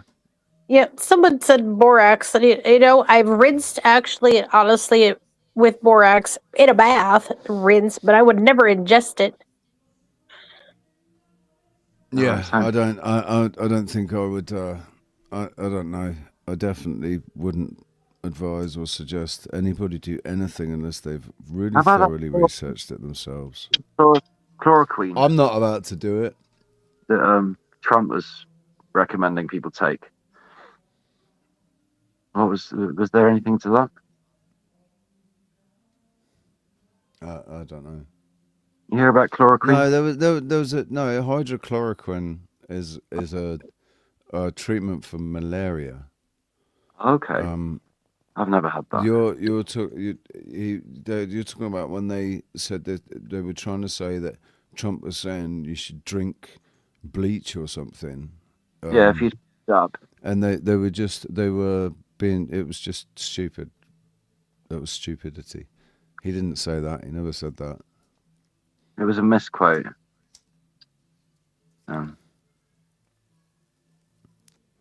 Hyped up bullshit. Bearsworth, you drink your pee the next day after you've been drinking, and you'd get drunk again. That's so gross. We call it hair of the dog. Hair of the dog that bit you. I mean, you might want to stand in front of the mirror and talk to yourself a little bit about that one. If you really do everything you hear on YouTube straight away. I don't believe you though. I'm not believing you. Well, listen, Leafy advocates for urine therapy. No, it's not something. It's not something that you need to do all the time. I don't think. No, I can't do it either. I'm absolutely Well, isn't not that going to do this is that. the thing that I don't know. Like, look, from what I understand, the lymphatic system makes its way through your body, and it's like the drains, the plumbing, you know, and then you've got the kidneys, which is like the toilet, and that cleans everything out. So the urine is what this is your bodily waste. I don't understand. The kidneys It's are the like- treatment plant. The kidneys and the liver are the treatment plants. Yeah, so like that's what you know. It's either that being the pathway or the skin. You know, we sweat as well. You know, you sweat out toxins and stuff. But like the thought of like drinking my own urine, especially after looking at my own urine in a glass, like Richie, you know, you were saying about the chalky residue and all that. Like just the thought of drinking that is like nah. I can't do it, man. Charles Darwin, dude, we didn't say hydrochlorine. We said hydrochloroquine. Hydrochloroquine. Oh, yeah. It's different. It's the quin, right? It's the quin. Well- And the quin is what you find in tonic water. The quinines, right? You find quinines in tonic water. It's the quinines that act as a prophylactic.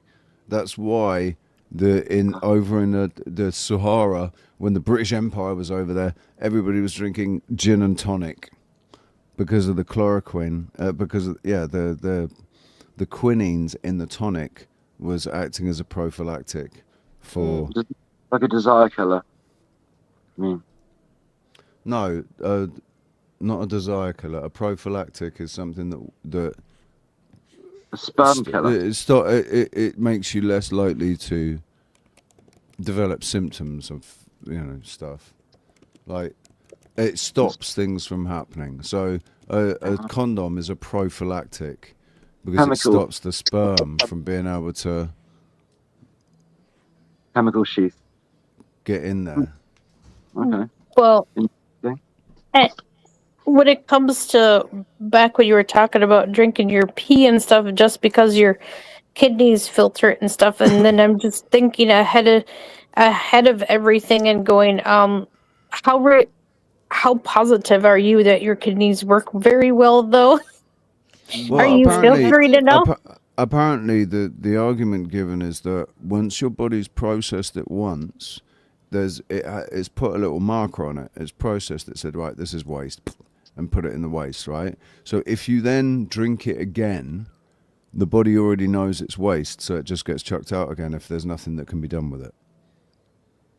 That's why people get cancer and crap, because the kidneys, the liver, the lungs, the skin, and the gut are all pathways of detox. They're natural detoxification system of the body. And so all of them need to really be working optimally, you know. So the lymph system as well is the carrier for all of these toxins. And, you know, if that gets backed up, well, it's like your toilet getting blocked and you keep using it and you can't flush it. Eventually, it's going to overflow with shit and piss, right? It's like your fuel filter getting clogged in your car. Well, or your oil filter getting clogged. So in your car. you'll start to notice things going wrong, you know. Skin is a great indicator of health. You know, if your skin's oily and you've got, especially like acne, pimples, blackheads, freaking all that stuff going on, rashes, you know, all that eczema, all that stuff, your skin is, you've got toxins trying to get out through the skin because all the other pathways are blocked, you know? Do you want to hear a crazy thing about Mm. about skin, right? So you know, I've had this issue that obviously I've lost so much fucking weight. A lot of that weight's come off my ass, right? So I've got no ass. So when I sit down, there's a lot of bone and skin getting compressed, right? And I had this. It was a sort of a mole on my ass, but when I had an ass, it was just on the inside of the crease, shall we call it, right? You know, the cleft, whatever, I don't know what you call it, right? So when I'd sit down, it didn't bother me. Couldn't feel it because there was ass there stopping it from being squished, right? And then when there was no ass, it was being squished, and it caused a lot of fucking pain, and it seemed to get bigger. It turned into it seemed like, you know, those moles that just grow, and they seem like they're almost like a skin tag, but it's like those, you know, indoor fireworks, the snakes that you light and they go right. It almost looked like one of those, right? And it got bigger, and it was really fucking hurting. And that's why I had to get a special cushion from the pharmacy, because it was really fucking hurting every time I sat down. And I'm sat down here the whole time doing this. I have to sit down to do it. So it was causing me problems. I noticed last night when I went to bed, it's fucking gone. It's gone. Yeah. I don't know if it fell off or I don't know what. I don't know what's happened because it was bleeding. At point there would I had to, you know, I have a shower and I take my boxers off and I see, oh fuck, there's blood, like it's been bleeding. So that at one point it was bleeding, but now it's gone. It's completely gone. There's nothing there now. And it's almost like a Mandela effect, right? And it basically is a mark on my body that if my mum and dad ever had to identify my body. Mum would say, right, turn him over, let me see his ass, and she'd know me from this mole on my ass because I had it my whole life. And now it's completely gone. That's weird, man. That's weird. I mean, it means sitting down's a bit more comfortable now. Your body learned to heal itself from it. No, it wasn't a bleeding bum. It was a bleeding mole that was on one of my ass cheeks. But it's gone. Like I said, it's gone.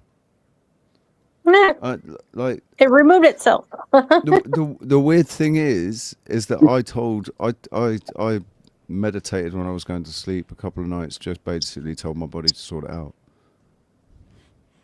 Like if it was an issue, I didn't know if it was going to be an issue. I was thinking of all kinds of things like melanoma, you know, fucking skin cancer or something. And then, it just happens that on my suggested, all this stuff starts coming up about skin cancer and melanomas. And I'm like, oh, would you look at that? Well, okay. So I'll just tell my body to sort it out. And now it's gone. See, and your body healed itself.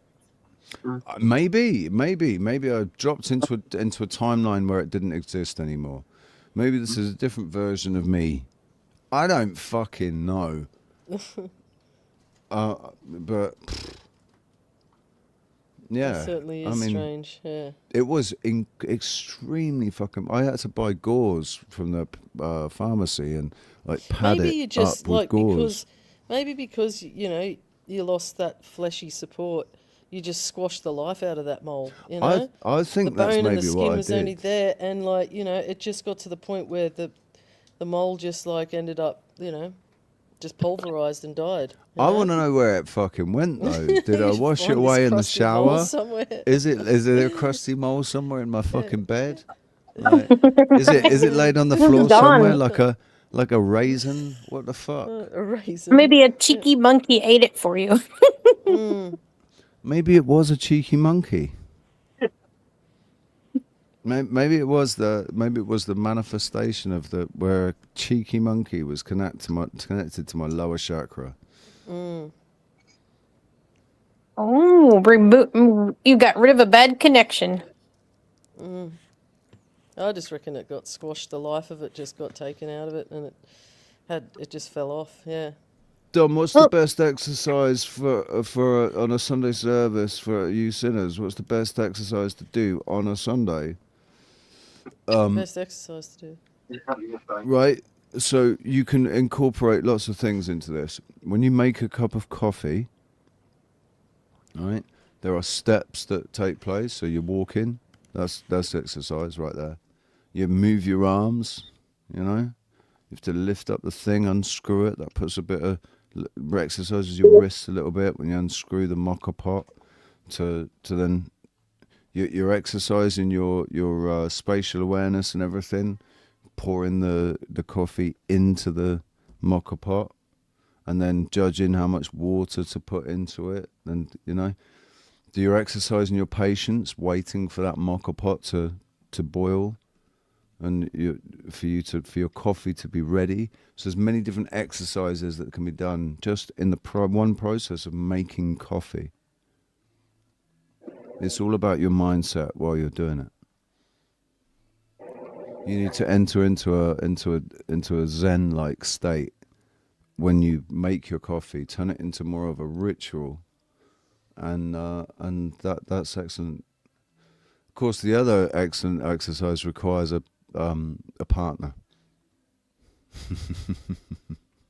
Up to you if it's male or female. For me personally, it would be a woman, but that's good exercise on a Sunday as well.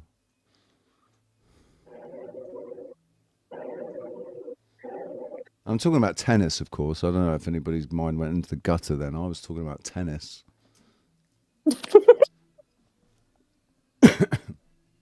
Well, it's 7 a.m. where I'm at. I gotta get going. Well, have a wonderful day in a wonderful way. And thank you very much for joining us, Angel Wings, and sharing. Catch you later, Angel Wings. Yep. Thanks for having me up here. But I better get going. I need at least some sleep. It's 2 minutes my till word. tomorrow here. Yeah. Hey. Yeah. If you haven't been to sleep yet, that's a good idea. Yeah, well, I had accidentally took a nap because I had a long Christmas dinner day with the big family, and that was work in itself, listening with so many kids. Insanity. Naps are always good after Christmas lunch, man. Yeah, so then I was stuck awake. I went, great. And then you saw you on again, and I'm like, oh, I'll say hello to everybody. Well, the alternative is to get your circadian rhythm back into line. You could just stay up and then go to bed early tomorrow or today, later today, go to bed, and then wake up early the next morning. I'll give that a try. See if that works, because so far I'm stuck at between 4 and 7 going to bed. It's important, make sure the filters are on your screens. All the filters are on your screens, blue light filters. Turn off as many artificial lights as you can at least 4 hours before you want to go to sleep. So if you're using LED lights or anything like that, make sure they're turned off and you're just using incandescent light, like candle light. And that will help you get to sleep earlier. I never thought of that. A candle. I can testify to that, right? If you switch all your lights off at 7 o'clock in the evening and put a candlelight on, by 10 o'clock you'll be tired and you'll want to go to bed.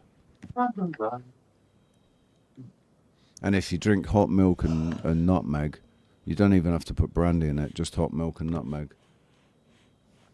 Oh, that's a But good, some that's a people good. some people don't drink milk, obviously. But I don't normally drink milk much unless it's in my coffee. Me neither. I only have milk and coffee. have you ever had Occasional. just hot milk and nutmeg with a bit of honey? No, but I could give it a try.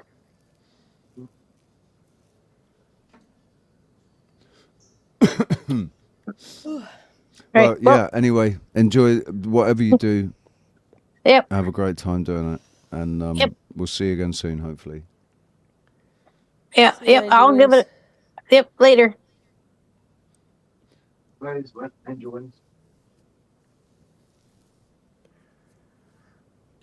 Well, I want a coffee. I want another coffee now. I'll just talk about coffee. So let's just have a little coffee break. I've just got, all I've got to do is heat it up. I don't have to make it. I've got half a pot left, I think, in my mocha pot. So it'll only take 5 minutes. Mocha. All right, That's we're 5 just going to minutes. take a quick, To heat up a coffee. Oh, Well- you got to do it on the stovetop, right? Actually, I'm going to do it in the microwave. Oh, okay. But yeah, it takes like 3.5 minutes to heat up the coffee, but there's all the walking to the kitchen, and maybe I have to wait because somebody else is using the fucking microwave and all of that, still to contend Well, it is. with. It's 12 o'clock here, and I went out with the kids today, and I went swimming today. You It must was be friggin' hot. knackered. I am. I'm friggin' tired. My cat's sitting there sleeping next to me. My youngest has gone to sleep, and my eldest, she'll fight for dear life to stay up late. So she'll just battle on, and I think I should probably head off, get her to sleep, and because otherwise Jason, he's off now. He gets up early, like 5, 6 o'clock, because he's used to that. So he'll be up waiting for us to wake up. That's to go do my something. favourite time. That's what I'm like. Like I try to get to sleep before midnight, so that I'm waking up at 7 in the morning, at least 7 in the morning. Yeah, I get up around 7. It was Sometimes 6, because it's so nice and quiet. So I'll stay up late because it's quiet, and then I get up early because it's quiet, and then I probably only get about 4, maybe 5 hours, 6 hours sleep. Ivan, we're talking about coffee, mate. We're not talking about food. We're talking about coffee. It's all right. It'll be okay. But and for food as well, one of my meals, one of my go-to meals here, because it's so cheap, is these. You get 5 meatballs in a sauce in the supermarket. They're already done, already cooked. You just got to heat it up in the microwave. I mean, I could heat them up in a saucepan, but it's just you can only really use one hob at a time. So I'm heating the pasta, and to get it all to, the pasta takes 12 minutes. The meatballs take 4 minutes. So I heat the pasta for fucking 8 minutes, and then put the microwave, the meatballs in 4 minutes, and boom, and I've got a meal. And I don't worry too much about all this microwave bollocks, because I think a lot of it we just make worse imagining it. Yeah. Well, I don't. I just don't have a microwave because I can't stand. Well, I can't stand cleaning them because they get filthy inside. Yeah. Because people don't tend to put things over the top, and then crap flies out everywhere, and also it's just another appliance on my counter. I don't even have a toaster. I've got a kettle and a NutriBullet, and everything else I do. Huh? I don't use a toaster. No, I just put it in the I've got a large oven, and it's got a grill, and I just put my toast in there. Sure. It does the same thing. It probably takes a little longer, and it's easy to burn if you don't watch it, which I've done many times. Yeah. And I'm gonna say it again, because obviously you've either forgotten or you don't know.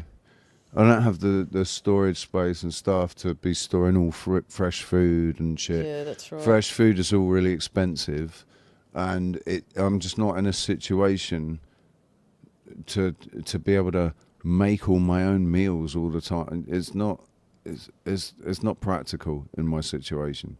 So pre-made shit is just what I eat, and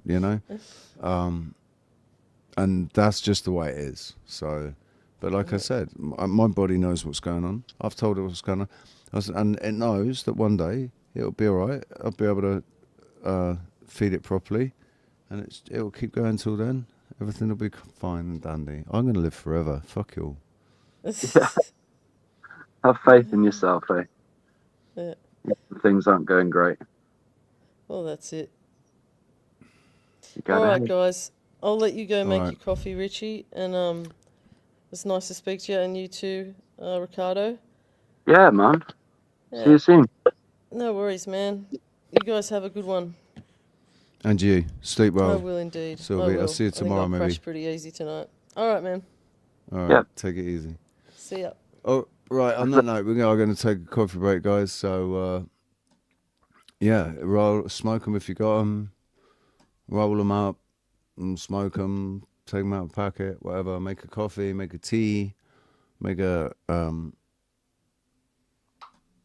glass of hot water and lemon. Mm. That's what Just my chill. ex-girlfriend used to drink. Hot water and lemon. Right. It's really good for you, though. But anyway, let's do it. You don't shoot your wad on something and then that's it. You're spent and you're through. And then what next? Everything's an 11. You're not doing anybody any good. It's sad when you can't. Which one of you bitches wants to dance?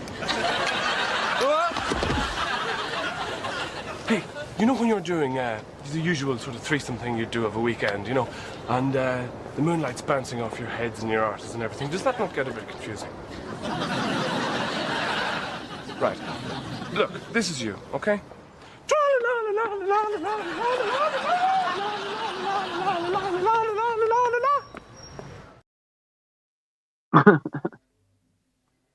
Mm.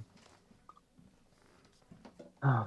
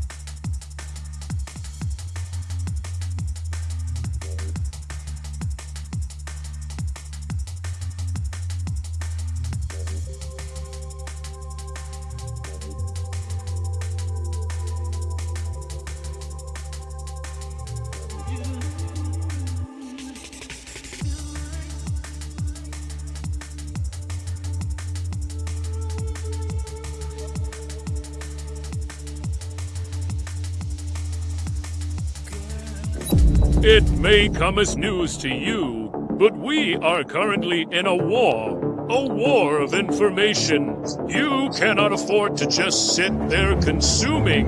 You have to take part. Come up on this panel and take part. Get things off your chest. Give your point of view.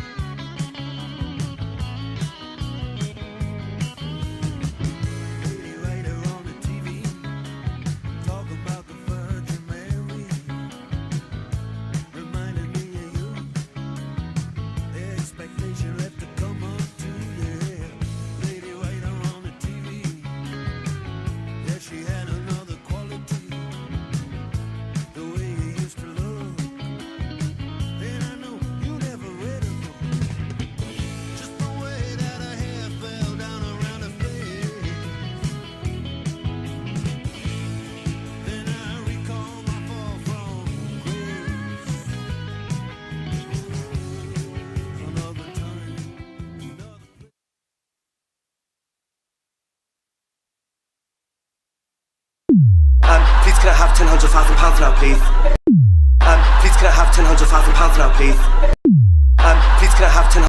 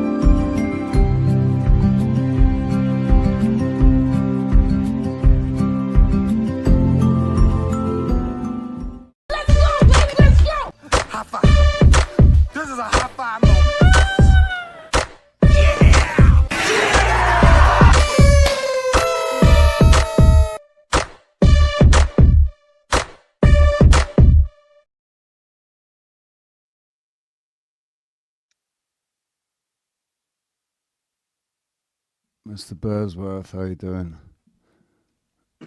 Hi, Richie. How's it going, man? I'm all right, mate. We can't see your name because the banner's up. It's a good and name. it's too long. It's too long. Like I know. Nobody can. There we go. Ambiguously gay, closeted homosexual. Interesting. Why would you choose that name today? Was that just for comedy value? It was the last stream I was on, like 6 months, or 3 months ago. We were joking about closeted homosexuals, and it was just funny. And it was still up there when I went on StreamYard, and I was like, oh, I'll just leave it. How have you been, man? I haven't seen you for a while. Yeah. Oh, man. Okay. Same old, same old. The universe is unfolding as it should. And are you where you should be?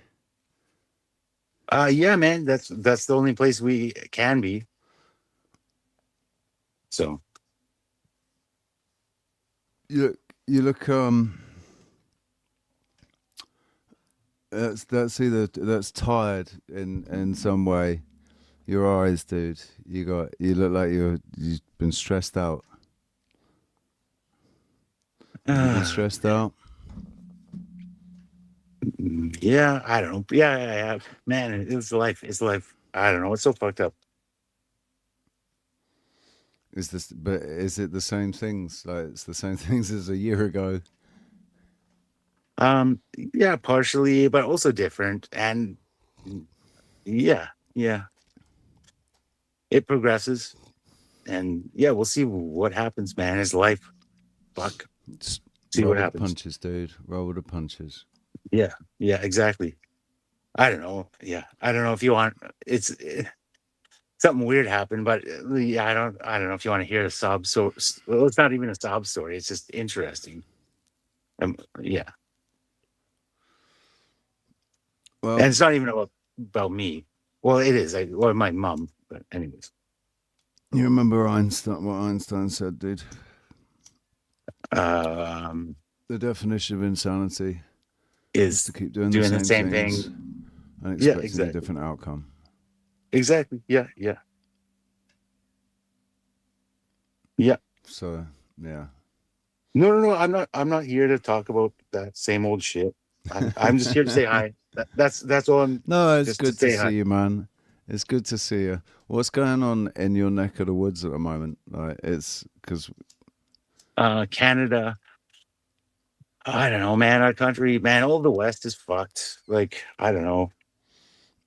Are we? Are we just contributing to that with spell? Are we casting spells saying that? No, we're all fucked, man. Where's this fucked? Everything's fucked. No, we just casting spells. Man, you're totally right. You're totally right. You're totally right, Richie. Man, yeah, because we get all stuck into watching all this shit and whatever's on our feed, and then we bring it into fruition.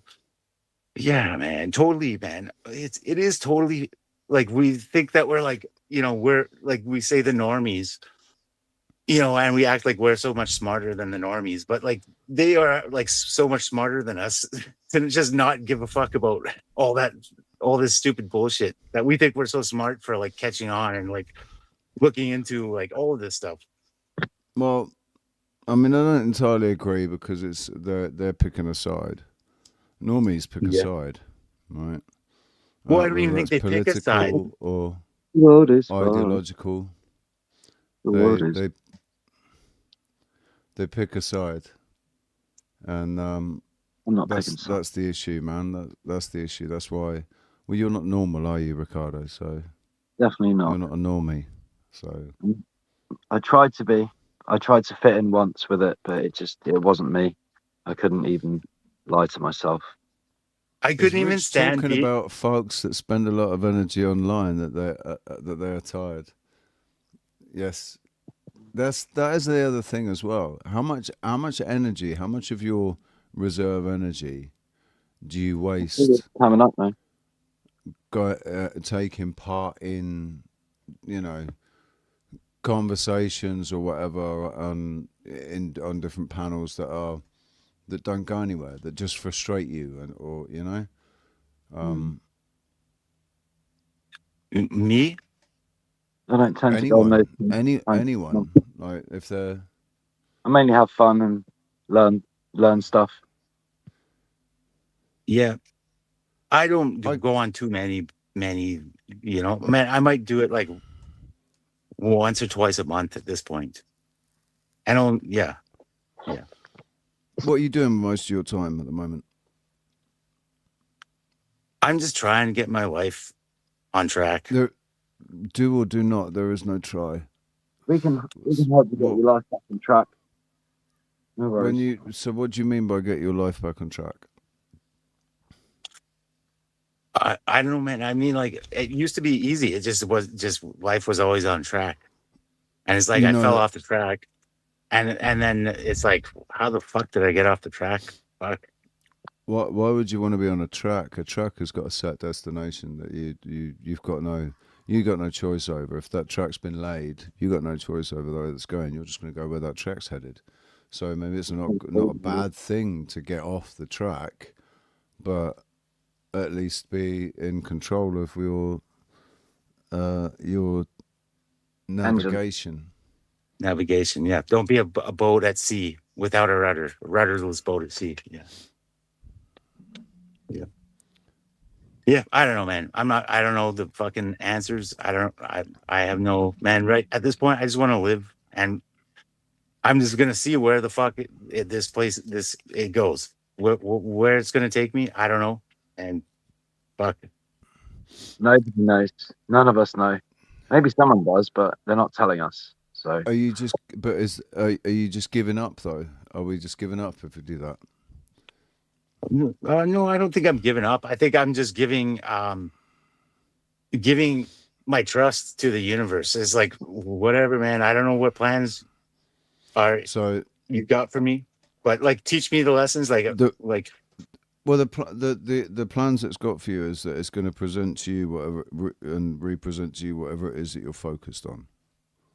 Yeah, no, you're right, man. I don't know the answers though, but there's one thing though, man. Also, like, going through hard times does humble you, and it teaches you some crazy lessons that you never would have learned unless you went through hard times. It's so fucked up, like the shit that you think about. The definition of hard times as well. What are hard times? What do you consider to be hard times? Like, I'm not asking you to define your hard times. I'm just saying, in general, what are those hard times? Like, hard times for me was living on the streets. I'm not having anywhere to call home. That was hard times, man. Yeah. So everything else is a bonus. Yeah. The blessing. Yeah. Right. Just survive and see what happens. Why don't we try and thrive and not just survive? Surviving's not enough. Yeah, no, I'm tired. I'm tired of just surviving. I'd quite like to thrive now. Thank you. Yeah, no, but there's also like a catch-22, Richie, man. I've thrived, man. The last like fucking like 15 years of my life, I thrived, like almost like without trying. It's like a blessing. The last 15 years was like, or like, yeah, 12 years. It was just like I didn't even think about shit. It's just like everything always worked out. So it's like, everything's got a contrast to make you realize, like, holy fuck. Like, yeah, it's like, yeah, interesting. Go on. Be like water. Anyways, Slow water. You put water in a cup, it becomes the cup. You put water in a fucking bucket, it becomes the bucket. Be like water. Mm-hmm. It's a nice philosophy. You can't take it too literally.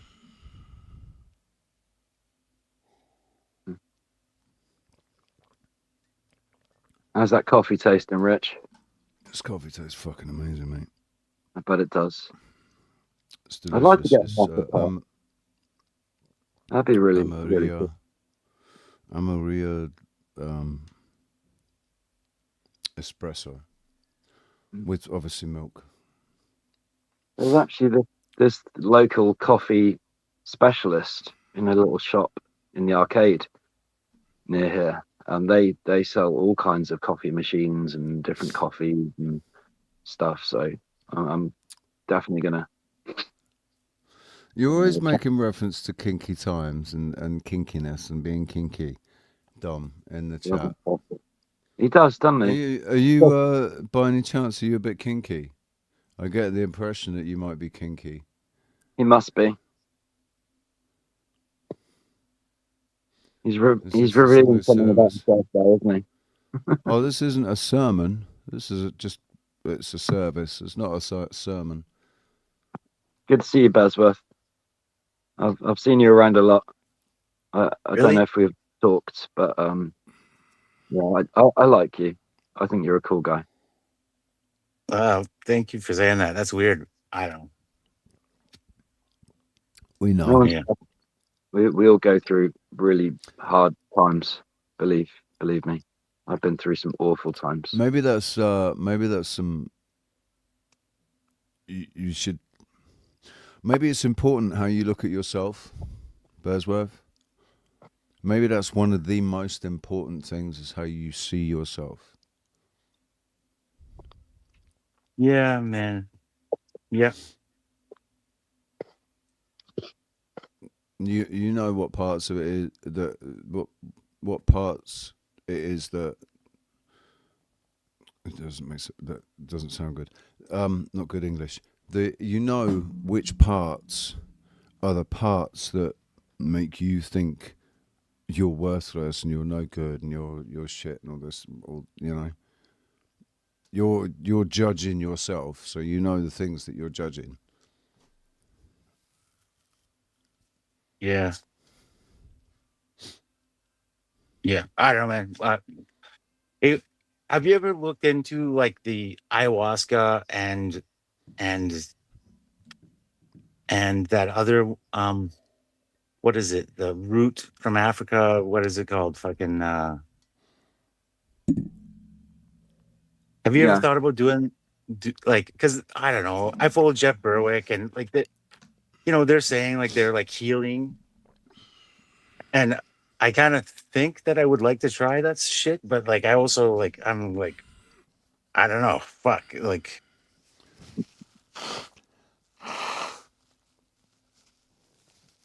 So I'm a little surprised. I'm a little surprised. You're asking a question again. We've had this conversation before. Sorry, I'm not surprised. We have had this conversation before, dude.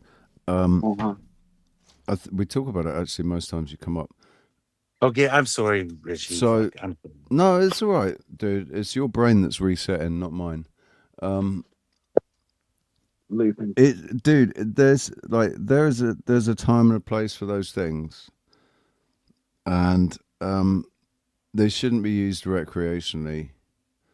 They shouldn't be done recreationally. They should, and if you're going to do it, you do it in the right setting.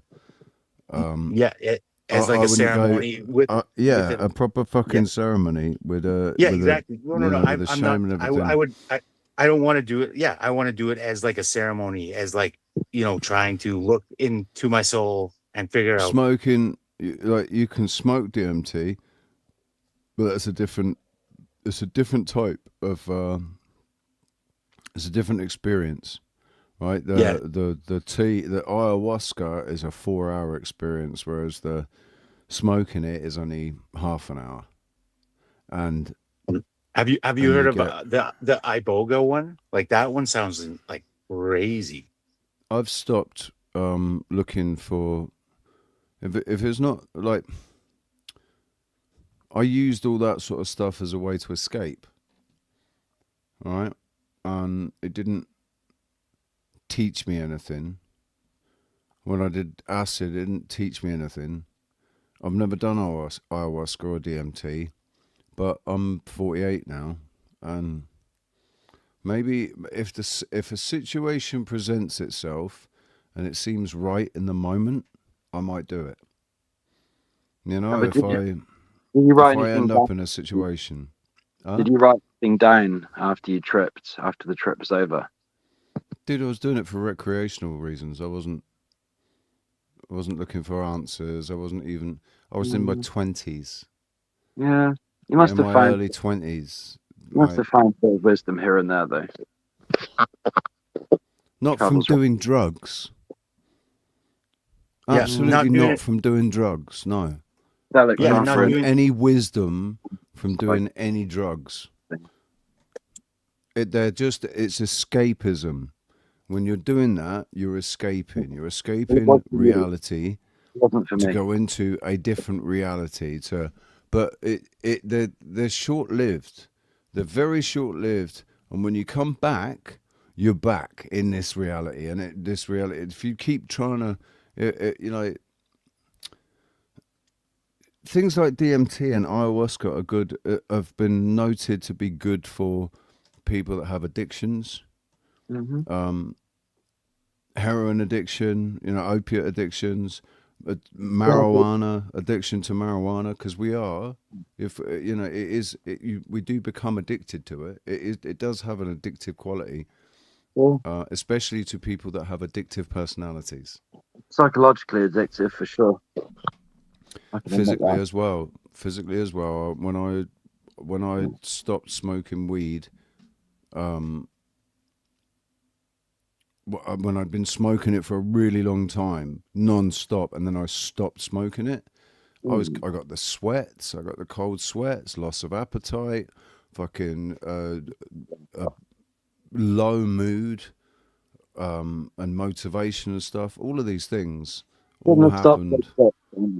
That's your answer. The physical sweats. That was a physical thing. So there's obviously there's something going on there. Physically. Dom, how you doing, mate? Sorry, dude. Let's see. I'm doing pretty well, Richie. Hope you guys are all doing well. Hi, Dom. Yeah. So, do you guys want to know some of my secrets and my words that I use? Because people will assume when they first hear words like kinky. I'm not talking I was going to say, is it kinky? What you're going to say? Yes. Kink, as long as it's not wonky. Yeah, but a kink is just a bend, isn't it? So it can be, but again, usually the person that's saying it, if a person wants clarity, they should ask. It's like when I say LOL. Am I actually saying laugh out loud, or am I saying something else? So kinky, the way I use it to mean far out, quirky, or offbeat. See, most of the normies that make an assumption that I'm talking about something straight. It's kinky. We're talking about things that's not normal for most of the masses. Right. LOL, learn out loud. That's how I use it. I use that. where most people just assume that we're all talking the same language. I said we are, but we are speaking English, and it has many different meanings. It's usually a wise child that asks me shit. Could mean lots of love. It as could. well. It could. But to respect each other, we should ask for clarity from each other. Yeah. But what we do more times than not, we assume with each other. Well, Yeah, that sounds like well-established words, it's more difficult to Yeah, get somebody to just automatically change their perception of that word. Like kinky, for example, is well known to be have sexual connotations, and so it's if when you say kinky, absolutely, it can just mean not normal, and really that is what it should mean. But in a lot of minds, especially kinky ones, it means kinky. It can, Richie, but if we're having a conversation. I'm a little bit kinky, man. So I know. Yes. I just assumed there was semen in your mustache. Could be. I'm just It could be. joking. No, I know you're joking. It could be. That's why I say it could be. If I was pointing my finger somewhere and you guys were looking at it, wouldn't you want to ask more clarity? Again, most people forgot how to communicate with each other. They're talking to each other, but they're not communicating with each other. So in that case, whoever said it, if a person is already making an assumption, just for better clarity, because you want to respect the other person, you should ask them, what do you mean when you're using that particular word? If not, what most people are doing, and this is why most conversations go fucking sideways. They're not looking for clarity. They're trying to just share their point of view, which is a great start, opposed to arguing your point of view. But then they're trying to say, but I respect other people. If you're truly hearing another person, you're listening from within. Now, that might be hard on a lot of people because we don't realize how much we've been indoctrinated. That's why I say people are assuming when they hear other people speak or type, opposed to, that seems funny, but should I ask Dom just in case? Yeah, it would be nice, but most people are too busy being asleep. Anyway, that's just me yapping. And that's Dom. Thanks for that, Dom. Always, guys, always. So, are you kinky or not? That's the question. Dom's kinky as fuck, mate. How kinky? He's got a gimp. He's got a red ball on a leather strap, fucking knee high leather fuck me boots, and a black leotard. Yeah, Zed's stopping by later. That's just for Sunday lunch. Yeah. Richie, have you been talking to Tom lately? How do you know I have all that stuff?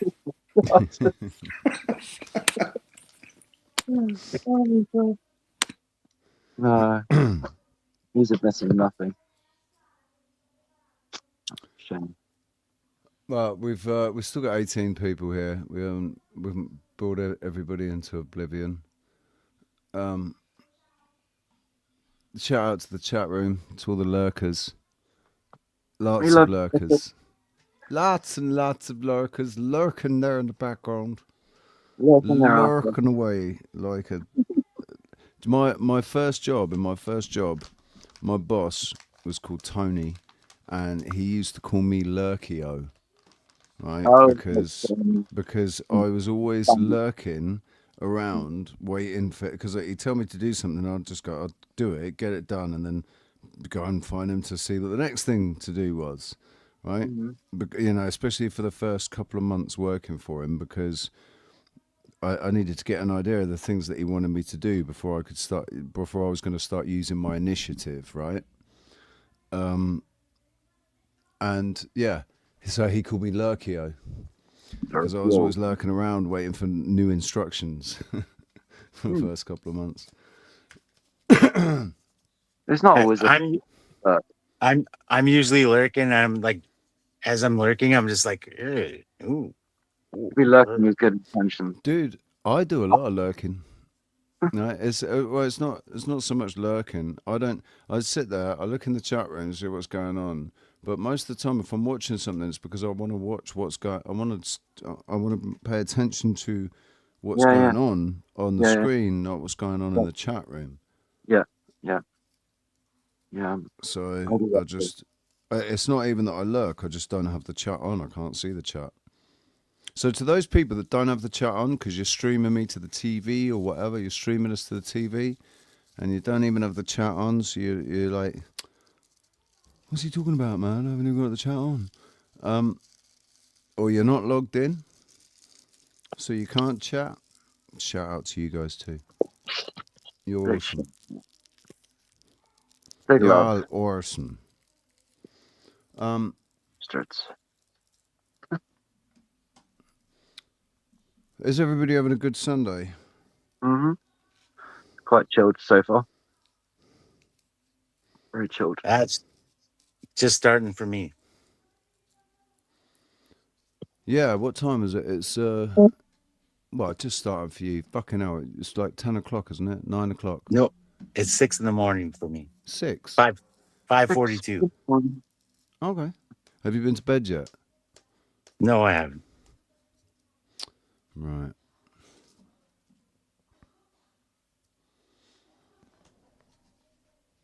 Six in I the can't. morning. I don't like doing that anymore, man. I used to do that all the time. Stay up all fucking night. Yeah. You know, on streams in Discord and whatever. Like, just stay up all fucking night, and then go to sleep in the morning when the sun's coming up. It's just, I don't like it. Yeah, my mum. You're missing the best part of the day. It's like mornings aren't always the best part of the day, but I guess you had a point anyway. Well, I mean, I think one of the big issues is that we call it morning. It's the AM, daybreak. When the day breaks, when the sun rises and the day breaks, it's like it's the most beautiful light that there is. You have break fast. The light at dawn, just when the sun's coming up, that's a fucking amazing light. Yeah, it's beautiful. That sunlight is amazing, man. Sun gazing in the at the break of day. Mm. Yeah. But then that break of day, what was it breaking the day? Oh shit! Sun came and broke the day, man. The day's broken now. It's got negative connotations, isn't it? Fucking bastards have got us left, right, and centre. They broke the night with daylight. As night turned into day, as dark turned into light. But it's not even very bright here because it's dark. It's really cloudy and miserable and typical British winter. I don't think it'll. Add a drop of lavender to your bath, and soon you will soak yourself calm. So, if you want to feel calm, eat more raw fruit and vegetables, yogurt, milk, and seeds. Maybe I should let you get some rest. When you rest, you are a king surveying your estate. Look at the woodland, the peacocks on the lawn. Be the king of your own calm kingdom. Yes.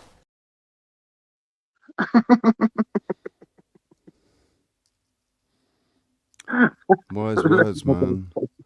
Wise words from Bill Bailey. Sure. I do try and eat healthy. I put my health as my number one priority in life because health is wealth.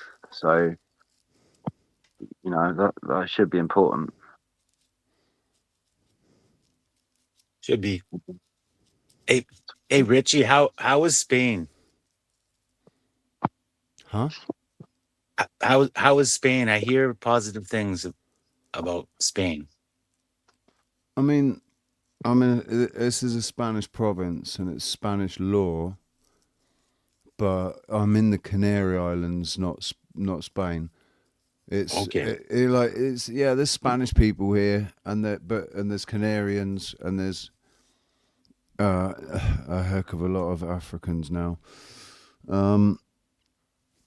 But it's I mean, it's like a bubble outside of Spain. It's part of the EU when it suits it to be, because it's Spain, but it doesn't. It's not entirely governed by the EU because it's actually part of Africa.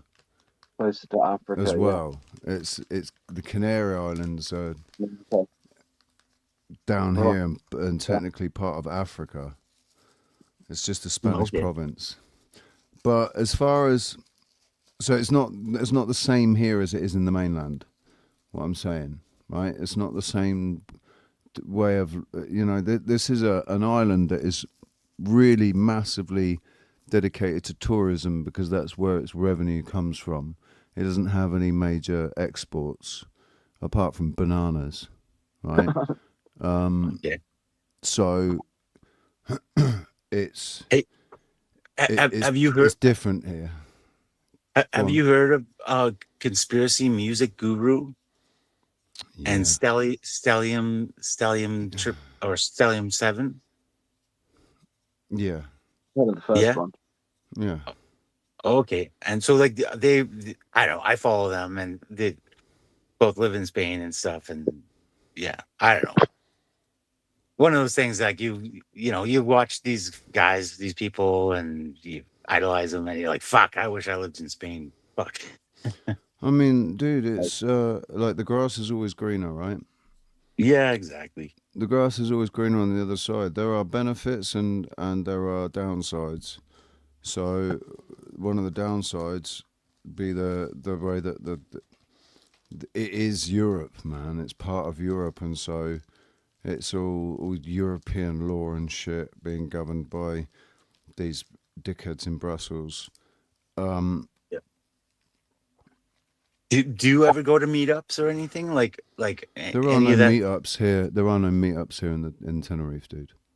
Tenerife. There are okay. no meetups. There aren't groups of people who are not that I know about or have heard about. You just hear about them online, and I've never been to one either, so I don't know what the fuck they're talking about either. But you hear about these meetups and shit, and like these people that like they actually meet up in real life, and it would be interesting.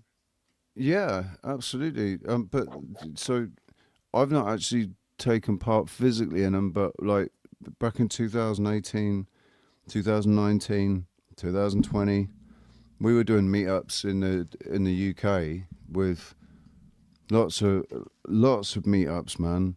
And then the Magic Tree House, we did our meetup up in Manchester. I'm here, so I was only on it, part of it online, but it was a meetup with a whole fucking bunch of people turned up to this venue that we agreed with that we could do it in. We streamed it live and everything. It was fucking, it's good for people to meet up and in real life and actually meet the real person, right? And I would love for. I'm kind of stuck here. I can't just pop off to a meetup somewhere in a different country, and I could try and arrange a meetup here. But like I said, I don't know anybody here that's apart from Huawei. He's the only person I know that's on the same wavelength. Yeah. Oh man, so that you're just another example. Fuck, like your videos. Just even of you playing music at these restaurants and stuff. Man, like it does look like you're like in like a beautiful place where it's like warm and sunny and like man, like Dude, like I've makes me jealous. I've talked about that. I've talked about that though, haven't I? It's like the climate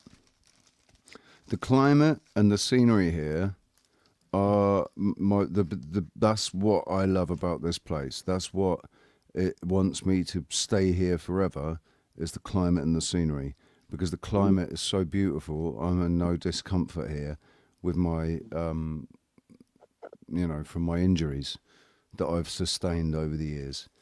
But the cost of that is, I'm in the situation I'm in where I'm begging on YouTube for people to help, Living in a hostel. Living in a hostel, yeah. with no transport, third class citizen, no access to anything, no access to healthcare or anything.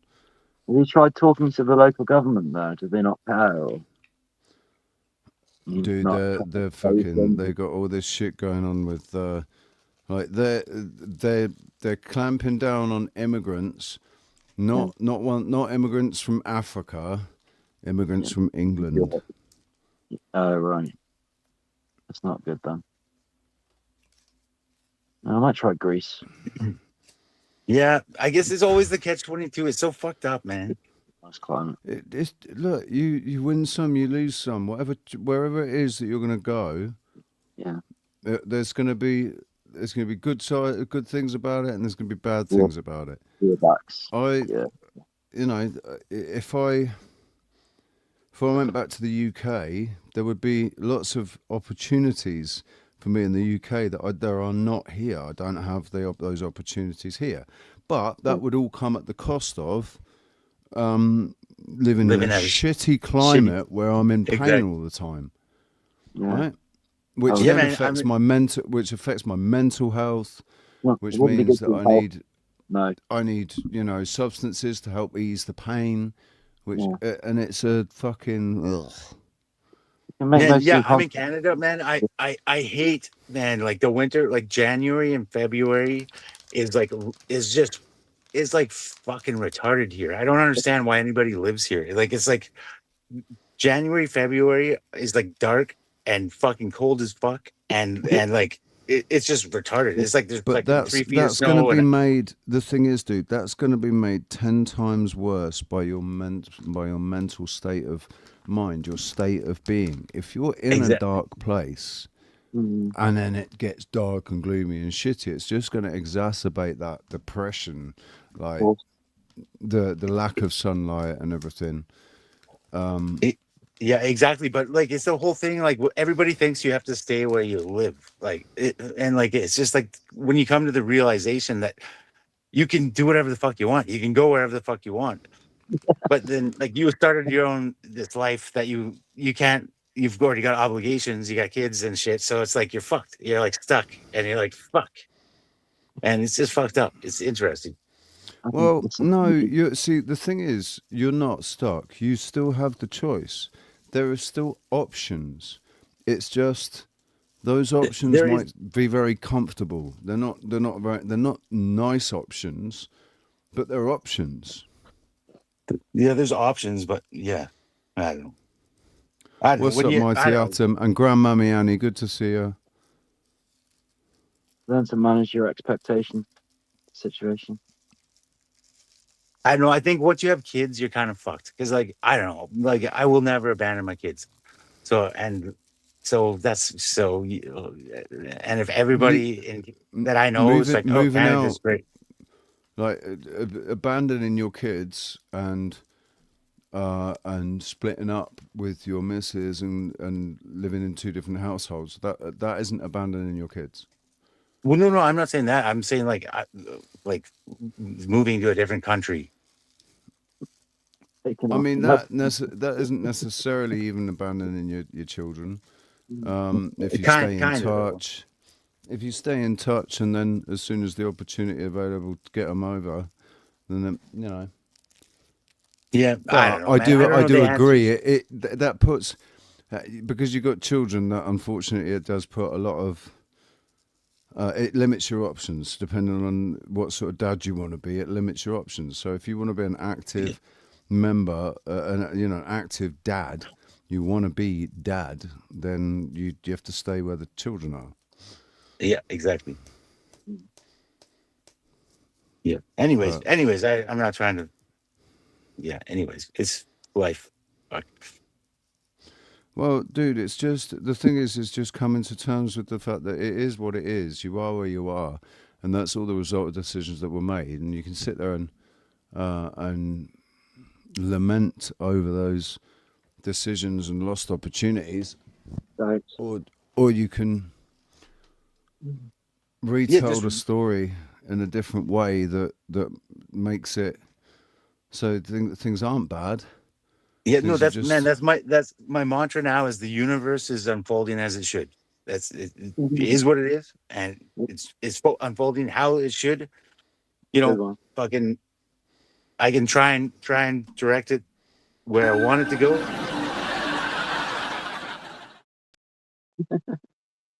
Sorry. My mouse had switched off, so I clicked it to turn it back on again, and it was over that video, and it didn't mean to do that. Sorry, mate. Carry on. I don't know. I don't know where I was going. Sorry. Truth over lies. How you doing? Shout out to you. Meanwhile, people are programmed to go on holiday in midsummer rather than escape the dark cold by going somewhere warm in January. Yeah.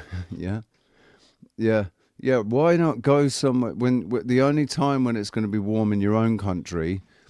Go somewhere that's going to be a bit warmer, and not do it in the winter. That's why Tenerife's always been a really good spot. The Canary Islands have been a really good spot in December, January, February, because the weather here is like English summer in December, January, February. It might as well be like an English summer. Beautiful. Merry Christmas to you too. What is it? Like 5 days away? Yeah. Oh, it's on Thursday, isn't it? Wednesday or Thursday? Yeah, not long. Literally a matter of days, man. And guys, I'm not going to get any Christmas presents this year. So if you wanna help me out, so I can buy myself Christmas presents. When we relate to each other with attentive and generous gaze, Simone Weil said, attention is the purest form of generosity.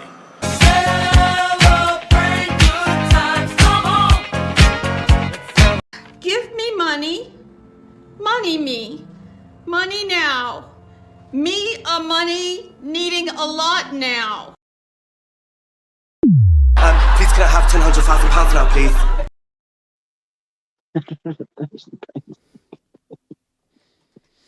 You wish. Mate, £100,000. Imagine that. Hey, what is that? Hey, Richie, do you have a PO box? No. I don't have a PO box. I have an address. Like one that's public. Like not that I want to like dox you. Like yeah, that's why a PO box. Something that's not like something you could send something to, like an address that you could send something to anonymously.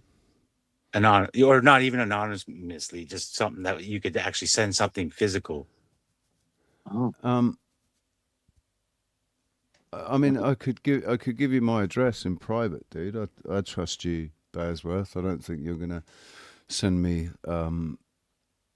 a bag of rice in or anything like that. I was thinking about it, but fuck.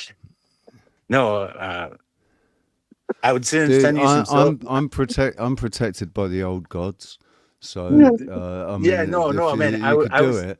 But it wouldn't end up well for you. It wouldn't end up good. I was just joking. No, truthfully, I would send you some silver. Some silver. That's awesome, dude. I mean, I'm not sure what I'd do with it. I'm not sure what I'd do with silver. It wouldn't. Yeah, it's not gonna. I can't eat silver, and unfortunately, it's not legal currency anywhere in any of the shops. So it's God's money, man. Gold and silver, in my opinion. I really do. I really do appreciate that, though, man. If you were thinking about sending me some silver, I'd much rather, to be honest, as worthless as it is in comparison, what would do me much more use is hard dollar. I know. Like currency into my bank account, which you can always do via Ko-fi or PayPal. Yeah. The links will be left in the. Actually, the link for PayPal is pinned. I pinned it, just in case anybody is feeling generous because it's Christmas, and you know, and yeah, I ain't trying to get rich. I ain't trying to buy anything silly. I'm just trying to get through the next few weeks. Yeah. Pay my rent, buy some food, Maybe have a smoke if I can. Smoke tobacco, regardless. That's like a staple. It's like fucking eggs and bacon, man. Gotta have some tobacco. I've got my tobacco. I got Cutter's Choice for Christmas. It's the best one there is. Well, it's the best one I can find. £19 a pack. 50 G's. The guys, the panel's open. We've only got 4 people here, which means there's room for 6 more. I don't know where all the girls. We lost the female element. I suppose it was Sylvie and Angel Wings. Girls, come up and talk to us. There's only one closeted homosexual up here, so. Yeah, I'm in the pantry. I'm in the pantry, not in the closet. Good answer. Where's the pantry? Was where you put your pants on. Yeah, put your pants on in the pantry, man, or take them off. Ooh, oh, matron. Decide who I'm going to be today. Shall I be a woman? Shall I be a man? Oh, I can't decide. Somebody please help me out of the closet. No, not our job. Do it on your own, silly boy. Where you gone, Dom? You've lapsed into silence in the background. Oh, there we go. We've got 5 messages in the private chat. A state of well-being is a positive condition encompassing feeling happy, healthy, and prosperous, involving good mental, physical, emotional, social health, a sense of purpose, life satisfaction, resilience, and the ability to manage life stresses effectively. It is a holistic experience, meaning it integrates multiple aspects of life, including meaningful relationships, fulfilling activities, financial stability, and a connection to community. But the thing is, I've got this thing about like holistic. Does that just not mean it's full of holes? Or full of shit. One of the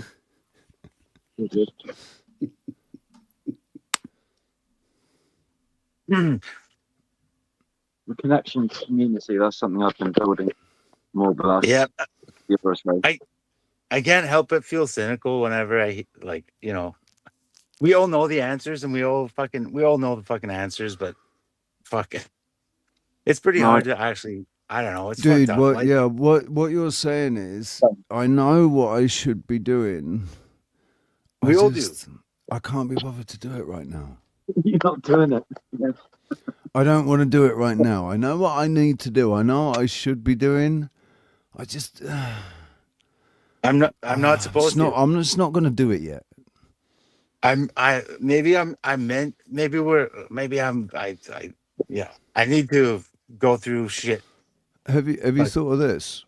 Have you thought that these cheeky monkeys that enjoy Bearsworth when he's had a few shandies, and they like it when Bearsworth has a few shandies because then they can get in his head and start telling him what a fucking waste of space he is and how shit he is, and it's just all shit and like, right? Those same cheeky monkeys are the ones that are stopping you from being able to make that decision to say, do you know what? I'm not going to do that. I'm going to leave that today. I'm not going to do it. I'm going to see what happens. And then the next day, the same again. Just say, I'm just not going to do it today either. And see how it goes. And just take it day by day, one step at a time, day by day. And every time the thought says, no, but just crack open a beer, man. You'll feel better. You know you'll feel better. You know you'll feel better if you have a beer. Every time that happens, shut the door, man. Kick it out. Shut the door, because it's a cheeky monkey telling you that, and it's the negative aspects of your ego that are saying no. It's just much easier just to have a drink, mate. Don't worry about it. Just have a fucking drink. You're not breaking the law. You're not. Everybody does it. Everyone does it. And Hey, have you you know ever that heard- if you don't do it, you're gonna feel like shit. If you don't do it, it's not gonna. You're gonna feel like shit, man. If you don't do it. No, yeah, man. It's interesting. Yeah.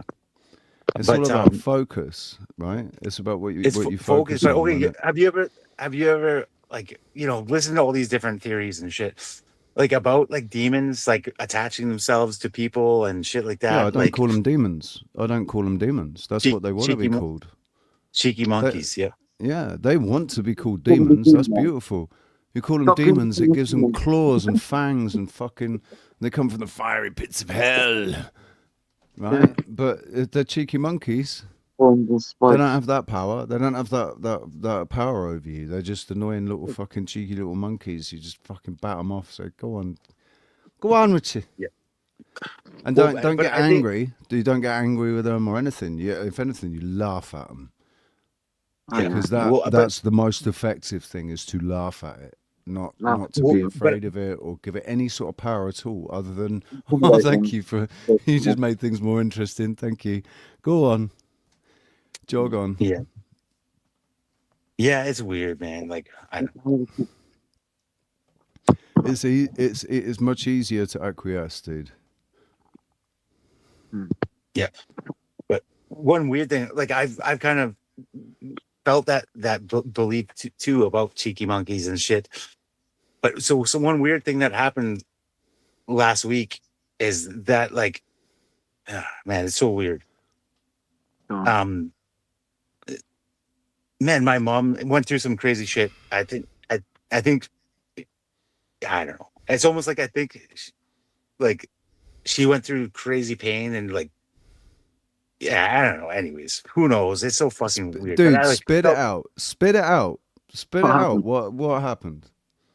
So my mom, I think, tried to commit suicide, and she was fucking fucked up on all these drugs. Like she's did, anyways, and she's in the hospital right now, still on like ICU on a ventilator. Anyways, and me and my dude. Me and my brother, she kept saying, "No, you're not calling an ambulance. You're not calling. I just got to sober up. I just got to sober up." I think she tried to take all these pills, and she just got fucked, like so fucked. And me and my brother just for 3 days, like watched her. Anyways, we finally called an ambulance. Anyways, it's fucked up, but I almost feel like the cheeky monkey jumped onto her because it felt the pain so much that it was like fucking couldn't help itself. It was like came off my back onto hers. It's like it's weird. And like most people would say that's fucking crazy. It is retarded, but it's something that I felt and it's fucked up. Anyways, I mean, don't necessarily perceive it that it jumped off your back and onto hers, right? I think that there's plenty to go around, and it's yeah, fucking hell, dude. That's pretty heavy though. Like that's not a small thing. Has your mum got a drinking problem? Does she drink a lot anyway? Oh yeah, hardcore. And what's the story with your dad? Oh, my dad's cool, man. He's awesome. He's a successful plumber, married to Filipino. I just watched a hockey game with him tonight. We watched the Canucks. They beat Boston tonight.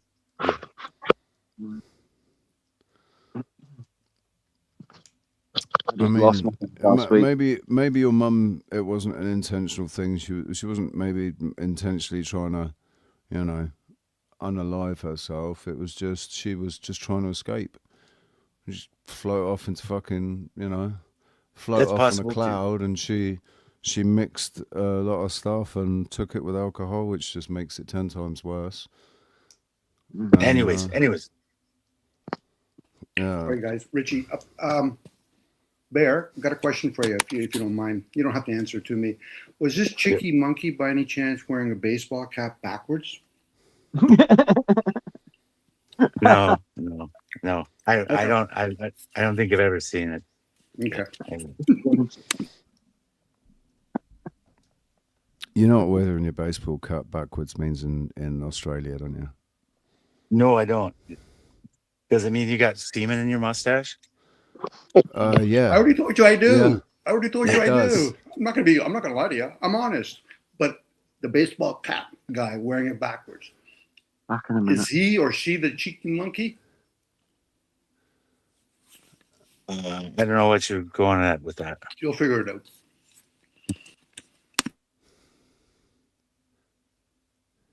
If I put it forwards, does that make it better?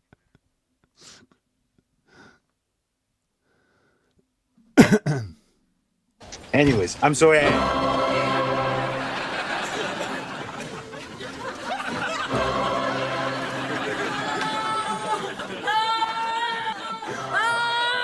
Where is she?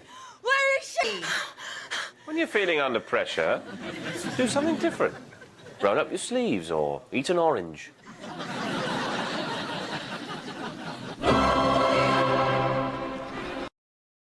Shut up, Tanya!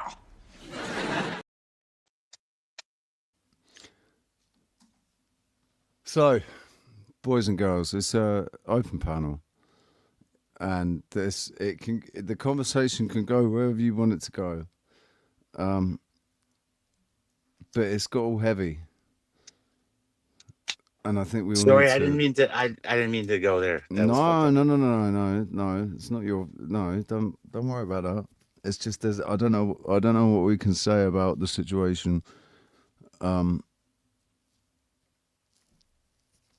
You know, the Canucks fucking beat Boston. That was fucking good. Bread and circuses. That's always a good distraction, man. Exactly. What about the fucking Jake Paul, Anthony Joshua fight, eh? What about that one? Did you pay any attention to that? No, I didn't. Fuck. Wasn't there some other Awake? You know Jake the arsehole? And he's changed his name to Jake the Awake now. He did a prediction for it, which was pretty good. I had to agree with it. Well, it's not that I had to agree with it. It's just I already agreed with it. He predicted the same thing that I was quietly predicting in my own mind. That everybody was going to think that Jake Paul was going to fucking win again. And he wasn't. He was going to get knocked out. Is that what happened?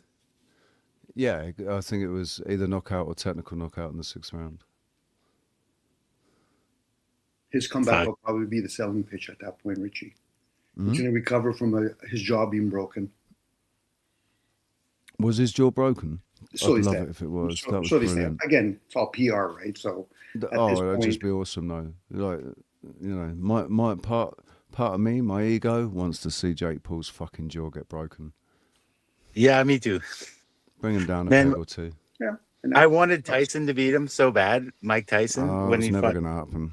It was never. I know he was too old, but I was rooting for Mike. No, it's got nothing to do with his age, dude. The only reason, like, he would have destroyed Jake Paul in the first fucking round if he'd been allowed out of the box.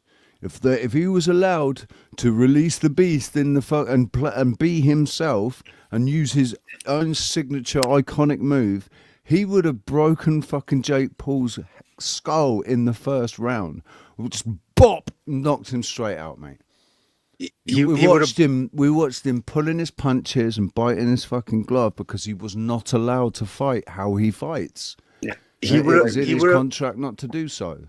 He would have bitten both ears off. Maybe. Do you remember, Richie? He wouldn't.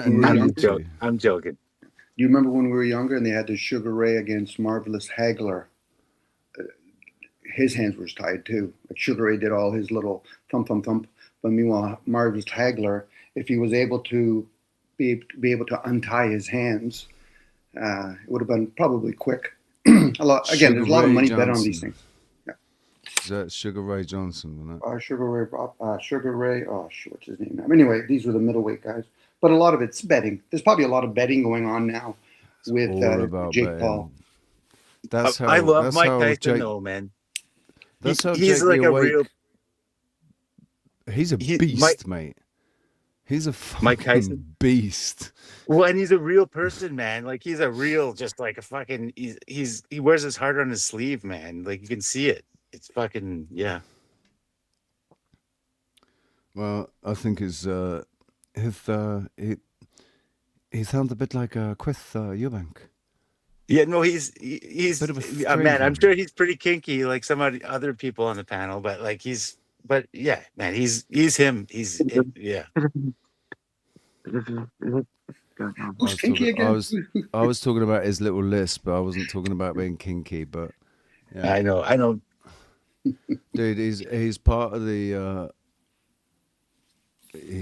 fucking the circus, right?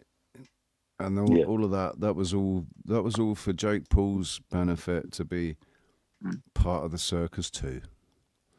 Yeah, and like Dom said, it's all about betting. That's how Jake the Awake predicted it. He said, "Look at the bets you had to put for what's his name, Anthony Joshua, to knock him out in the first 3 rounds, or to knock him out. It was you had to lay down $1,200 just to win 100." Mm-hmm. Yeah. True. Once you start laying down these people that are moving billions of dollars, it'll determine how the outcome is going to happen. It's like when people sell, I don't know, 20, 30 different Mona Lisa paintings throughout the world. It's just moving Knock money him out around. in the third round, Tommy. Knock him out in the third round. I'll pay you $1,000 million if you do. Okay. 1,000. You'll get them to trip over the top rope for $1 million. One thing I haven't seen is like a breakdown on these people's parents and their like families and their past, and like Jake Paul and like Mr. Beast and all these like crazy people that just got famous in the last few years. Yeah, that would be interesting to look into that, like, you know, because most likely they all have some sort of fucking connection to some fucking See if you can find that, Jamie. crazy fucking professor like fucking Bernays or some shit. Probably secret Masons. Well, who knows it, man? When you look into Elon Musk, fucking Bill Gates, like they all end up having like their family was, you know, fucked. Like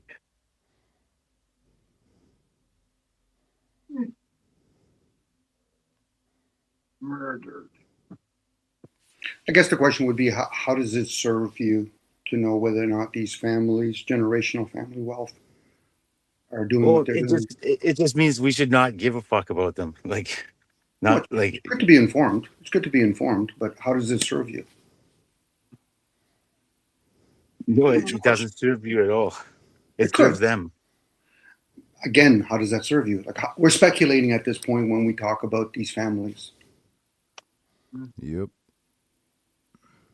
Because if we were like them, would they be here talking about it? Probably not. They would probably turn around and say, why would I be telling a whole bunch of people that are probably below our class that we're doing all of these things? If anything else, the people of those class would be saying, why are you wasting a lot of energy there?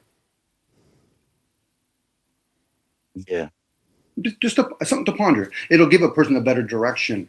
And then say, okay, if I'm coming here, I'm going to wear this suit today. I'm going to entertain myself with all kinds of things. I don't care if it's the Mandela effect, the Earth's surface. You know, this is where people eventually confuse themselves. So are you grounded enough to use your imagination? Opposed to people will use their imagination for more times not if they're not grounded to escape. And then they do things like liquor or weed and all that kind of stuff, which, hey, has its value if you have maybe somewhat of a healthy intent. But for most people, it usually doesn't serve them. That's why people that do ayahuasca, they're usually trying to escape, most of them. If we're going to talk about ayahuasca or marijuana or liquor or bloodletting or urine therapy.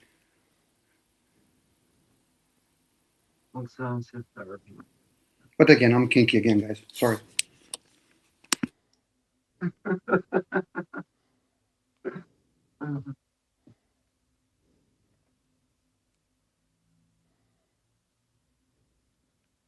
His name's dangerous. Well, those. How about those them Blue Jays? Fuck, Jesus Christ.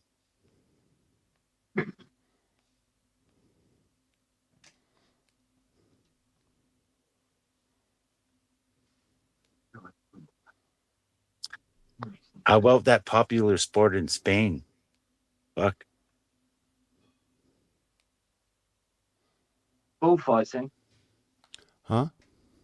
So I was being distracted then by personal messages. What? What was that? Bullfighting.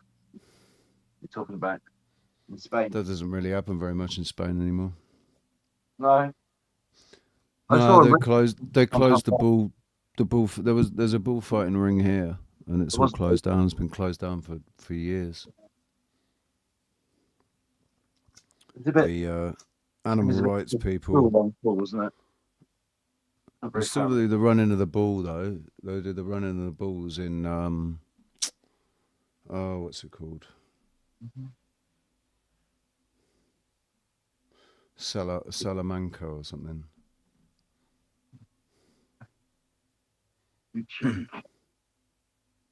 Have you guys seen in Afghanistan the running of the goat? It's not quite as good as running of the bull, but it's interesting. Ah, mighty atom. I love that you recognize Quith Eubank. My Quith Eubank impersonation. The best dressed man. A true gentleman. Yes. Lives in Brighton. That's the funniest thing about Mike Tyson. He sounds like such a homo, but then he sounds like fucking Chris Eubank, dude. He sounds like an American Chris Eubank. He's like, I'm gonna fucking kick. I'm gonna fucking bite your fucking ass. I'm gonna bite your fucking ear off, motherfucker. Well, dude, whatever he sounds like, would you want to get in a ring with him? No, absolutely not. Fuck, getting punched like by him was like being punched by a fucking engine block. No, it just makes it funny. Like, man, I think like some like reality is like a comedy. Like with some of that shit, like with like headlines and stuff, sometimes it's almost like it's scripted. Like when you look at like some like headlines and stuff, like news stories, sometimes like when you analyze like just even phonetically like how the words work, like it sounds like, you know, Cock Johnson or fucking just fucked up shit like that. And you're like, Right. Are you fucking serious? Is this reality? Like, how is this fucking reality? On English TV, on the news during COVID, I think, during the lockdowns, there were issues with fuel because of the supply chain.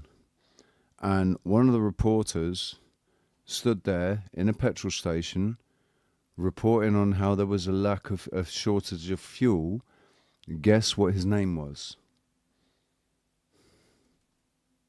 Something like fucking BL. Yeah, I don't know, but like something related to the story, but like fucking sexual. No, not sexual. Not sexual. But it was related to the story. His name was Phil My Pump Up. Phil My Pump Up.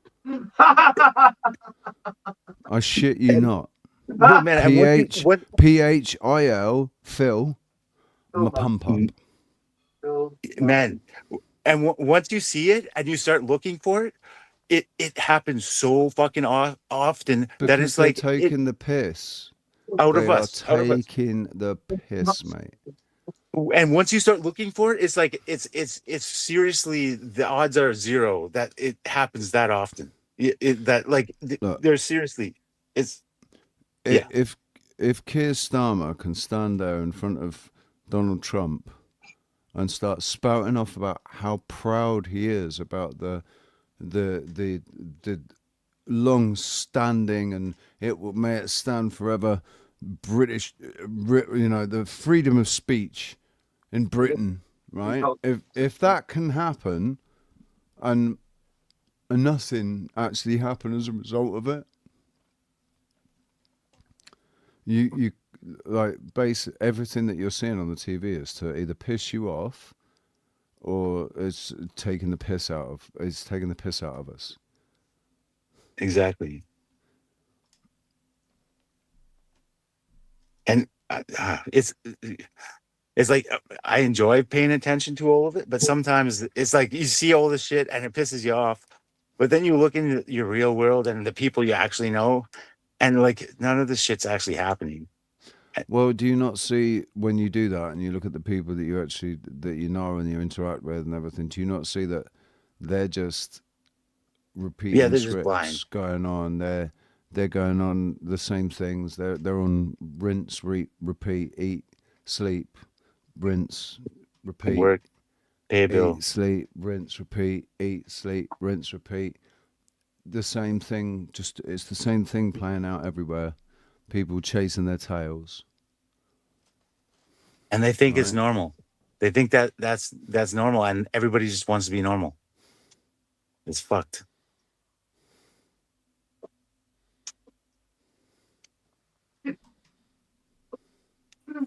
Again, that's why I'm kinky. Getting punched by Prime Tyson is apparently like getting hit full pelt by an American style fridge. Yeah, I likened it to being hit by an engine block. I remember they measured the strength of his punch. He hit something, and they likened it to they said like the amount of tons in that that transfer of energy, from the punch. Have you ever seen the YouTube channel Flash Gits? They're like cartoonists. That was it. Not Phil Pump, Phil McCann. Thank you, Phil McCann. You know where I was with that. You film a pump up. It was just, it was Phil McCann. Phil McCann.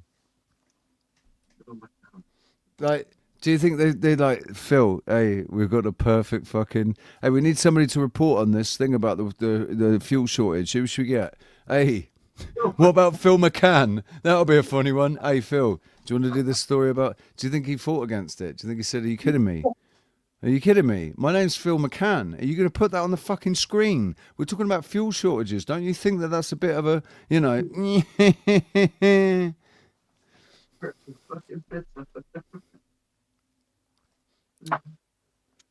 And again, like I said, dude, in your mind's eye, that's what it means.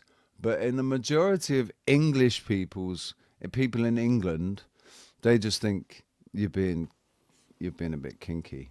How would you know? Would you not have to ask them? Quirky is about dude, that's not how people work. You know that. That's not how people work.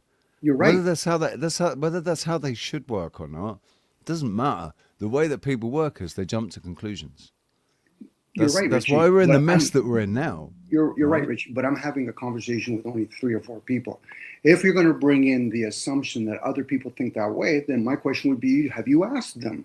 And you could, but I'm sharing me at this moment, and you're sharing, hopefully, you. By talking about other people, I could easily say, have you asked them? I get the assumption. Actually, I'm not kinky anymore in that way. Okay. I used to be Perfect. kinky in my 20s. Yeah. And I could ask to confirm it. You're talking about something with to do with sexual. And you'd probably say, yeah, Dom, just to confirm. Yeah. I get it. But I wouldn't say, but Richie, a whole bunch of guys that I hang out with, we use that word in the way I'm trying to describe it. What would that prove? I'd identify more with the quirky side of it now, probably, than the And usually when a person follows the content of the conversation, they realize we're talking about something that's offbeat, that what some people will generalize and say normies might follow. And that's an assumption on my part by saying normie. Yeah, man, that's more of an inside joke. You'd have to know you to know what you mean.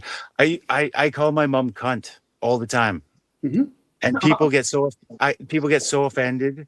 But that's it's an interesting one. I've not heard that before.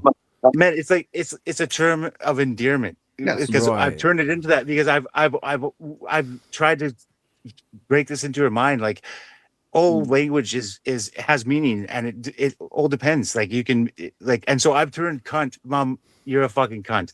I love you, you fucking cunt. You fucking and I've turned it into that. It's been like 5 years, and she's like fuck you, you fucking cunt.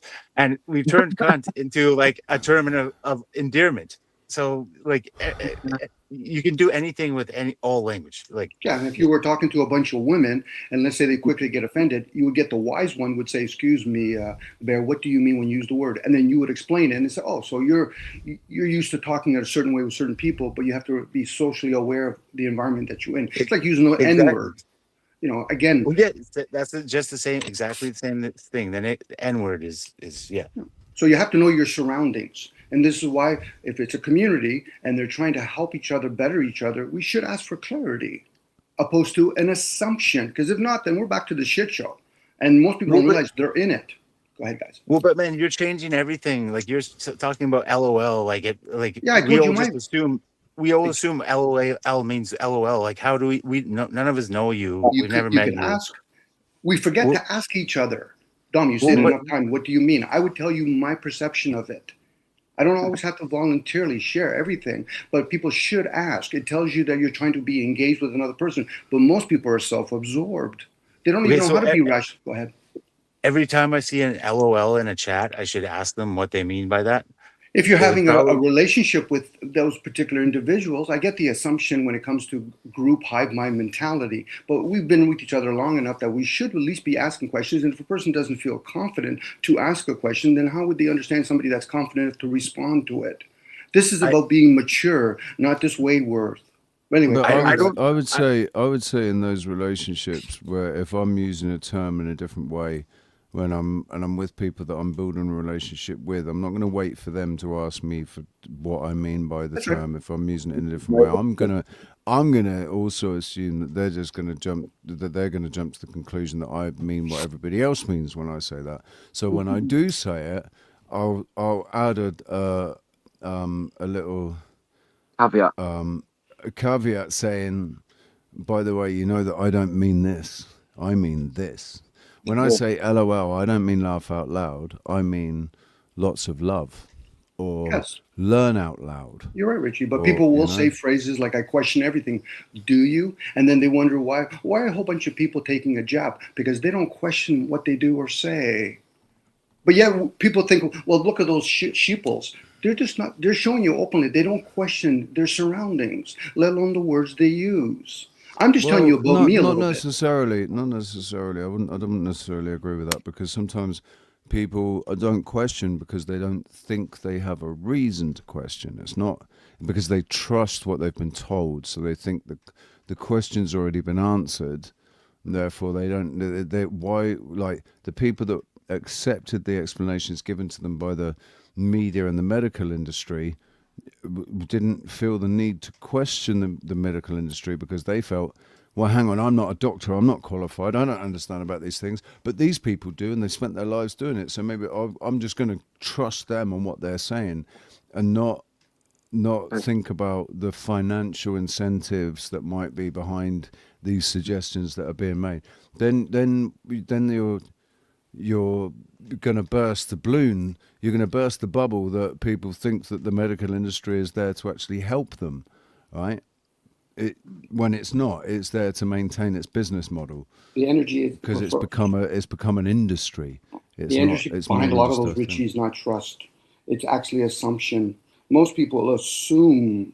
They don't trust those industries. If they truly understood it, what would they be doing? They'd be trusting themselves because they've done some investigation. They might not have specialized in that area, but again, most people assume because it comes from a doctor's mouth. It comes from some banker's mouth. I said, we live in an age of information. You can't use Nishan as an excuse. We have so many devices that we can actually just Google things and at least have a lead. Doesn't mean you're going to have an answer. You'll have a lead on different definitions. It's an assumption. It's arrogant for people to think that they trust other people.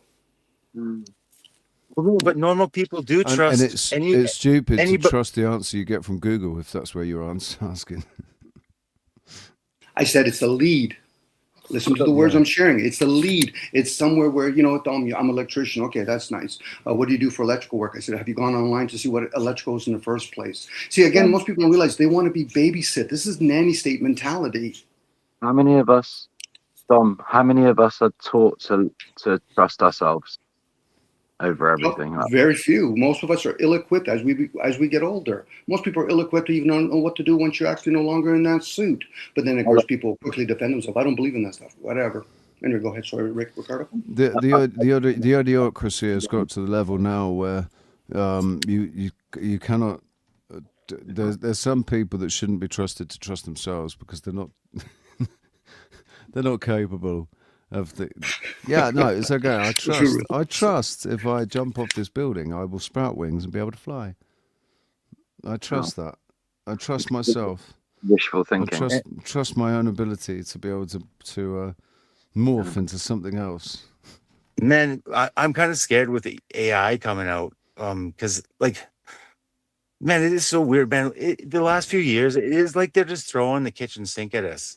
Like 2-3 years ago, I pretty much just took everything mainstream said, and I just assumed the opposite was true. But at this point, it seems like they're infiltrated, like even like the not the mainstream, and it's like they're just like throwing like and with AI like even like I watched some of the people that I've followed for a long time and they're putting videos on. It's like I don't even know like is that AI or what? We all need to stop calling it AI. Call it what it is. Fake. Right. Yeah. It's like large language models and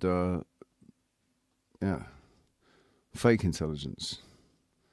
Artificial means fake. Always has done. Always will do. Not real. Artificial is not real. It is kind of fake, isn't it? Like ChatGPT or whatever. Google. It's fake that it's intelligence. It's not intelligence. It's a large language model predicting words. But I heard somebody, I forget who it was, that said the other day that the narcissism of these, because we were talking about it a couple of weeks ago about how the people that are in power now are the same fuckers that were in power when we were growing up. How is it that it's still them? How is George Soros still? How was George Soros still a fucking thing when I'm 40 odd years old? Why are there not younger people in these positions? Why is Tony Blair still fucking flapping around? Yeah, and it's because this narcissism. They do not want to let go. So they're all getting older. And there ain't long for them to do what it is that they want to do and achieve. They want to see it happen in their lifetime. So they're going all hell for leather. But I think it's deeper than that. I think that there's something coming that they know about. Something that's coming around 2040. And they are trying to get all their chips in place before that happens. So that they're in full control of everything when it does happen, which means they'll be more likely to still be in control afterwards when we're rebuilding. Yeah, but there's a global awakening happening, and we're part of it. So yeah, but no, like a reset, like Jason Brashear is, I think is what you're alluding to, like a reset. Man, think about how shitty it is for my kids. Like, and like my dad had. Like he had fucking 75 his whole life, and he got like the boomer years. He got the fucking perfect and he's gonna fucking die like right before it all happen. Like, and who knows what's gonna happen? And then my kids, it seems like they're gonna go through like a fucking whatever economic collapse, maybe a reset, maybe like who the fuck knows, mud flood. Like who the fuck knows what's gonna happen? Like. Fuck, man, my kids, I feel bad for them because I feel bad for them, but be excited. It's going to be fucking awesome times, man. This is going to be, that'll be the They're gonna see a change. The playing field's going to be leveled a little bit, and well, no, and that's one thing, man. It is if because I can't say anything about what I believe, but I still put it out there, and they think I'm crazy, and they're like, "Oh, Dad's fucking crazy. He thinks the Earth is flat." But I'm like, well, I don't know. I just ask questions, and but the shit that comes out of my mouth, they're so fucking like, because they go to school, and I'm like, I think dinosaurs are fake. And I just throw the shit out there all the time, and my kids are just like, necessarily have to be that dinosaurs are fake. It's just the narrative given to what these creatures might have been is fake. No, exactly. Yeah, I just say I'm like more like question everything, and so, but my kids kind of think I'm fucking crazy because I'm just questioning everything they come back and say like, oh, this is history, this is what we were taught, and it's like, yeah, fucking. I don't know, like gravity, I question everything, and they think I'm fucking crazy, but I love it. I love being the crazy fucking guy. And yeah, might not help you with custody issues in the future if things go that way. Oh yeah, whatever. Yeah, probably it wouldn't totally. Yeah. Even my family, because I say the same shit to my family. I'm like, viruses? Really? You guys still think there's viruses? It's like, oh, we caught the flu, and they just roll their eyes, and I'm like, okay. Yeah, but that's why there's no point in trying to bring these subjects up with people that aren't open to unless somebody's asking questions. There's no point in giving them answers. Exactly. I don't give answers now. I'm that crazy guy. I'm like, viruses. Okay, and I like do the opposite. Just say, like, you know how I feel viruses. about that, right? You know how I feel about that. You can all the thing is, what can't be ignored. I came down with some symptoms, flu-like symptoms. Spent 10 days feeling completely off. 4 days with a fever. And everybody in my local vicinity, every single person got sick.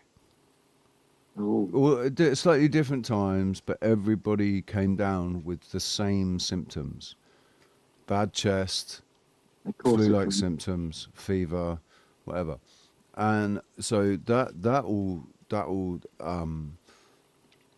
goes along with the narrative that there are viruses and people caught things off each other. Nobody thinks that, oh yeah, but actually it rained, didn't it? Pissed it down with rain for 2 days before everybody got sick. So maybe it was something that was in the rain. So Richie, can I share something based on what I heard Bear say earlier? When you're talking to children and they hear the word gravity is a theory, opposed to giving them the opposing side or telling them that's crap, it's about questioning things. So son or daughter, whatever, do you understand what a theory is? And then if they don't, you explain it to them and say, okay, so if gravity is a theory, that means it's a possibility. So can magnetic also be a theory? Yes. Then they can start sorting it out for themselves. So then why are they telling us it's factual? They never have. They just said it's theoretical. So this is where people think to that. Yes, stick to that. And then they'll become attached. They'll become gatekeepers to it without them realizing it. The words are out there. You should be able to question things. In this case, thoughts. Thoughts become spoken words, written work. And then you can say, okay, so I'm not actually playing this perpetual loop. It's like when somebody says, I don't think they went to the moon. Whether or not they did or didn't, how does it serve? So you should be able to entertain two different ideals without taking a side. But for most people, what they do is, well, they're lying to us. How do you not know you're not lying to yourself? If we're going to play the light game. It's just like, man, back in the day, they used to do debates in class. And so you have to defend both sides of the argument and you don't get to decide. So you have to learn how to just debate, even if it's something that you don't agree with. Right. That used to be a part of...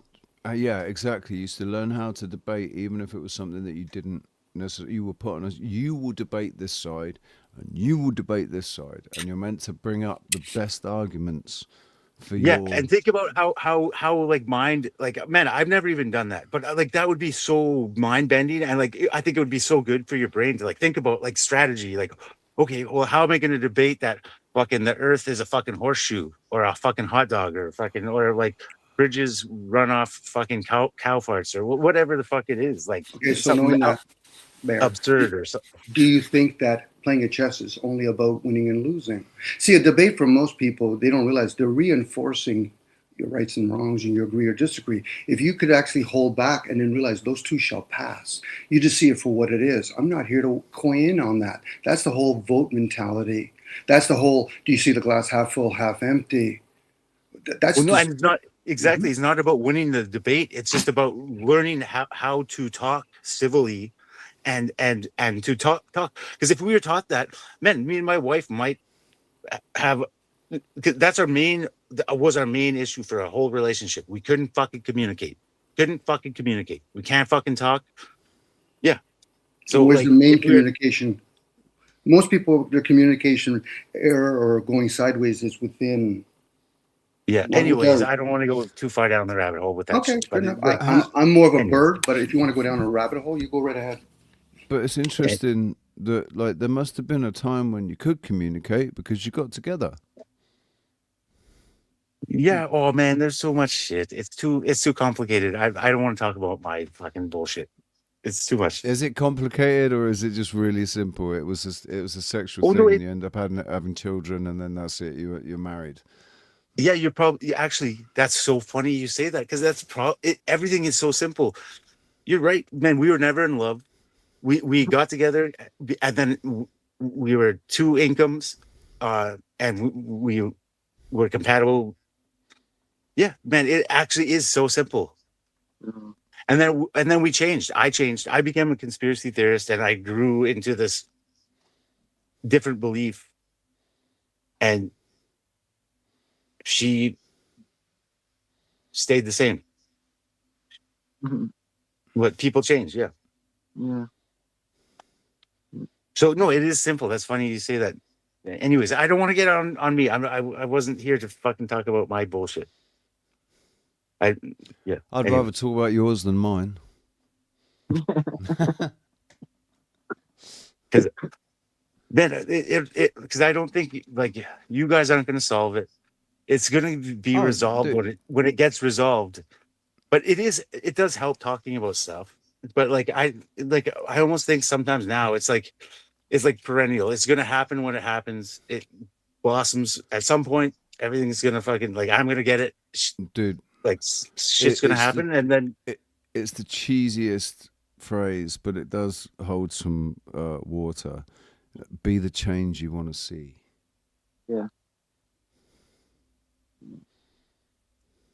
Be the change you want to see in the world.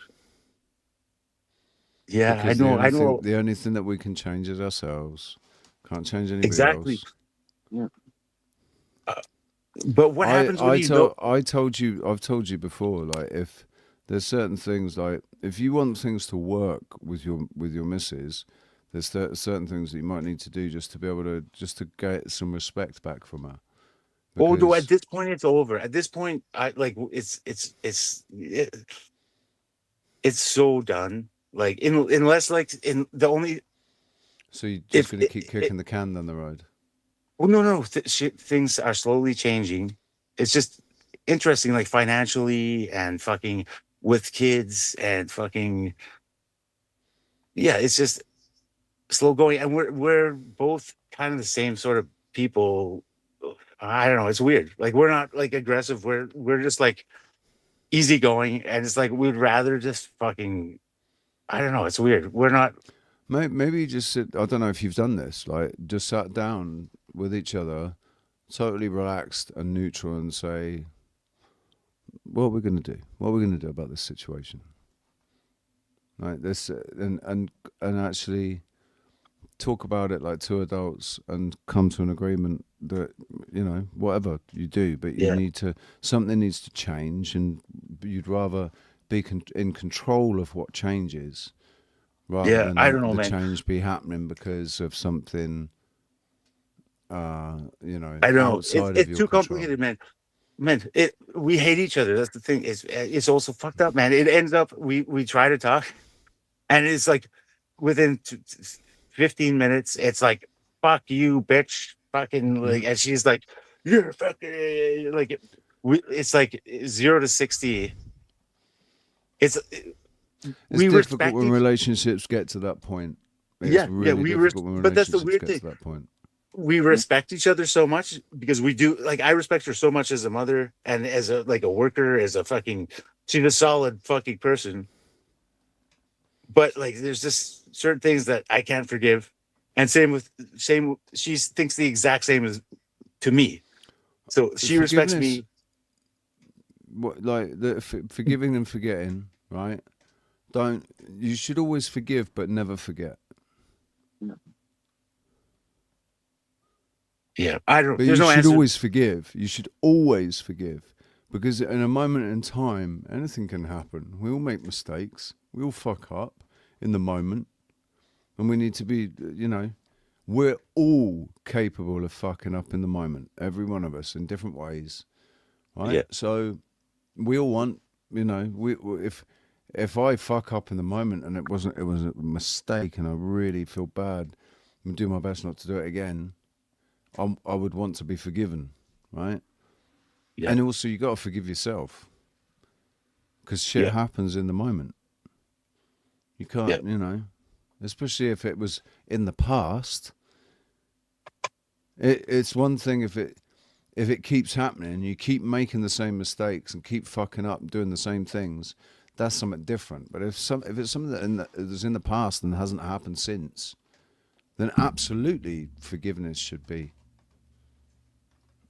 Yeah. At this point, I think the only thing that would like make it last is if the monetary system collapsed, and I'd be like, "I told you so," and she'd be like, "Fuck, he was right." But is that what you're looking for? Are you looking to be able to say, "Ha, I told you so"? Kind of. Would be nice. Maybe need to let go of that. Yeah, it'd be nice, but it's at the end of the day. Haha, I told you so. The world's gonna fucking end. Haha. It's kind of. It's like, oh, great. Well, yeah, yeah. I know. I'm fucked up. I'm fucked up. But well, one of the things that alcohol does is keep you down in the physical. Yeah. Down in the physical is where all the shenanigans going on, man. In our own heads, with our own egos. That's the other thing as well. I think alcohol and drugs put the spirit to sleep. Yeah. Yeah, but so I don't know why. Okay, so this is the one weird thing too, man. Okay, so like my dad's always been like a semi-drinker. Like he never had a problem with it. But then also my grandfather was like just like me. He was drank all the fucking time. But they had fucked up shit that happened in their lives too. They went through fucked up shit. I don't know, man. It's just like drinking's not the answer, is it? Dude, it's tough shit. No solution. If you think it's a genetic thing, like you're more likely to be alcoholic because your mum's alcoholic and your granddad was alcoholic, and just in the family everybody's been alcoholic.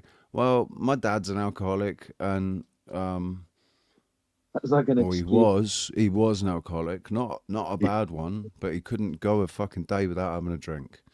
Well, no, man, I grew up in this plumbing culture. Like I'm a plumber. I grew up grade 9, started working at the family shop, and it was a routine. Then since grade 9, they started to let me drink beer every day after work. Like, and they would let me. My limit was 3 beers in like grade 9. So every single day, I was allowed 3 beers since grade 9. Like every summer, spring break, like days off, like whenever I worked. I mean, some would say that's not the most responsible way to bring up your child, but no, exactly. It's a weird culture, and I can't blame them for that because that was just normal. That's what they did, and they're like, fuck it, let them do that, and it's just like it became like a culture that's just normal. Like you just once you to relax, you just fucking drink. It's fucked up, man. I'm trying to think of a funny, amusing analogy involving people you know, walking into a establishment and having a finger cut off every day or something, and people saying no, but it's just part of the culture, man. This is, you know, this is what can I do? It's part of the. It's just. It's the culture. If you've recognised it to be a not a great thing, that but Well, but I still never, still participate in it. but I never realized it until like the last 5 years, man.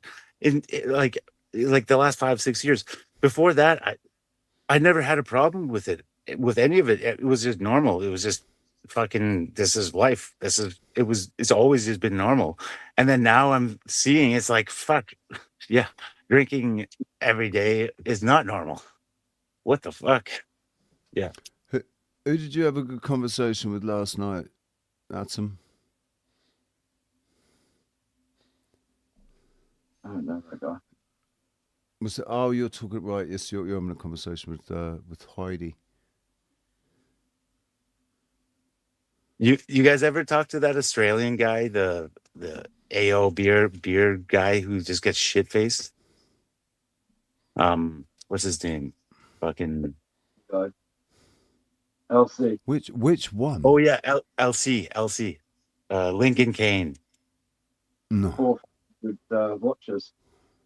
No, you know, there's so Charles Darwin is generally quite shit faced.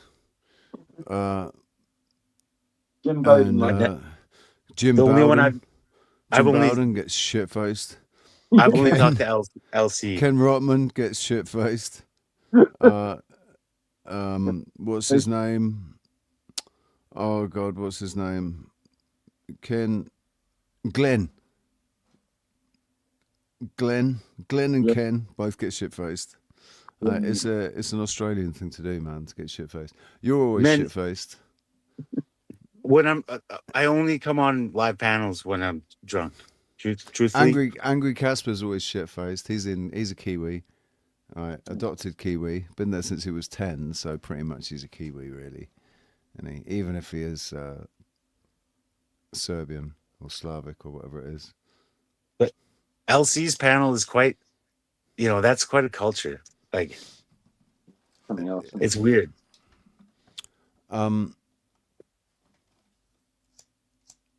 Yeah, I mean, so alcohol's great, man, to escape, but it does, in my experience, it creates all kinds of issues with memory and the ability to control oneself.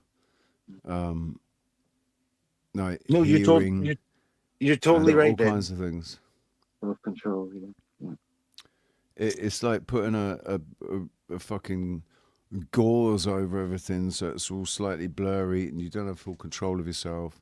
Yeah, no, and you make the worst fucking decisions. That's the last 5 years is like I've made like the worst fucking decisions when you do the dumbest shit. You're like, oh, that's a good idea. Like, I'm gonna go to the bar at fucking 11:30 at night, and I gotta get up tomorrow and fucking install 2 water heaters. I'm just gonna have a idea. couple. I'm just gonna have a couple of drinks. I know that every time I have a couple of drinks, it always leads on to a third drink, which naturally leads on to a fourth, and then by the time I've had the fourth, I'm done. So I could end up drinking 10 more, right? But tonight, I'm just gonna have 2. Yeah. And yeah, and that chick that you meet that was really hot last night.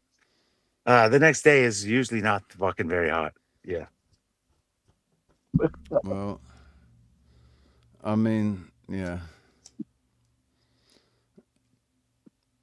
Maybe other situations need to be sorted out before you go.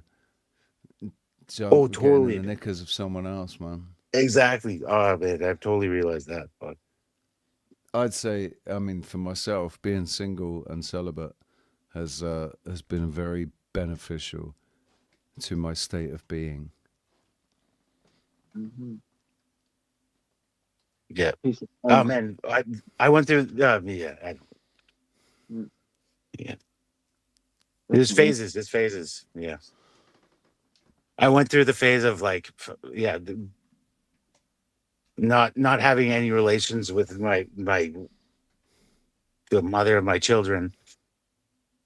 And so being kind of like fucking pissed off and like, what the fuck? Like, and so like, and then now I realize like, that's fucking retarded. Like the last thing you need to do is get into a relationship, and everyone you're going to meet when you're fucked up is going to be just as fucked up as you. So like, it's just like a double entendre. Fuck.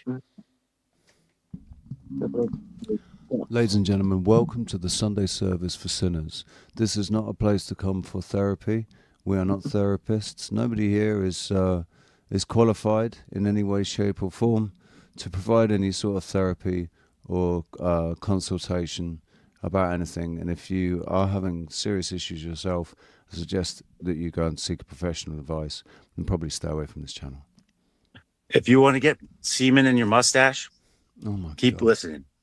You got to take all the advice that we can get. Donation. It's a donation. I thought it was a trap. Don't be getting on me. Put money in there.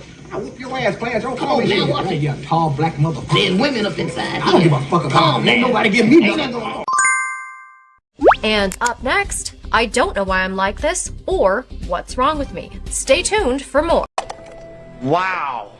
The insecurity level with you guys is ridiculous.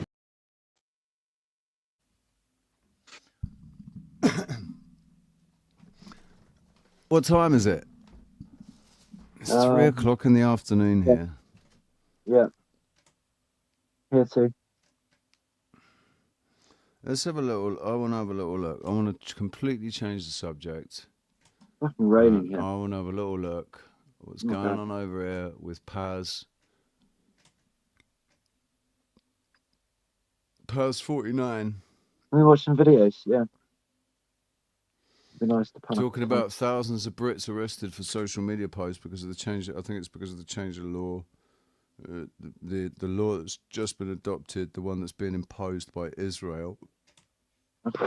Censorship laws for people saying anything against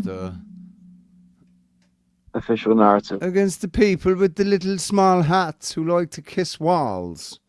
Mm-hmm. Channel, and if you're watching this from the UK right now, you better make sure your curtains are drawn and your VPN is cranked up to about 11, because what I'm about to say might just land me in the clink alongside the other poor sods who dare to have an opinion in the digital age here in the UK. That's right, folks, the land of Shakespeare, Churchill, fish and chips is now the proud home of a government that's arresting more than 30 people a day for nothing more than posting on social media. Over 12,000 arrests in a single year for offensive online messages. That's not law enforcement, folks. That's a bloody... Right? England, not 1980s USSR. You might be confused. Actually, no, it is. It's the 1980s USSR. It was. You don't live in England anymore. You live in Britannistan. Or I think that guy's a conspiracy theorist. I stand with Israel. Straight out of Orwell's wet dream. And we're not talking about threats of violence or incitement to riot here. Oh no, these brave boys and girls in blue are hauling in grannies, dads and teenagers for the heinous crime of saying something that might hurt someone's feelings. Retweets, cartoons, memes, anything that doesn't toe the party line on whatever the flavour of the month wokeness is.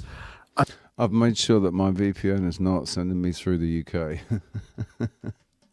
And get this, the numbers are up 121% since 2017. Under this lot in power, it's like they've declared war on the keyboard warriors, isn't it? But only the ones who aren't chanting the approved slogans. So if you're a virtue signalling lovey spouting nonsense about pronouns or climate Armageddon or free plasticine, then you're golden, aren't you? But dare to question the endless tide of unchecked migration or the two-tier policing that's turned our streets into a farce. Bang, off to the cells you go. I mean, come on, this is Britain, for heaven's sakes, the cradle of free speech, the place that gave the world the Magna Carta, not some tin pot dictatorship where the thought police knock on your door at dawn. But here we are in 2025 with coppers trawling through X, like it's the Stasi's filing cabinets, fishing for hate speech that's about as hateful as a soggy crumpet. And who's running the show? It's that sanctimonious robot in number 10, isn't it? Keir Starmer with its two-tier justice system. One rule for the elites and their pet causes, and another for the rest of us plebs who pay the taxes to fund this nonsense. Thousands detained for tweets. It's not law and order, it's control and conformity, isn't it? Wrapped up in the flag of protecting communities while they let actual criminals roam free. Remember when we used to mock places like China or North Korea for locking up dissidents over a Facebook post? Well, laugh it up, because now we're the punchline, aren't we? Over 30 arrests today, like I said. 30 arrests a day, man. That's fucking insane. Cray cray. Yeah, that guy doesn't. That guy doesn't even have any semen in his mustache. But. Dude, will you shut up about fucking semen and mustaches, please? Okay, I'm sorry. I'm just joking. I'm joking. I'm sorry. I'm sorry. Richie, I'm just joking. Yeah. It's not. Okay. I won't go. I'm sorry. You're not it's wasting. Gross imagery. Okay, I'm sorry. I'm just joking. Precious food. Body. I'm trying to be funny, but I guess I'm not. But are you being funny, actually, Beer? Are you actually trying to be harmful to somebody? I took it as a joke, by the way. Yeah. But are you trying to be harmful? Is this how you interconnect with other people and then hide behind by saying you're sorry? Are you genuinely sorry?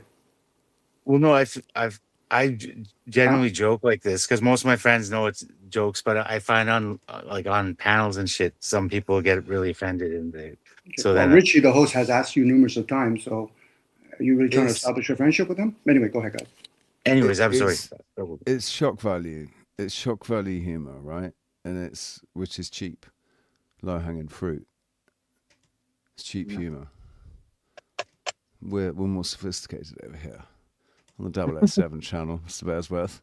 Far more sophisticated. I mean, double entendres and innuendos. Jokes if you want. Rather than just farting it out and blatantly fucking semen on the mustache. Right? Ugh. Yeah.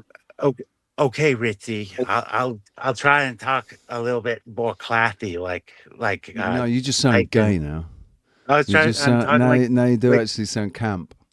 I was trying to talk like we can Mike all sound Tyson. Camp, Bear. We can all sound really camp, Mr. Bear. I was going for Tyson, Mike Tyson. All you got to do is make your S's sound really S-y. I was just trying to lick through your sinuses a little bit more. Can I whisper a secret in your ear, Richie? No, I'll punch you in the face, mate. You whisper in my ear like that, and I'll punch you in the face. I'm sorry. I was. What's up, Alva Billy? How you doing? Come on, let's get let's raise the vibration here, right? Yeah. Oh, let's fucking raise the vibration and lighten the conversation. Take it away from the gutter, rather than talking about disgusting things. Talk about much finer things like boobies. I'm gonna drink. I'm gonna drink a jar of my own piss. What is that you're drinking there, dude? It's a jar of my own piss. Yeah, no, don't. What is that you're drinking? It's Is it wine? Not against TOS, is it? Drink your own piss. Is it cider? Well, it's my own piss. It's my last drink of the night. It's my last shot to get it drunk. You need to work on your humor levels. I'm sorry, I'm just joking. What you consider to be humorous, Jude. Maybe it's Like, dark. It's too dark. I don't know. it's just gross. It's just I did. downright fucking gross.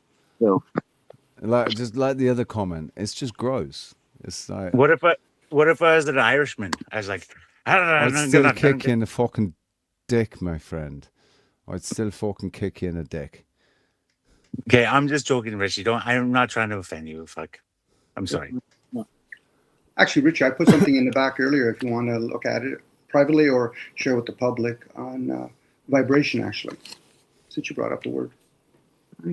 So how can you become Oh, a I like this chap. I watched this chap as well. Vibration powerful. Mr. McEwen. See, David McEwen was someone else back in the 80s and 90s.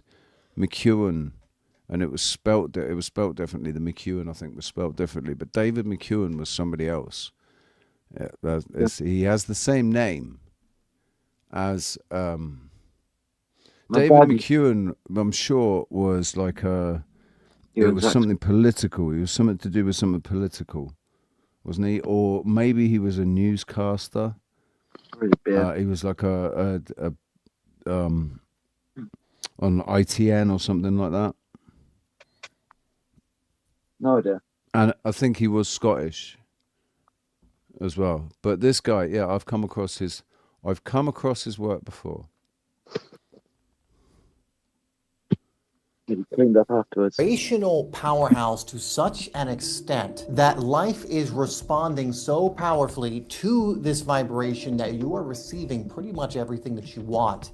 That you're able to create your reality in the ways that you see it in here and then see it projected in your physical world out there. By becoming a vibrational powerhouse, this is exactly what's going to happen. But why is it we even want to focus on vibration or energy or frequency or whatever else? Why is this what we want to focus on? And then we will cover how to actually do this to become a vibrational powerhouse to such an extent that all of these results and all of the good starts magnetizing into your life. Now, one of the biggest reasons why we want to focus on vibration, on frequency and energy is that the outer world of your physical life, so the world of the five senses, the outer world, all the stuff you're seeing, experiencing, tasting, touching, sensing, all that follows the inner world of vibration, energy, and frequency. Another way you can put this is essentially the world of the seen is created from the world of the unseen. The quantum is what produces the Newtonian. The non-physical is what creates the physical.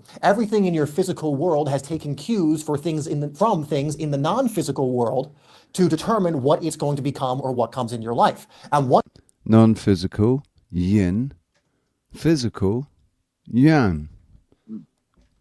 Those things in the non-physical world are that are determining what starts presenting itself in your physical reality is vibration, energy, and frequency.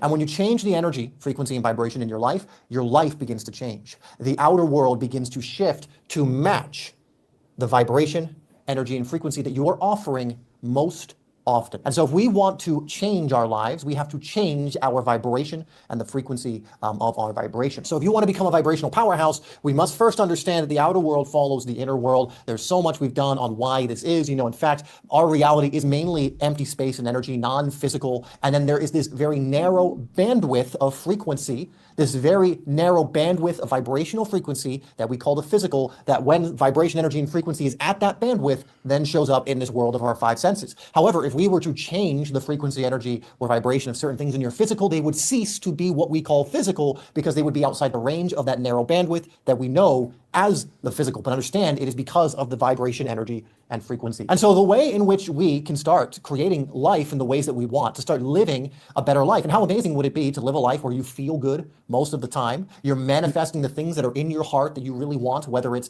certain finances and what you do to earn the finances, whether it's relationships, like a loving, beautiful partner or relationship that synergizes and is amazing. You're both growing together. You complement each other. You also help each other grow, whether it's health or all of them or anything.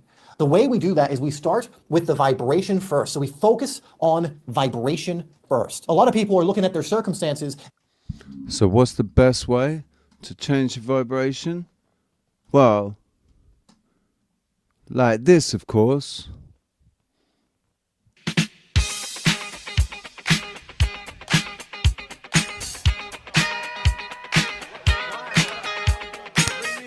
Come on.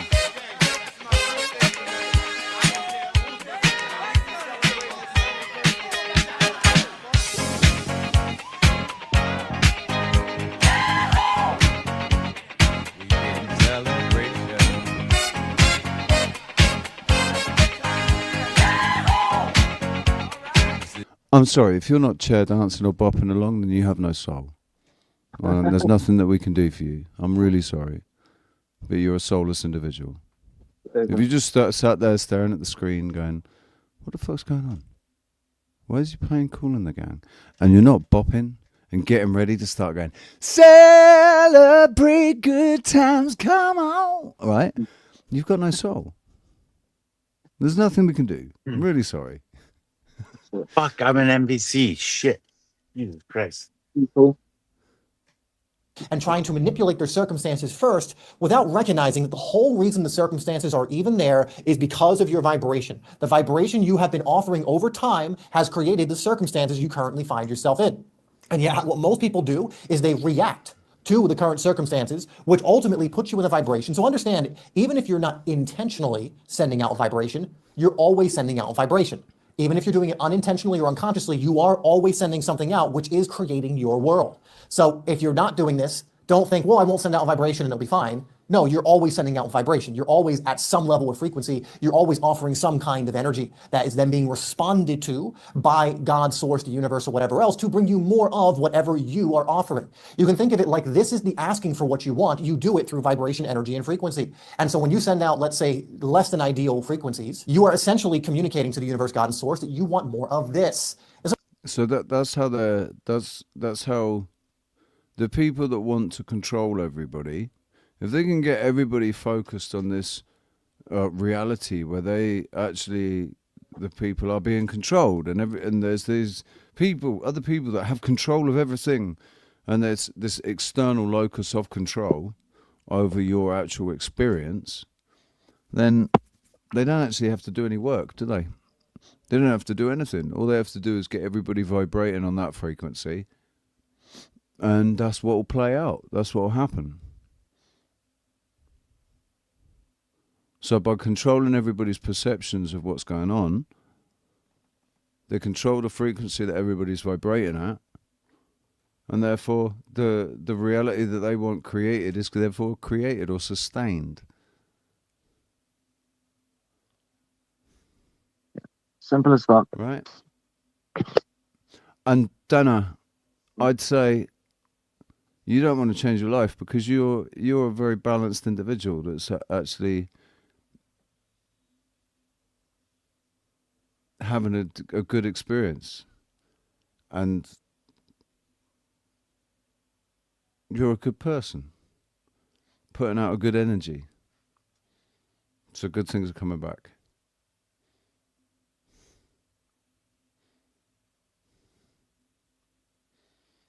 I'd be a bit worried if I just suddenly started vibrating. Just start vibrating, that would be a bit weird. But we do send out vibrations every time you speak. Every time you say something. You can feel them if you're sensitive enough. Well,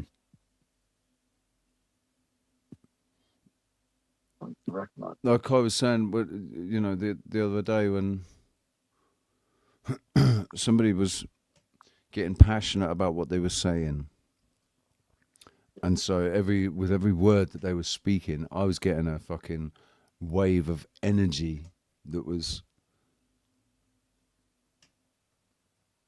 triggering part of my ego, right? And that's what happens with Queen Stephanie. Queen Stephanie puts out this energy that causes reactions amongst people, and then they react, and that's what he wants. He wants a reaction.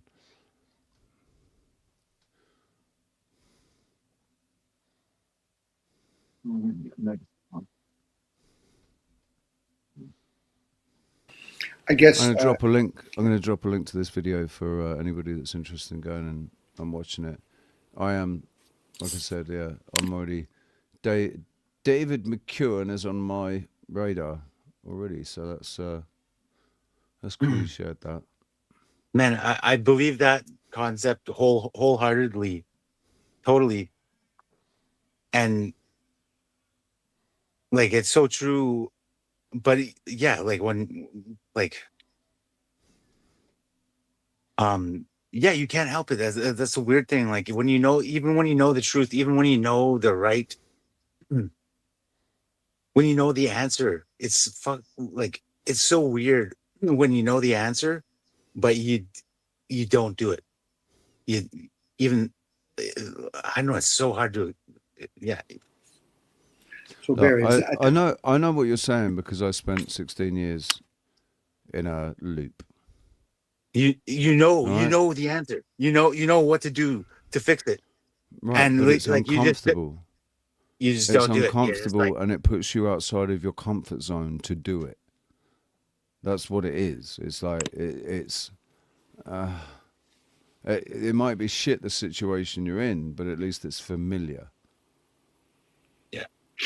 can I instill different kinds of words? There is the right answer, and there's the appropriate energy in the moment. Because we've been conditioned to think that we have rights. Okay, well, then where's left? Answers. Therefore, there must be what? Questions or problems? Again, there's energy. Once you grasp what energy is, you realize this, hence discernment, this particular energy is needed. I need to be angry. I need to be sad. I need to be happy. Be. The word be always gives it away, opposed to do. Do is a beautiful thing, but it's actually going to expire. As you're doing it, it's going to expire, but you're always going to be. You must have read of all of Jordan Peterson's books. Absolutely not. No. Well, I'm not talking to you, Richie. I'm talking to him. I've listened to, because I value the oral teachings opposed to the written. But yes, I've heard some of his teachings. Same with other people. But a lot of these teachings, it's our own, and we just get reminded with breadcrumbs from others. Right, and the thing is, just because he says something that actually is, it has some wise words to say about one thing, doesn't mean that he is the oracle of wisdom. It just means that he's said something that happens to be true, but he also says a lot of things that happen to be a load of fucking bullshit as well. Well, that's why the caveat should be, once you're done your conversation, and make sure people, just in case they forget, I'm full of shit. If you follow me, then you're an idiot. If you follow others, you're an idiot. It's when you start following from within. He was a lot more than just a heavy drinker. He was addicted to benzos and all kinds of stuff. He didn't just drink. He was taking antidepressants and tranquilizers as well. The point is that Jordan Peterson is just as flawed as everybody else. Yeah. Jordan Peterson to the human himself. Jordan Peterson himself is a work in progress. That's right. So to look at him as some kind of fucking oracle of wisdom on these subjects is misguided, because he's not at all. He's just another man making his way through, like, trying to work shit out. And that's called projection. From secondary, that's called projection. Most people are assuming that they're perfect, whatever. I said, have you ever challenged yourself? Because if not, then when somebody else is challenging the words that you use, they get all offended. I said, I'm not challenging you. It's of no concern to me who you are or aren't. That's your responsibility. You're the one that's in that suit. You're the one that experienced those thoughts. Don't expect your wife, your kids, your grandparents, your parents to understand from your point of view. You could share with them, but then again, we use terms like stay in your lane, because people forget that's the only lane that you have. It's like stay in your box. That's what I say. You need to get near your mic if you're going to speak there, Ricardo. That's a good one. The box. Stay in the box we gave you, rather than break out of the mold. No. If you're gonna think outside the box, make sure it's just inside the other box outside of that one, or the box that you were in is encased within another box. So you can think outside the box, but don't think outside that next box. Not unless you're going to construct another box to go and sit in. And no, that's what Jordan Peterson was famous for. Was he'll say something so fucking long and fucking drawn out, and when you actually analyze like a whole sentence or paragraph that he said nothing. It's like it's like just a bunch of regurgitated like bullshit that didn't mean anything. And then everybody analyzed it themselves, but it sounded smart, so everybody's like, "Ooh." And like it means something different to every single person. It's just like they're listening to music, but it didn't actually mean anything. Have you ever asked Peter Jordison what he is or who he is? Like, no, I don't know. I've read a book by Vox Day, and he he's analyzed Jordan Peterson like so thoroughly, and it's so crazy once you analyze him. Like almost like 70% of the shit that comes out of his mouth is just like garbage. Like it means nothing. It's just like he's regurgitating complicated words. So then at that point there, what are you saying about yourself then? Well, no, I'm just saying it's interesting. No, you're the only one that understands. You're the only person in your own vessel. So if you're saying that about another, what are you really saying about yourself, and which one actually can you confirm? Another character named Jordan Peterson, he could be anybody. He could be Socrates, as far as I'm concerned, or Jesus. What are you really saying about you? Okay, so what did he say? What? No, forget about him. What are you saying about you? What are you saying about you? Clean your room, bucko. Okay. I'm not saying anything about me. I'm just talking about. I'm not trying to talk about myself. I've talked about myself enough. I'm just trying to analyze. But that's the clean your own room thing is just another iteration of clean your own eye before you try to clear anyone else's. That old scripture, remove the log from your own eye before you try to remove the speck from your friends. Don't try and fix other people before you've fixed yourself, right? So it's ironic that he would sit there and say that, clean your own room, when has he really cleaned his own room? He might think he's cleaned it, but all he's done is reorganize things. Yeah, I'm not trying to be judgmental of Jordan Peterson. I just thought it was like the other speaker guy kind of reminds me of Jordan Peterson because I don't know, it's run on. Because does that mean that you don't think he's really saying anything? He's just speaking words that actually don't mean anything. No. I don't want to say I don't want to say that because I didn't analyze it, and I'm drunk, and so I shouldn't. Fuck. Yeah, I probably was saying that when I first made the comment, but you fucking just So which one is the real beer, with or without liquor? Oh man, I don't want to analyze myself. Good enough. Good enough. But once you start judging other, it'd be better to judge yourself. Anyway. No, you're right. You're totally right. I was judging you, and I'm sorry. Fuck. No, I'm okay with you judging me, but you weren't. You were judging another character that's not even here. Yeah. Anyways. Who is it at the end of the day? Just another talking head on a screen. Right. So true, Rich.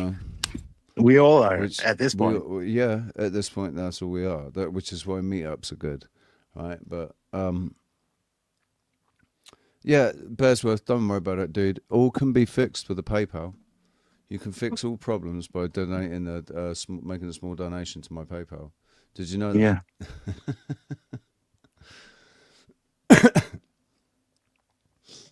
I want another coffee. Possibly, Richie. I don't know. We've been going for 5 hours and 57 minutes.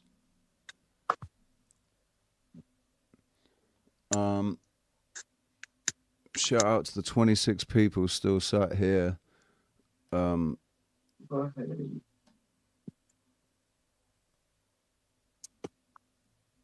Yeah, shout out to all you guys. They're probably all closeted homosexuals. Some of them, but yeah. See, I don't understand. My thing is, do you want to make the point? Yeah. Well, don't lose your mind in the meantime. I can't even talk to people anymore. It's nuts. Does anybody know how to talk about anything anymore? They don't lose. For me and my family, peace is always an option. But today, choose violence. Now in a can.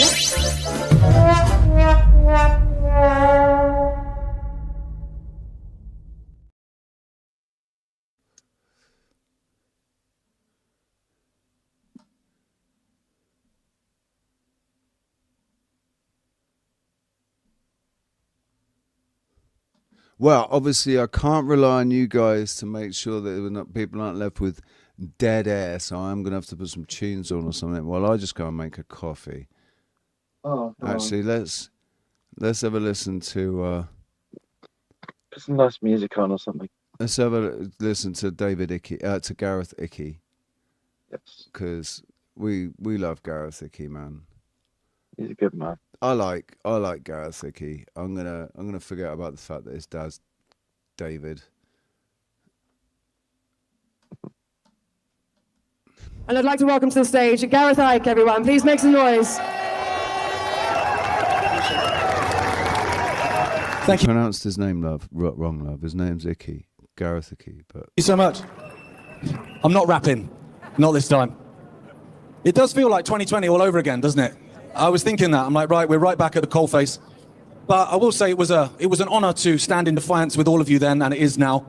Because we stood up then because we knew, as we know now, that the power is with the people. The power is with us. Thank you very much. Governments answer to us, not the other way around. And what we've allowed over the years is we've allowed ourselves to be gaslit and fooled and conned and divided and terrified into accepting the reverse. Well, that stops now.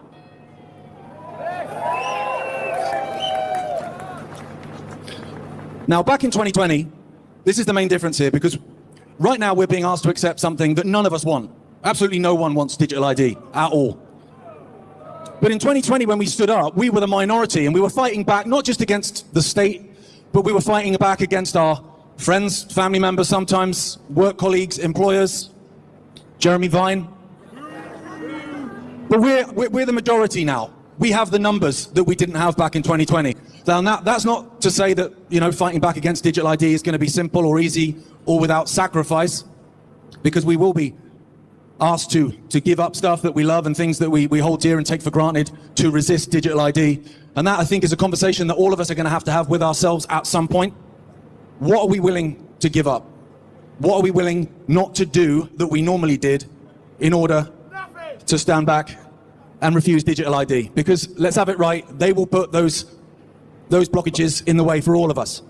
And of course, that's a conversation we have with ourselves, and only we can answer how far we're willing to go. But I will say that if you're coming into this battle with the attitude of, I'm going to resist digital ID unless, or I'm going to refuse to submit to digital ID, but if they do X, Y, and Z, then you may as well put up that white flag and sign on the dotted line now, because they will put those blockages in place. But let me frame the question in a different way. Instead of asking ourselves, what are we going to be giving up if we comply, or if we don't comply, and we refuse digital ID, ask yourselves, what will you be giving up if you do comply with digital ID? What will you be sacrificing on the altar of you'll own nothing, you'll have no privacy, but you'll be bloody miserable? We'll be giving away our freedoms, our children's freedoms, our grandchildren's freedoms. We'll be giving away our rights to where we can go, what we can do, what we can buy, whether we can access our money, what we can say, what we can hear. We'll be giving away our children's futures. We'll be giving away their freedoms. They will never experience true freedom because we will have given it away on their behalf. They will never be able to be uniquely themselves, to express themselves freely, because we gave it away on their behalf. Now, as I say, they're going to put all these blockages in our way, and they're going to try and make it difficult for us to resist digital ID. They're going to gaslight us some more. They're going to try and fool us and hoodwink us into accepting it. Because I understand, ladies and gentlemen, that our digital prison is being built around us all the time. I'm not a fool. I know that it's coming in many and various ways. But digital ID is the bedrock that all this stuff is built upon. I said it was a ridiculous analogy, but it kind of worked-ish, so I'm going to repeat it. For me, digital ID is the pizza base, and all the other aspects are just the toppings. Without the base, you've got a very messy kitchen. And that's why it's so important for us to resist digital ID. Because digital ID is the padlock that closes that door shut if we allow it. And that's the most important point here, if we allow it. They're trying to fool us. They're trying to terrify us and divide us into accepting digital ID because they know they can't do it without our consent. If they could steamroller over us and bring in this hellscape without us agreeing, trust me, they would. But they can't, because that's not how this dynamic works. Every single one of you here, and every single person watching on a live stream, and every single person going to say, you know, hallelujah and stuff with Tommy, every single one of you is a miracle. Whatever it takes in terms of the neurons that need to fire, the electronic impulses through our nerves, for us to just get out of bed in the morning is an absolute miracle. Every life that comes into this world is a miracle. You're not a number, you're not a barcode, you're not a QR code, and you're not a state asset.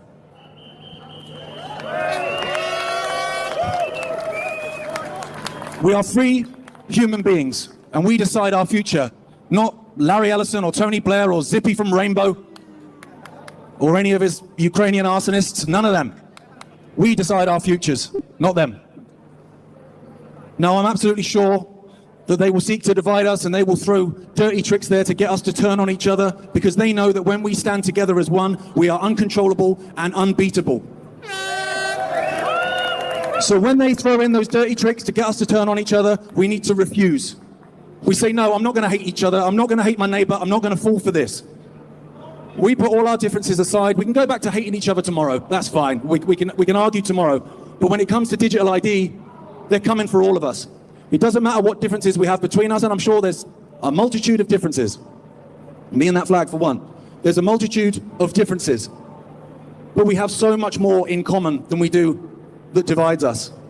And they know that the only way they can get us to submit is by dividing us. So let's see that play of divide and rule as a positive thing, because what it means is they know they can't do it when we're together. They know that we have the power, and the only power that Zippy from Rainbow and all the rest of them have is the power that we give to them. So let's refuse to hand over that power.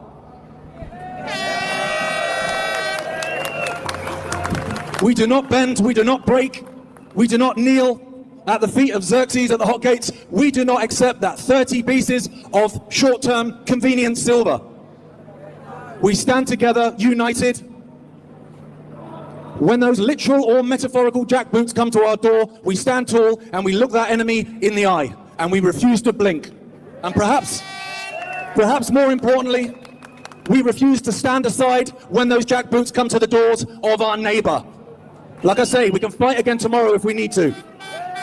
But for now, let us unite.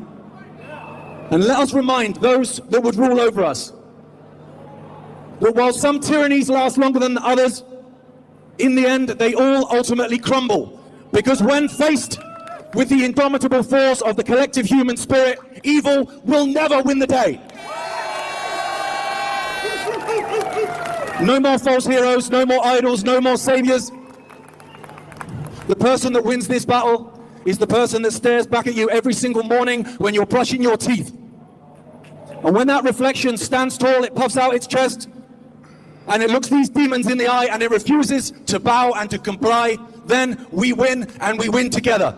And I will just say one final, very quick, short, simplistic message to those demons that seek our destruction. Bring it on. They're not demons, they're cheeky monkeys. Don't give them that fucking, don't put that outfit on them. They're not demons, they're not that sort of power doesn't exist. They're cheeky little monkeys. And the same with these dickheads trying to control everything. That's all they are. They're just cheeky little monkeys.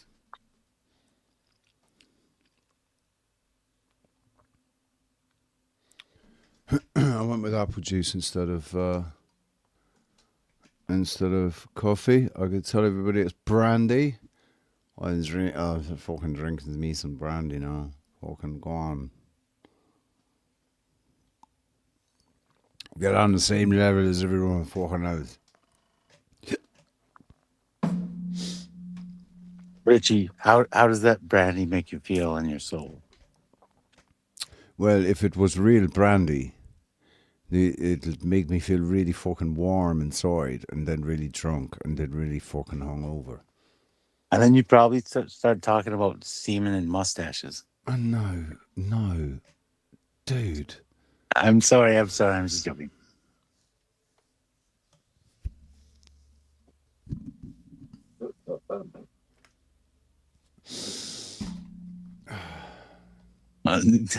Feel free to block me. I'm fuck. Dude, you are an interesting individual. You're the guy that walks face first into the fucking door frame over and over and over again, and then just apologizes every time you do it. And you know every time you're going to walk straight into the door frame, but you still do it and then apologize for it afterwards. But the only thing that's happening is you're getting smacked in the head. I'm Canadian. That's what we do. That's like we're known for doing that. There's that I am prefix, the dangerous I am prefix.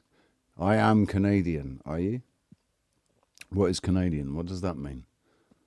Oh yeah, I'm not because you were born in Canada. Oh no, man, I'm so I'm so not. Yeah. You've adopted the culture of a Canadian plumber that just drinks a lot. Yeah, I don't know, man. And I'm sorry. I'm trapped in a relationship and just drinks a lot and just like. I'm sorry. I'm just talking. Yeah. Sorry. Fuck. It's all right. You just have to work out if you're just talking or you're trolling, and who is it you're trolling? Is it yourself or? Oh no, I'm not trying to troll. I'm just trying to joke. I'm just trying to be funny. But I guess there's funnier ways to be funny though. I know. I'm not that clever. I'm not that clever. I'm I got the. He's chucking this I am all over the place, man. I am not that clever. Well, okay. I've never analyzed I am. Is that I've never even thought about it. It's a powerful prefix to any statement, dude. I am. Yeah, that is fucking crazy, man. Huh. Fuck. Yeah. Today, I am happy. I am a plumber. I'm a musician. I'm a piece of shit. I'm a dick. I'm a piece of shit. I'm a whatever. I am what I am. Could you play the Sunshine song? I think that's a brilliant idea, Grandmammy Annie. Absolutely brilliant idea. Sunshine. I think I found it now. What I've been looking for. Isn't it beautiful? It's got my head all up in the clouds. I think I found it now. Everything I want might be a miracle. I know I'm never coming down. I don't gotta worry about a single thing. I could feel the light coming down on me. Sunshine on my face. I got sunshine on my face. I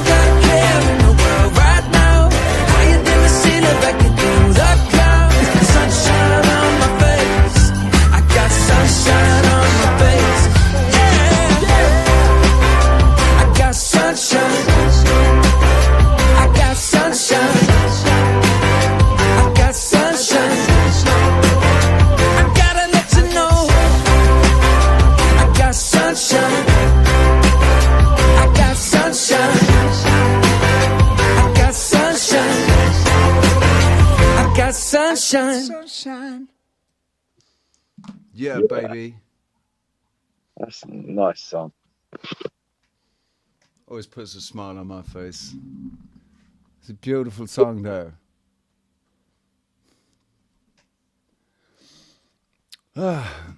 Well. Good morning, my neighbors! Hey, fuck you! Yes! Yes! Fuck you too!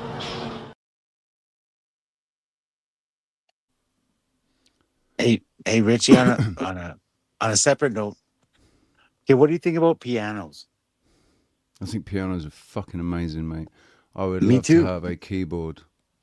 I wish I had a keyboard, a Korg keyboard, full size, fucking, or even a, as long as it had like 2 or 3 octaves on it, I could still write music with it. Yeah. But Man, yeah, I love keyboards, mate. I like pianos. I started learning piano when I was about 5.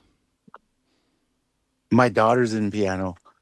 I never took piano, but man, even as an investment. So is there, like, in Canada, like, it used to be a tradition, everybody owned a piano, like my grandparents, like everybody, every single person. And then now, like, if you go on Facebook, there's always like 20 pianos for free. And man, I think it's For like free. yeah, they're all free because nobody wants them. Like, man, I think it's like a Bitcoin moment that one day it's going to come back into, because you think about how much skill went into making all these fucking pianos, like how much labor went into them, and like how they're all pieces of art, and people are just giving them away for free. Nobody wants them. It's crazy. I think in like maybe in like 30 years or 40 years, I don't know, man. If I had a warehouse, I would be picking up all these pianos for free and fucking storing them. And fucking, I think, yeah, like 20 or 30 years, they'll all be worth like 10 grand a piece again. Right, but I mean, they need to be restoring them.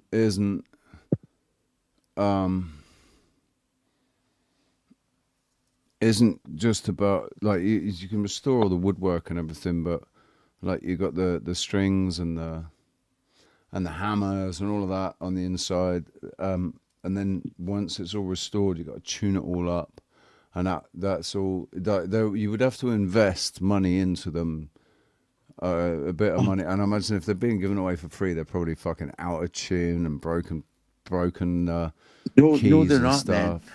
I don't know if it's just Canada, man. In Canada, every single family, like every single person owned a piano in like the 60s and 70s.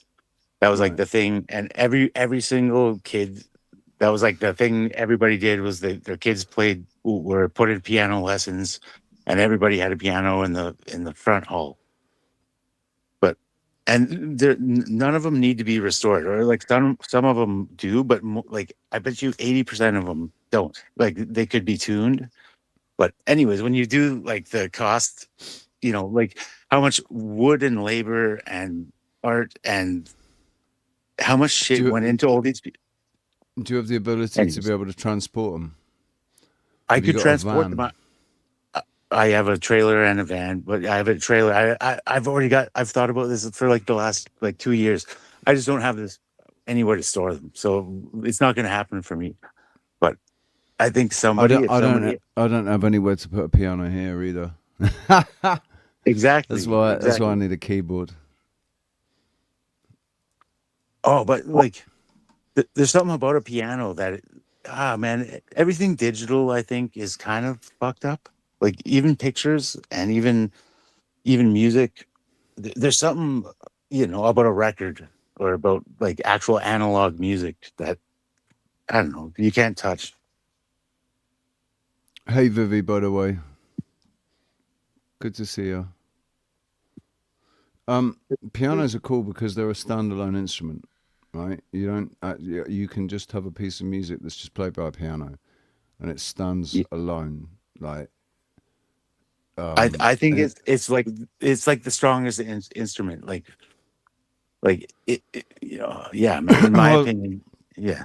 the guitar as well is a standalone. instrument. You don't need anything else. You can have just one guitar. You can have one guitar and a voice. Yeah, no, You I can have one I play piano and a guitar. voice. I play Right. guitar, but I don't know. There's something about piano like that. There's something like it's like I don't know. I think it's like the fucking chief of instruments. But yeah, I love guitar. I play guitar. I've played But guitar since I was 16. I'm not as good as you though, man. I never as I learned always say, dude, how to sing. that's a fucking illusion. I'm not nowhere near as good as you think I am. That's all a fucking illusion. No, yeah, no, it's funny because yeah, people have said the same thing about me because I've memorized like so many songs and like a bunch, and I can sound fucking amazing. Like I sound like I know like 10 or 15 songs that I sound like I'm a fucking musician, and so I can people like hear it, they'll be like, holy fuck, that's amazing. But I'm like, yeah, it's like, oh, charade. It's like, yeah, I got 10 songs that I've memorized There's really only well. I only know a couple. There's only a couple of songs that I know that I could sit there and play acoustically, and sing along with. But man, I've seen And your live streams like are amazing, man. Like they are yeah, but pretty fucking. I'm just accompanying. I'm not playing whole bits of music. I'm playing notes on a scale. I'm playing Yeah. pentatonic progressions, and I'm just and here and there playing a chord, but But man, there's something to be I'm said not about the playing the voice. actual song. Man, but singing, man, I never, man, that's like my goal at this point, man. I want to be able to fucking sing while Best I thing you could play. do if you want to, if best thing you want to do if you want to be able to sing is stop drinking. You sound That's like why my I dad. stopped. That's why I stopped. It's that it had the that was the single best thing that I ever did for singing was to stop drinking. It puts it drinking puts this phlegmy, coaty shit on your vocal cords that stop you. It restricts your range, right? And it restricts how you being able to hold a note or anything, or even be able to hit the right fucking note. But you can't do your scales properly.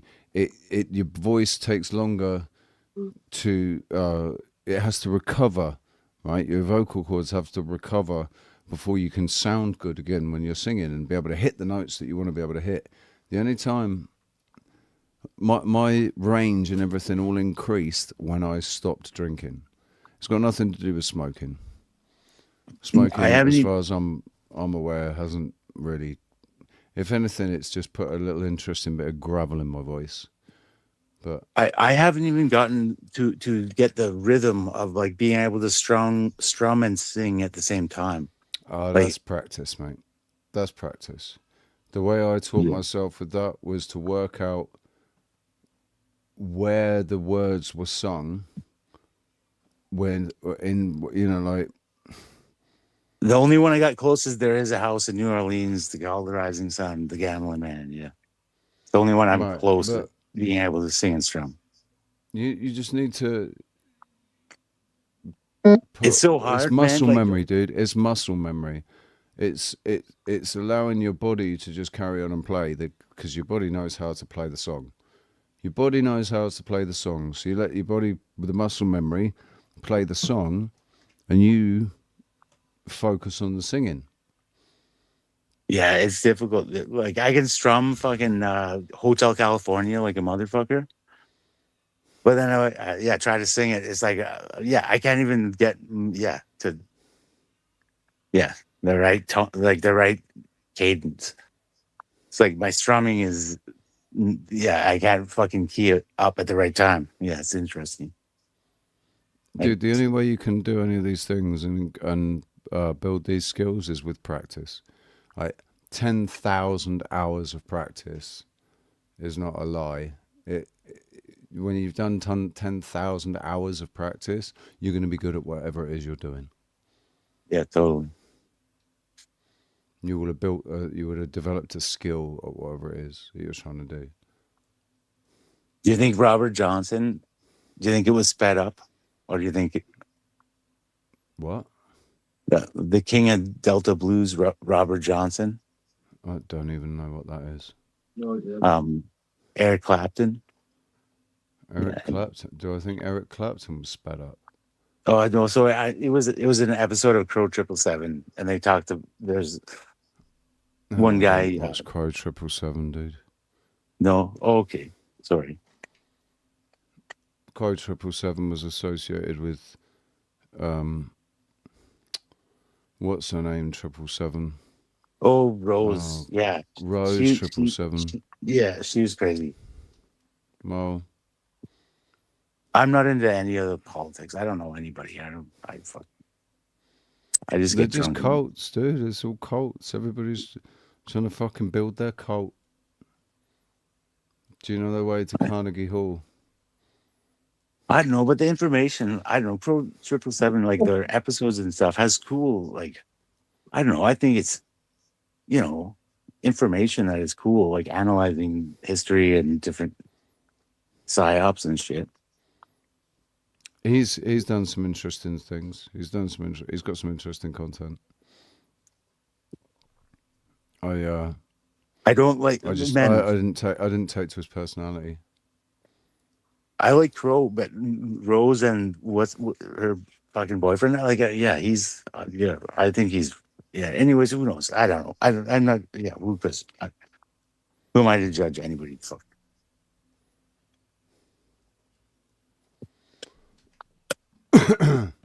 Anyways, sorry, I should go to bed. Dude, if you haven't been to bed yet and it's daylight now, you probably should.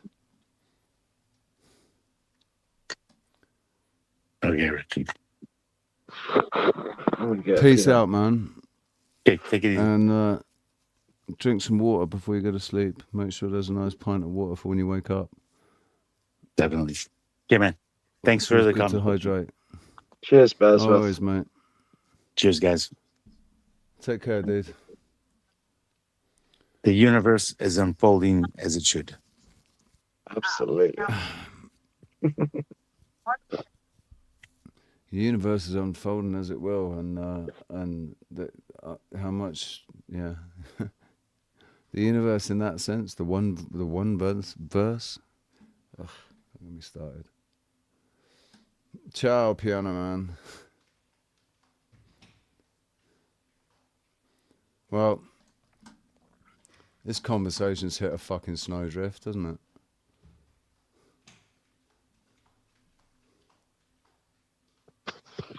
I'm just tired. I'm having a lie down.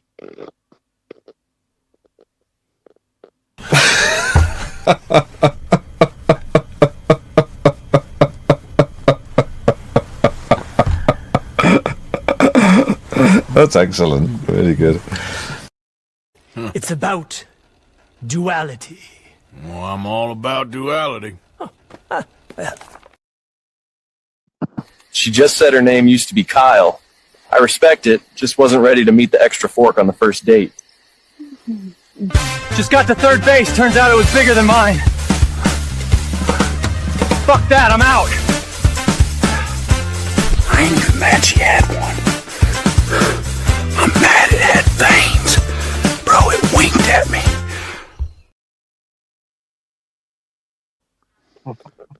So, ladies and gents, I just want to thank everybody for being here. I think I'm going to wrap it up because this is we're floundering. No problem. Much love to everybody. Thanks to everybody in the chat room, Heidi and Dom and Alva Billy, Vivi, who's been here longer than she's only been chatting, but she was here. She's been here lurking in the background. Who are we? That's Sylvie. He's just up the road from me, but I never fucking see him. Despite the fact he's the one with the transport. Fucking Sylvie's going to be asleep in bed now, man. Size Wazzy. Angel Wings. Angel Wings. Everybody, thank you very much. Dana, thank you for being here.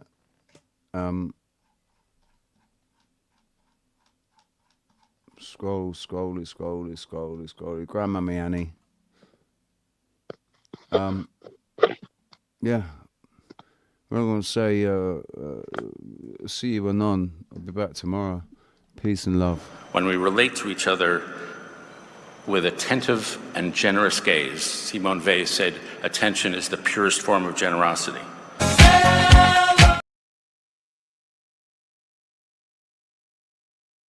Thank you to you as well. I just realised I didn't say thank you to you. Thank you to you as well, buddy. Peace. I don't really like talking about these people because they infect my mind and I start to relate shit in my real life to these freaks on the internet. I try to just save it all for one day and then I just blow it all out. You don't shoot your wad on something and then that's it. You're spent and you're through. And then what next? Everything's an 11. You're not doing anybody any. Right, the shop is closed. Everybody get out. What? Time to go home. Come on. It's only 3:15. Yes, but it's my shop. Come on, go home. Bye-bye. Thank you. That's hardly fair. It's not fair at all. Get out. Bye-bye. I expect better service. We'll expect away. Get out. Bye-bye. Come on, all you time-wasting bastards. Back on the streets. Come on. Bye-bye. Bye. Goodbye. Thank you. Bye-bye-bye. Back to life. Back to reality. Thank you.